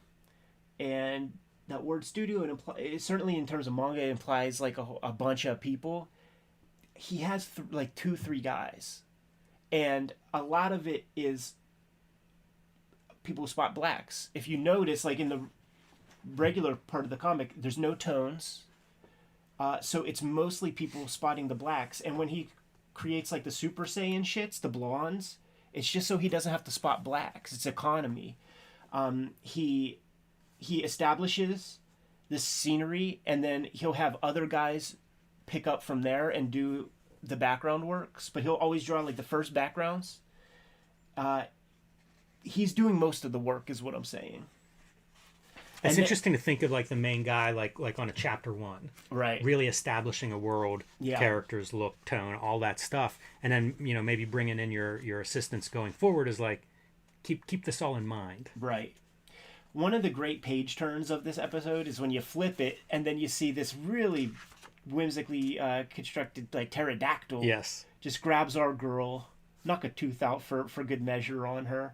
But still, Goku is your little Abner. He's just a doofus, very capable doofus. Gets tied up and even asks the question, why would he tie me up? You know, there's that bit in Fist of the North Star that starts off that way where Kenshiro gets bound up in prison and could always get out. So he sees the interaction, he thinks they're playing. And by the way, she runs off. The whole reason she runs into this guy is she has to pee. Yes, and he's so like, there's a reason for it. You know, yeah. it's not as random as you know as it could be. Sure, I appreciate that totally. I love that, as fantastic as it is, like, we've all had to pee. Yeah. Anybody of any age can relate to that. Right. It's so easy to follow because of those kinds of choices. Yeah. Pee out in the wheel outside. Everybody's done it. We established the nimbleness of that vehicle. Let's put it to use a little bit. One of the great splash pages right there, dude, with the physics of back wheel motion. It's awesome. And his expression, you know, it's so small. Like, I look at that and I go, that bike looks awesome. And then you look at him and it's like, oh, look at that face. So good, man. He has gotten well beyond his 10,000 hours practice. Like, Arale-chan and Dr. Slump, who is similar proportions, they're always inventing robots and vehicles and motorcycles and things. Like, he's choosing to draw this stuff, so he's just great at it. The speed that he's able to communicate too is really remarkable. Let's add another wrinkle. He's got the little the stick that can fucking extend itself, and he's gonna put that to use. Knock the horn off that pterodactyl. Jam it up. Sayonara to him, but you got to reestablish contact with Bulma, who is hanging from one of those twigs that's sticking. Or I guess that is. No, that's his bow staff. Yeah, that's his staff. He saves her. Yes. She pees her pants. You see the drips and drabs. You know, the turd emoji on your phone comes from Toriyama and comes from Dr. Slump. I had no idea. Like Arale-chan, her kryptonite is feces, and she can do anything, but like if there's turds nearby, she's incapable. So like that little like turd with the cone is that's a Toriyama design. And so what I'm saying is he's not above the shit humor. The Japanese are into that. You'll find a lot of that. So peeing the pants, all that stuff. But here we have established this girl's on the hunt for these Dragon Balls. She's got almost half of them. Also 7. It's a great number because you at least have, say, 4 other stories that you definitely can do. You know, when you have this weekly fucking grind, he's setting himself up for success in terms of drumming up some ideas for the next week's chapter and the next week's chapter and so on and so And a forth. very clear anticipation built in the reader. Yeah, You know, like I'm counting down. totally. We want to see that. We want to see them get to the 7. Also, she's got some secrets, right? Right. So we know stuff that Goku doesn't know. Yes. Which, you know, I mean, those are all storytelling 101s. But as we're going through this and thinking about, like, what's in this first issue? What's here? You know, and there's all this setup. You mentioned the MacGuffin is there early. It makes me think about some of the number ones we look at and come away less satisfied. And I think, like, yeah, there's no MacGuffin. There's no clarity as to what any of these characters want. And you know, it's almost a common shortcoming in a lot of those books. And I just think, like, just checklist that stuff. Yeah. Like, make sure we know why any of these characters are doing what they're doing. And in a lot of cases, there is no reason. Yes. And a lot of, like don't be afraid of conflict. Put some conflict in there, but have it make sense. We looked at that Gen 13 one, and we looked at Steampunk 1, and they just wanted to run to fights. I don't even think there was a fight in Steampunk. I don't know. I could only read 4 pages until I got fucking completely bored with it. But this episode 1 of Dragon Ball came to mind after looking through those comics because of just how tightly and clearly the world is established within, 30 pages. Same amount of pages that you guys had with your Steampunks and your Gen 13s. Show us something. Set us up. Make us excited about checking the next one. I was so happy whenever I read this, and I thought, like, this is one. Thanks, Ed. This was a good choice this week. But you checklist, like, what is in here. We've got 2 or 3 fights depending on how you describe some of the fights. There's some conflict with that fish. There's conflict with the pterodactyl. There's conflict with Bulma. It doesn't feel dense. It doesn't feel like overly stuffed or that we're missing anything, and yet a lot happens. There might be 70 words. If I was thinking down this road, I would have literally counted, but there might be 100 words put on this 32-page story, and we get so much more from this than a way more dense, Image comic from the 90s. And, we shit on that. We laugh at that stuff. When I was starting Red Room up, and I'm like, I'm going to grab, like, every Image number 1 of the past bunch of years and, like, see what that is. Now that these motherfuckers are writing for the trade, that conflict gets established 3 issues in. It's fucking bullshit. It's trash. It's a dumb way to use the comic book pamphlet. Yeah, it feels like exploitation of your money. And we see that these guys set it up with the same amount of pages, and guess what? There's still more story to tell. You don't got to spread what's 20 pages in here across 6 issues of an Image comic. That is a dog-eared copy, as they say, Ed. Well read. When did you get that? When it came out, man. But I had other versions. Like I had even before this, there was bigger versions, and I just kept getting rid of stuff, giving it away to nephews and cousins and things, and then I would just grab like this, and read the fuck out of it. Anyhow, Jimmy, you good to go? Yes. The Kayfabers who supported us on Patreon got to watch this video in a live stream, and they get these edited videos way before Gen Pop does. So if you want to be part of that, you want to support the channel in that way, please hit up our Patreon. But we have books out in the wild also, and that is another way for you to support the Kayfabe channel and us as Cartoonist. Jimmy, tell the people what you have on the stands right now.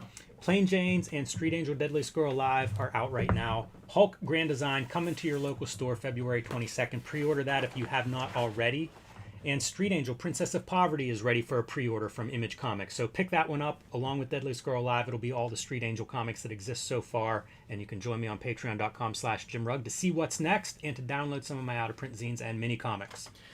Red Room is the name of the game right now, man. Trigger Warnings and the Antisocial Network trade paperback are in stores right now. 2023 is the 10th year anniversary of the Hip Hop Comics, man. If you haven't checked it out yet, please check those out. X-Men Grand Design is a 3-volume series that I have out from Marvel Comics and WYSIWYG. What else do we have out there, Jimmy? Subscribe to the Cartoonist Kayfabe newsletter at the links below this video. You can also find Cartoonist Kayfabe t-shirts, hats, stickers, mugs, all kinds of great merchandise at a spread shop. That link is also under the video. Another great way to support the channel. Give them those marching orders, Jim. We'll be on our way. Read more manga.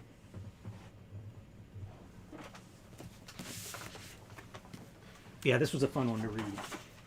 It's so nice. It's so nice whenever it's enjoyable. Toriyama, like, he really is just, he's a unicorn. And when I was out there, I bumped into some people who either like did a little interning or something like Bird Studio. They had some relationship, and they were like we barely see or ever talk to him. Like the guy just keeps to himself and just grinds. Yeah. Because like beyond the Dragon Ball stuff, he established Dragon Quest, which is like Shonen Jump editors. They put together a video game, and like it's a whole series of RPGs. Designed all that stuff. You know, they were called, in America they were called Dragon Warrior, if you remember those games for Nintendo. But designed all that stuff, like other one shots, and Dragon Quest becomes a very regular. You know, there's 20, 30 volumes of that from Shonen Jump Tankobons, and it's not Toriyama, but it's from Bird Studio through his style. You know, like, so it's like a guy from his studio trying to do the Dragon Ball style. The guy just must not ever have slept.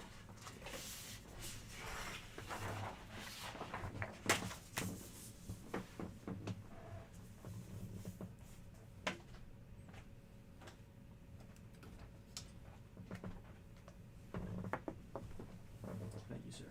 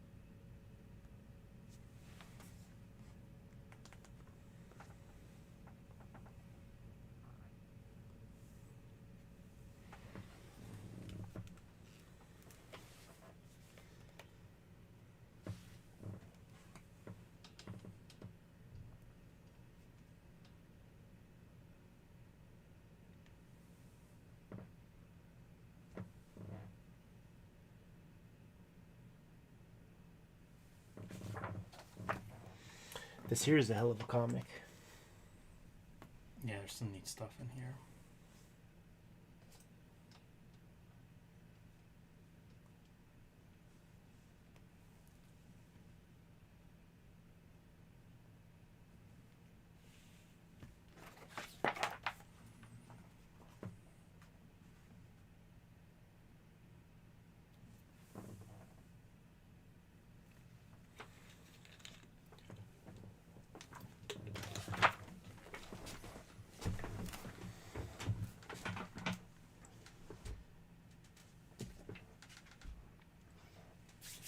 Hit it. Hello and welcome to Cartoonist Kayfabe. My name is Jim Rugg. I'm Ed Piscor. Before we dive into today's issue, I want to remind everybody that we now have a Cartoonist Kayfabe Patreon.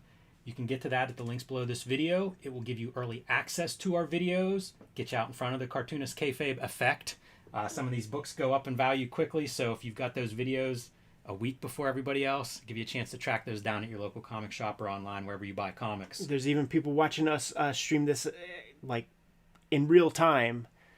And these books that we're talking about right now, there might be a couple of them on eBay for sure, but you ain't getting them at the cheapest price. The people in the chat room are able to jump on eBay and Amazon and get them before anybody. Absolutely. We are also working Cartoonist. Want to remind everybody the best way to support Cartoonist Kayfabe is to buy our books. Ed Piscor's Red Room, X-Men Grand Design, Hip Hop Family Tree, and WYSIWYG are available now. Street Angel, Deadliest Girl Alive, Plain Jane's, Hulk Grand Design are my books that are out now, so pick those up if you haven't already added them to your collection, and we appreciate that. So today we are going to look at Darwin Cook's issue of Solo. Solo, one of the coolest comics as a series that DC ever published. Fantastic. Basically, shouts to Mark Chiarello, man. Yes, the editor and the visionary behind this. But these books, for anybody unfamiliar with this series, it's been a few years since this was out now, Ed. I think of this as a new book, but I mean, it's 15 years old or more. But these would take a creator, in this case Darwin Cook. The entire issue is his work. So it's kind of like a one-man anthology. I was thinking about this, reading it this week, almost like an 8-ball for a Dan Clowes or something, where he gets to do a variety of stories in different styles, different formats, different characters. Some are original, some are DC. It's a great idea, and it's a bummer that it didn't continue on, but I also bet it is an editorial headache. And I bet you a lot of the creators, a lot of the artists out of Marvel DC aren't necessarily equipped to do an issue like this. It's a select talent that can write, draw, color, letter, do everything themselves. Not everybody has that skill set. It's true, and they give it to the right guys. They sure did. But there will be people like Damian Scott got a solo, not known as like a letterer or anything like that, and you get like he's a heck of a drawer. Some sketchbook type pages, man, where he's just drawing really cool Superman drawings and coloring them with markers. It's one of those series that I hope, as Cartoonist Kayfabe goes on, we cover the whole thing. It'll be a playlist with all of them, because they're all super interesting, and especially for a book that has a DC logo on it.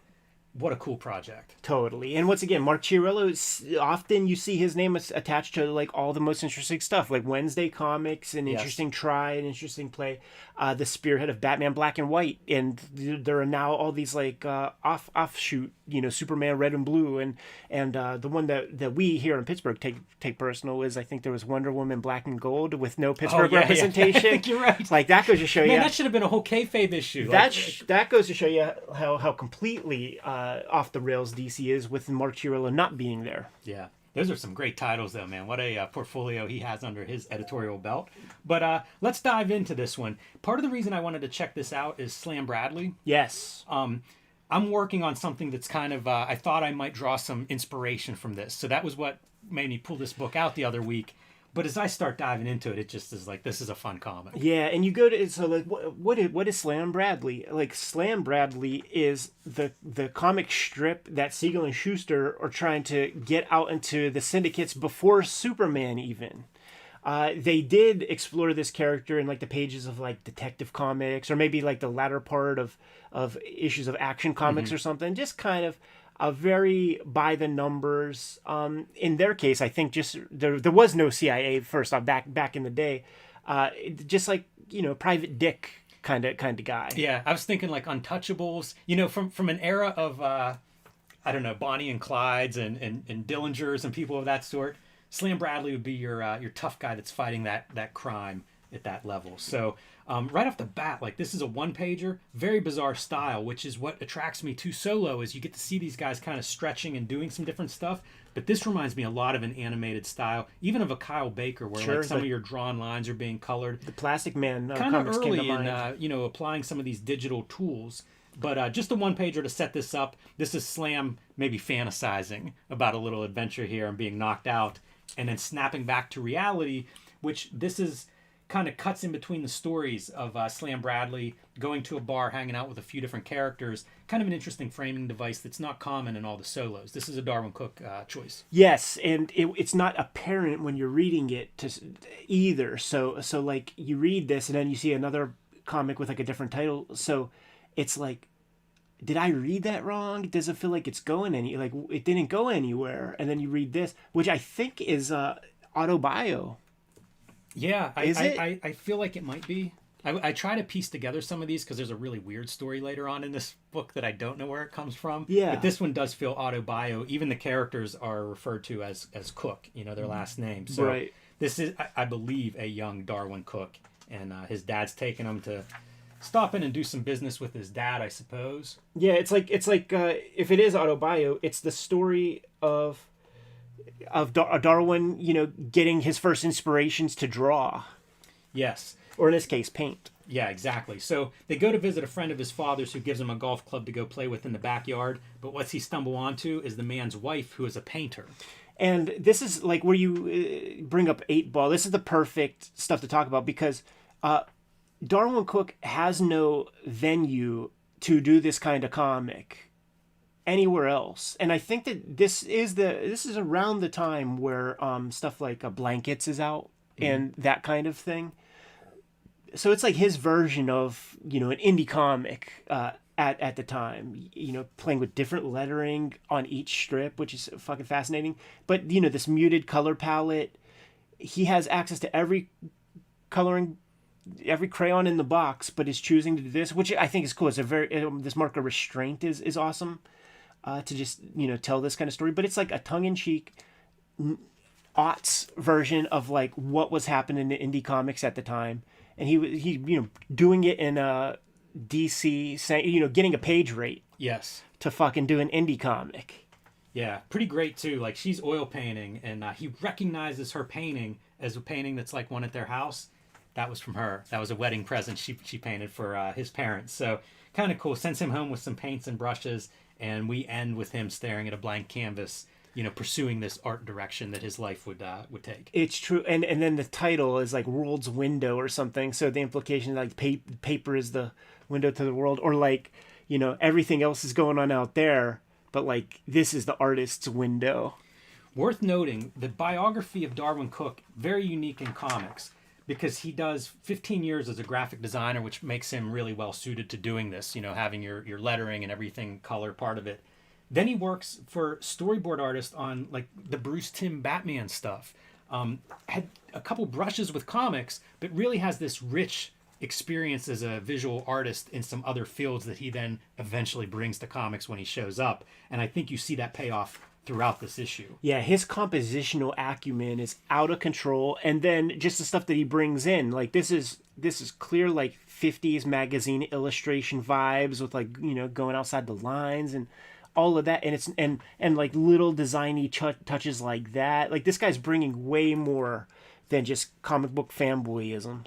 Yeah, it's interesting to see like the coloring on this one, because it's also experimenting with digital. It is, like yeah. He's clearly doing this coloring with digital, and I think that works really well. Sometimes better than other times. Like sometimes the lettering, because he's doing these translucent like backgrounds, doesn't always work well. Like here, it's a little bit hard to read, but again, it's a guy who's extremely creative, really experimenting in different directions.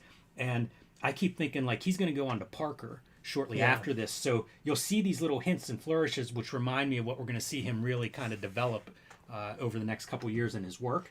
But this is a story about two spies. They're posing as husband and wife on a honeymoon in Cuba, and trying to get some information from an enemy of the state. Yes. And everything goes different than expected. Yeah. Twist after twist in this one. And by the way, guys, like we talked about that muted color palette on the previous.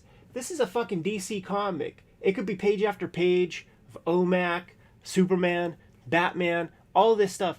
Clearly, this is the kind of comic this dude wants to draw, but he's getting the page rate to do the comic that he wants. Okay, so I have to plug in Slam Bradley instead of Parker, or just like my own guy, or the Spirit, or something like that. But he's making the comic that he wants, and that's the cool thing about these solos.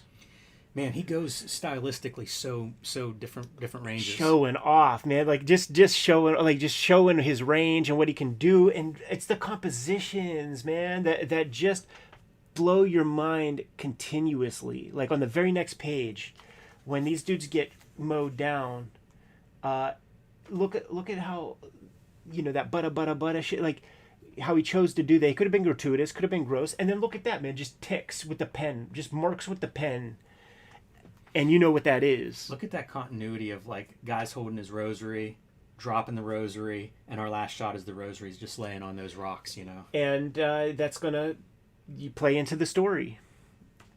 Thank Christ. Yeah, I commend everybody involved with doing this. Look, you talk about the mark making and doing some experimentation. Look at how he's like just hatching out shapes. It's silhouette and shapes, but also with some marks that we don't see anywhere else. And it's true.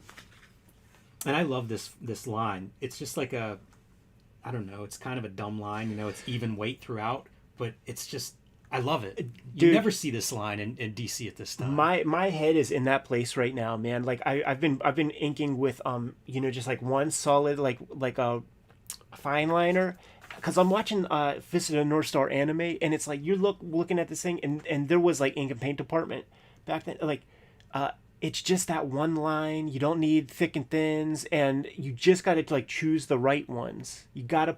If you're going to do that, you got to use the right lines, and he finds them every time.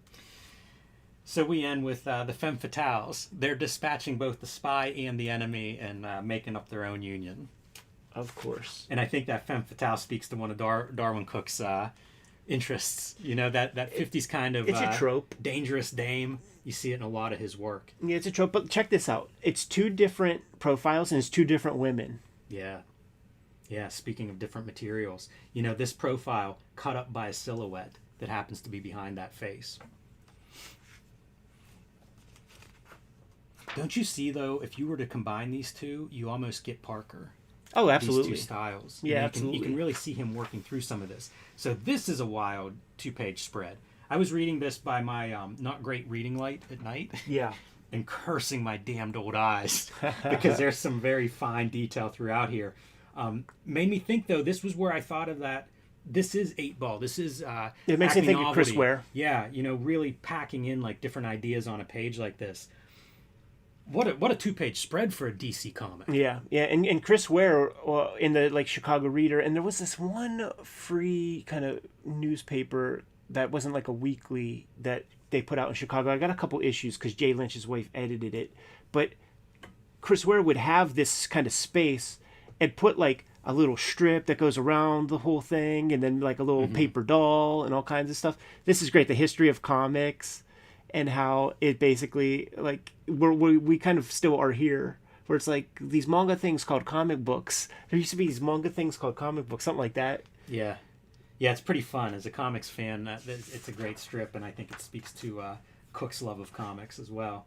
You get your pin-up in here, right? He had done the Catwoman, Selina's Big Score graphic novel, which is so good. It's such a good comic. Whenever they did... It came out before the Catwoman movie, and I remember thinking, like... That was a colossal failure as a movie. Why didn't they just adapt Selina's Big Score? Yeah. You know, it's like this pulp novel. It's so good. It would have translated perfectly to screen, and instead, I don't even know what they did. But the style of illustration is like those... They would be like maybe 3 to a page in Playboy. Like, it would be small spot illustration joints, but it would be no holding lines and stuff to go along with... whatever's on the center spread, like there would be quotes or something like that, and it would be this like chick that's just in different poses and stuff. It's kind of like that style, but they would also do like the airbrush big art. Also, it's like 5 different Playboy style of illustration in like on this page.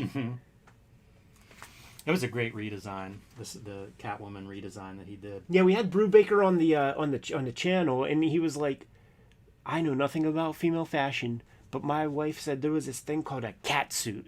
And I'm like, how could Catwoman not wear a fucking cat suit?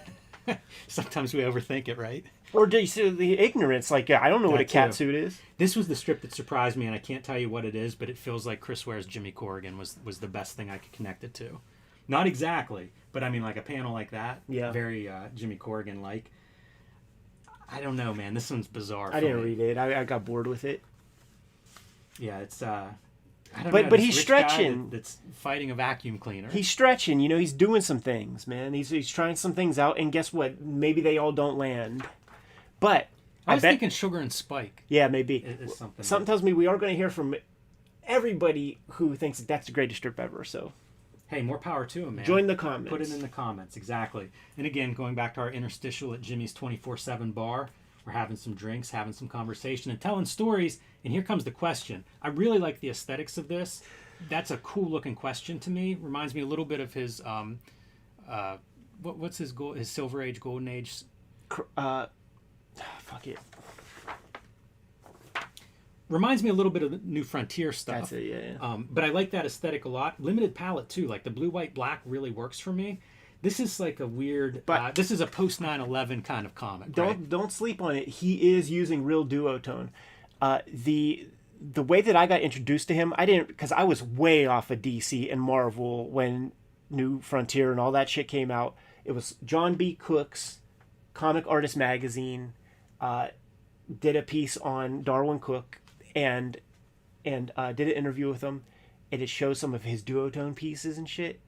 Like that's what put him on the radar to me, and I just couldn't believe that like this new dude is fucking out, like actually who's deciding like, nah, I'm not gonna be in a union. Well, he might have stayed in the union for like storyboarding and all that stuff, and have that kind of gig when you're financially set up forever to like do comics at a time when they were at such a low level in terms of circulation, pay, all that shit. So the dude is using duotone, which That's is good. I fucking would have dope. never.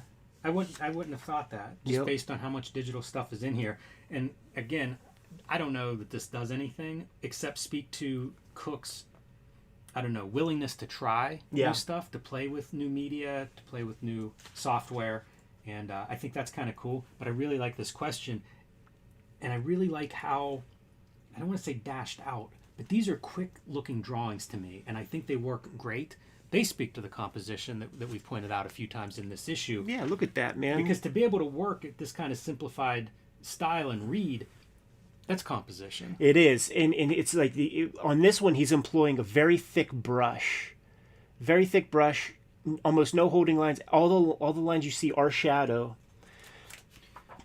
and that's different. You know, he was using pens and stuff before. I was gonna say, like, what a contrast from like this line art to these kinds of big heavy blacks. He's using this platform of this solo to its greatest, potential. Probably better than all the rest of the guys. We're gonna have to look at those issues and find out. Yeah. So once again, we cut back to Jimmy's, and guess who's finally shown up? Slam's friend, Selena. Which brings us to a Batman story.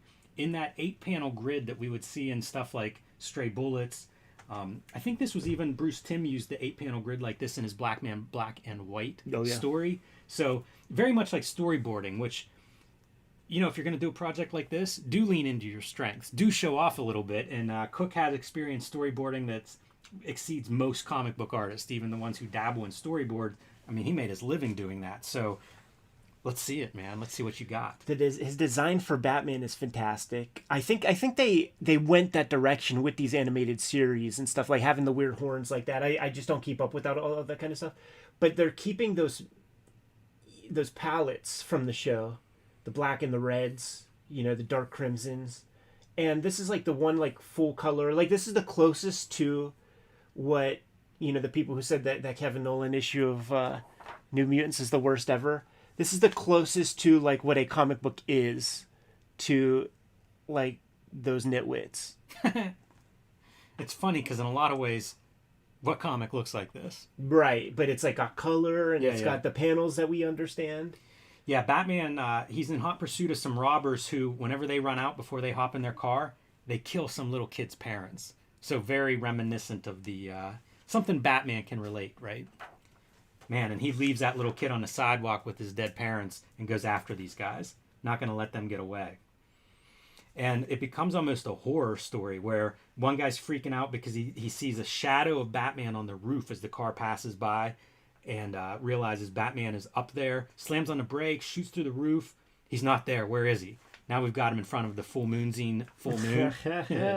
Werewolf Batman. They unload their guns there, but come on. We all know that's amazing not pacing. I like keeping Batman mysterious, choosing all the right shots and angles. It is a good thing to know that he was a storyboard artist, because if he was just coming cold into comics with this kind of eyes, this ability to set a scene, that would be too exceptional. And where it speaks really loud to me is, like, we have this move where Batman has drawn everybody away from the car and then disappears as they're looking for his body, and guess what? He's ducked back to their car and taken the keys. Like, he's really just messing with them. Right. He's the devil, they call him. And imagine, I mean, this he is the boogeyman.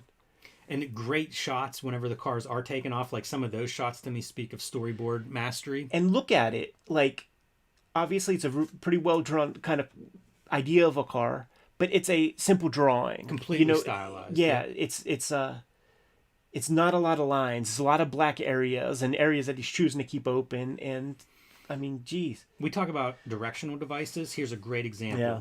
Right into the next panel, and even that panel continues those kinds of directional devices. That's one of those things that I feel like one of the guys that brought that stuff into comics in a big way is Joe Kubert. Like, if you look at old Joe Kubert, he would do that kind of thing where you have to pay attention a little bit to it, but when you see it, the way he would connect the whole page with compositional things like that, just Bernie Krigstein might be the other guy who could do it at that level. So we talked about limited color palette.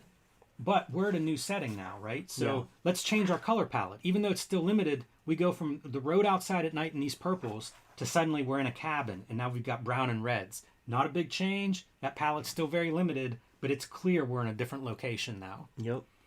And continuing our horror movie theme, right? Stark shows up, which once again, Richard Stark, the author of the Parker novels, you could see where I have a feeling Cook must have been thinking already about how that was going to work. Just his influences, you know, he likes that kind of stuff. The dude wore a goddamn fedora. He ain't playing. Like, he likes that kind of shit. You're so right about that, because the bar where they're going to Jimmy's 24/7 on the corner of Nexus and Continuity. So yeah, he's throwing out some definitely some Easter eggs for all of us. And drives this guy out into the woods, basically drives him crazy as he's chasing after him. The devil, as you call it, Ed. He called it. You're right.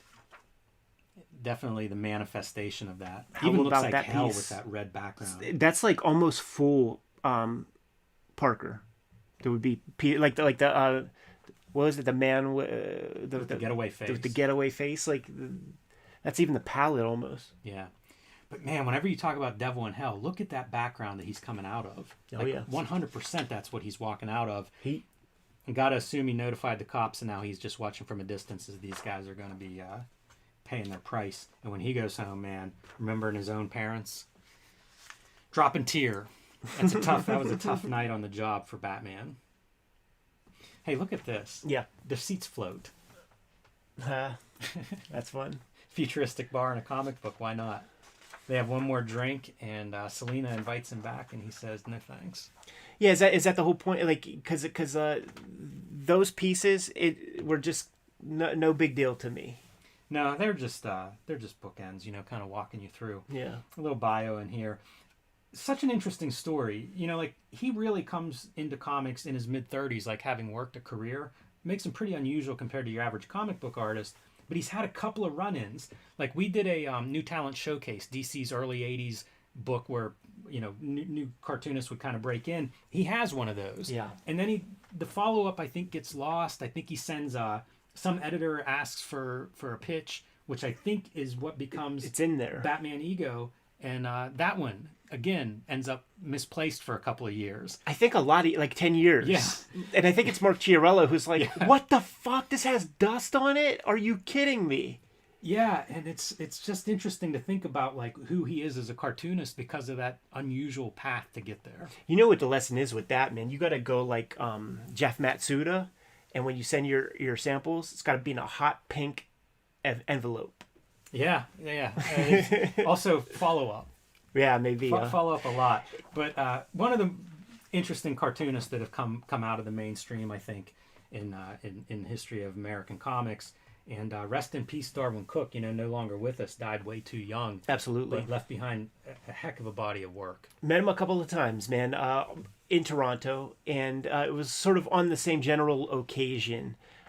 Me and Tom were at the Beguiling when we very first met him.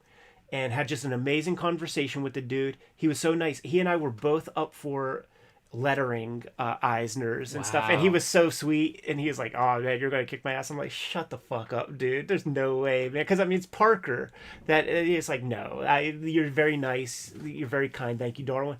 But one of the things that he sort of left us with, like in that conversation, man, was he was basically like, listen, with these editors, because I think I started with X-Men Grand Design. He knew the deal, I think, and he was like, you know, just make the best comics you can. Let these motherfucking editors know that it can be done fast, it could be done on time, or it can be good, and just, you know, get them on board. And I thought that was a super cool thing. And also, that weekend we were on a panel. It was like the worst fucking panel I maybe was ever because of technical issues, and people were trying to, like, we started way late because the people before us went too much, and it was bad. But it was with Darwin Cook, Katie Skelly, Tom Spurge was the moderator, and Mimi Pond.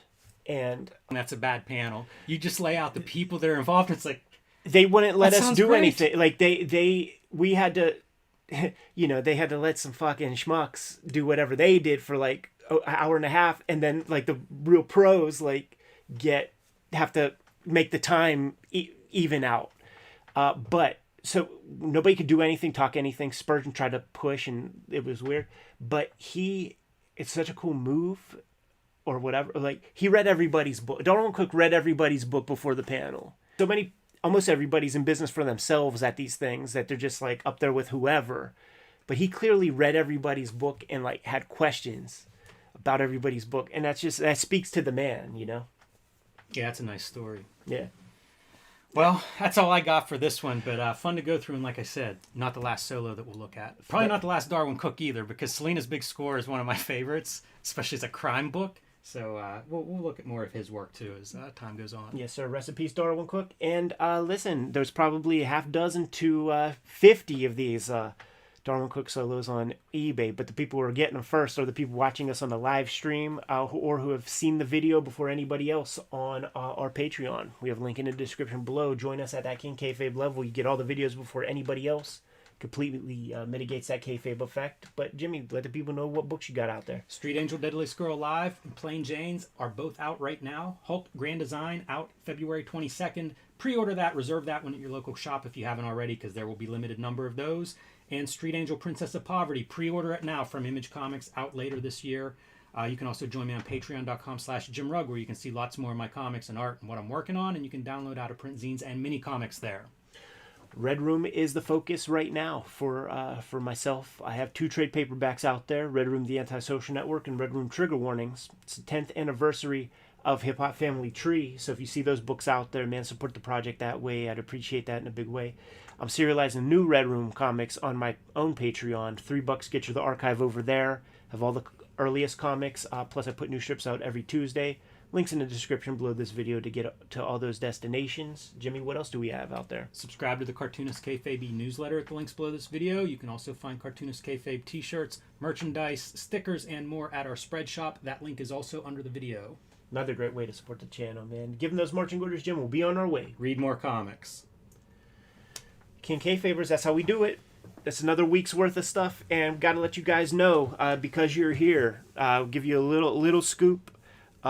There's going to be 2 live streams next week, because we're going to have to...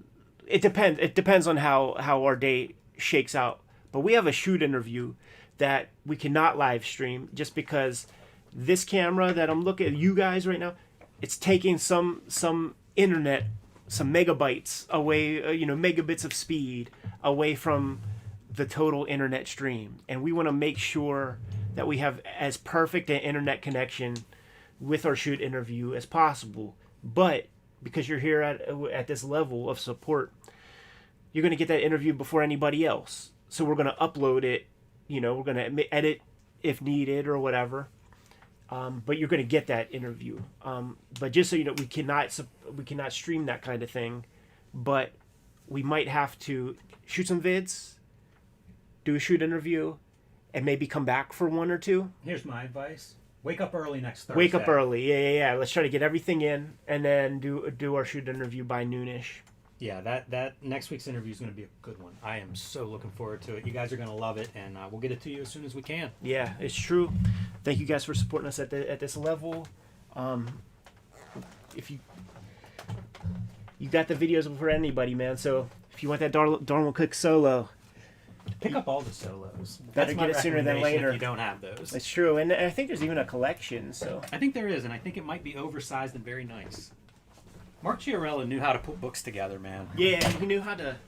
It wasn't bluster, It was like, how about we just like get really talented people, to do something rather than just like hot shot, some shit that will just get some articles. All right, guys, take care. We're gonna close the stream and get to editing, man. The edited videos will be out there, within the next 2 hours.